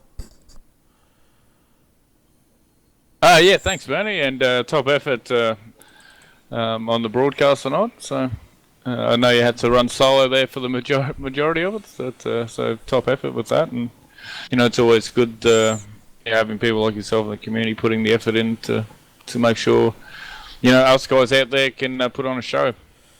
Yeah, and you definitely put on a show tonight. It looked like David was having a good battle there with Richard and Jason towards the end of it. And so that was pretty good. But earlier on, how did your stints go? Yeah, it was good. Dave hit me up earlier today, and I was available to come and help him out and partner him tonight. So in the 031 secure, safe Redback Racing Falcon, it was good. We had good hot rod underneath us, and I just tried to keep the car straight for Dave. He's been driving unbelievable lately, and as you know, I have a good rapport with all the boys over there at Redback, and it's been good seeing them develop over the last number of seasons. And he drove flawlessly there at the end and had a great battle with Richard and Jace, and apparently he got penalised for the little racing incident there over Lukey Heights, but as far as we're concerned, that's just that's racing. When you're racing tin tops, you're gonna have little bump and runs and stuff like that. So it was nothing untoward. So whether we get an extra penalty or not, at the end of the day, Dave drove a great race, and whether we lose time or championship points or something, I don't think he really cares. It feels like a win, just being up there competing with the guys at the front, and congratulations to the guys out there on the podium too. I think Bo and Paul and Jake, and I think did Crackers and JQ end up coming home third? I think they did, yeah. Yeah, it's 1-2 for SDC. You had Bo and Paul come home in first, and Crackers came home in second. So something for you boys to celebrate tonight. Yeah, 1-2. Oh, that's brilliant. So it was a bit odd having to race against my own cars, my own boys, but no, it's awesome seeing them up there doing well. And I obviously can't commit to the series full time, but when I'm available, I'm always happy to fill in. And I had great fun racing with Dave today, and like he drove great. I was really happy with the way he performed, so it was really good. Yeah, and I must thank you also for jumping in the seat. It's good to have you from SDC joining forces with David from RRT, Redback Racing, and because I know you guys have a good rapport, and you definitely did a good job there in the secure, safe storage Falcon. Yeah, no, definitely. I love helping those guys out, and they put the effort in week out to come and compete, and be part of the show, and they want to improve and get better. So I have no problems helping them out, and it's not the first time either. I've ran with the HPD boys and that a few times in the AEC, which we have a round coming up this weekend. So that's going to be exciting there as well. Monza, I think it is. Yeah, it's a Monza 4 hours, so it's going to feel like a sprint to them after the long enduros they've been running. Yeah, definitely. So, but we've got pretty busy weekend with a few long races this weekend. So, but it's good, and I think everyone's getting excited for the new build as well, and coming to the end of the season for the official. And we had a real exciting Scops round last weekend, and then the 240 again tonight. So there's so many good series out there. It's it's fantastic, and a good time to be part of the iRacing community. Yeah, it's definitely growing, isn't it? Because we've got three broadcasters now, which is fantastic, covering all areas of the iRacing community, and we've got the radio show going now as well. So the community's definitely showing the rest of the world, so to speak, how it can be done. Oh, of course, and we're all competitive as each other, and that's why we do it and enjoy the hobby. And when we get out there, whether we're battling for first or second or 16th and 17th, we're putting our best foot forward, to try and race with high level of skill and sportsmanship. And we just got to try and find you some regular help. So you're not stuck here doing a 4-hour show on your own. It can't be easy. No, it's a bit hard. I normally have Scott Stevens up here, but he's busy tonight getting the AEC organised for Sunday. So I couldn't find anyone else. But anyway, Marty, I should thank you for coming up, and I should let you go so you can go and celebrate with Bo and Michael and Paul. Yeah, no, definitely. We'll sit around and chinwag and have a beer for sure. So, and I did know a few of the other guys. I think they couldn't get in over on the channel, so they passed on their apologies for not being able to come in for a chat. So, for some reason, copying and pasting the TeamSpeak channel wasn't allowed to come in. So, okay, I'll have to look into that. But anyway, Marty, thanks for popping in. It's way past my bedtime. So I'm going to go and get a warm milk and go to bed any minute now. Yeah, thanks very much again, Bernie, RRTV. It's been a pleasure. Fantastic. Thanks, Marty. So, folks, we come to the end of the broadcast once more. It's been a long broadcast, but hopefully you've all enjoyed it. And the guys definitely turned it on here tonight. So, as I said earlier, join us 4 p.m. Sunday for the Australian Endurance Championship. It's a 4-hour enduro around Monza, and then of course on next Thursday the final round of the Formula Renault Australian Championship. That'll be at 9:10 p.m. Australian Standard Time, Eastern Standard Time, Thursday night. So thanks for tuning in. I hope you all have a good evening, and see you next time. Good night.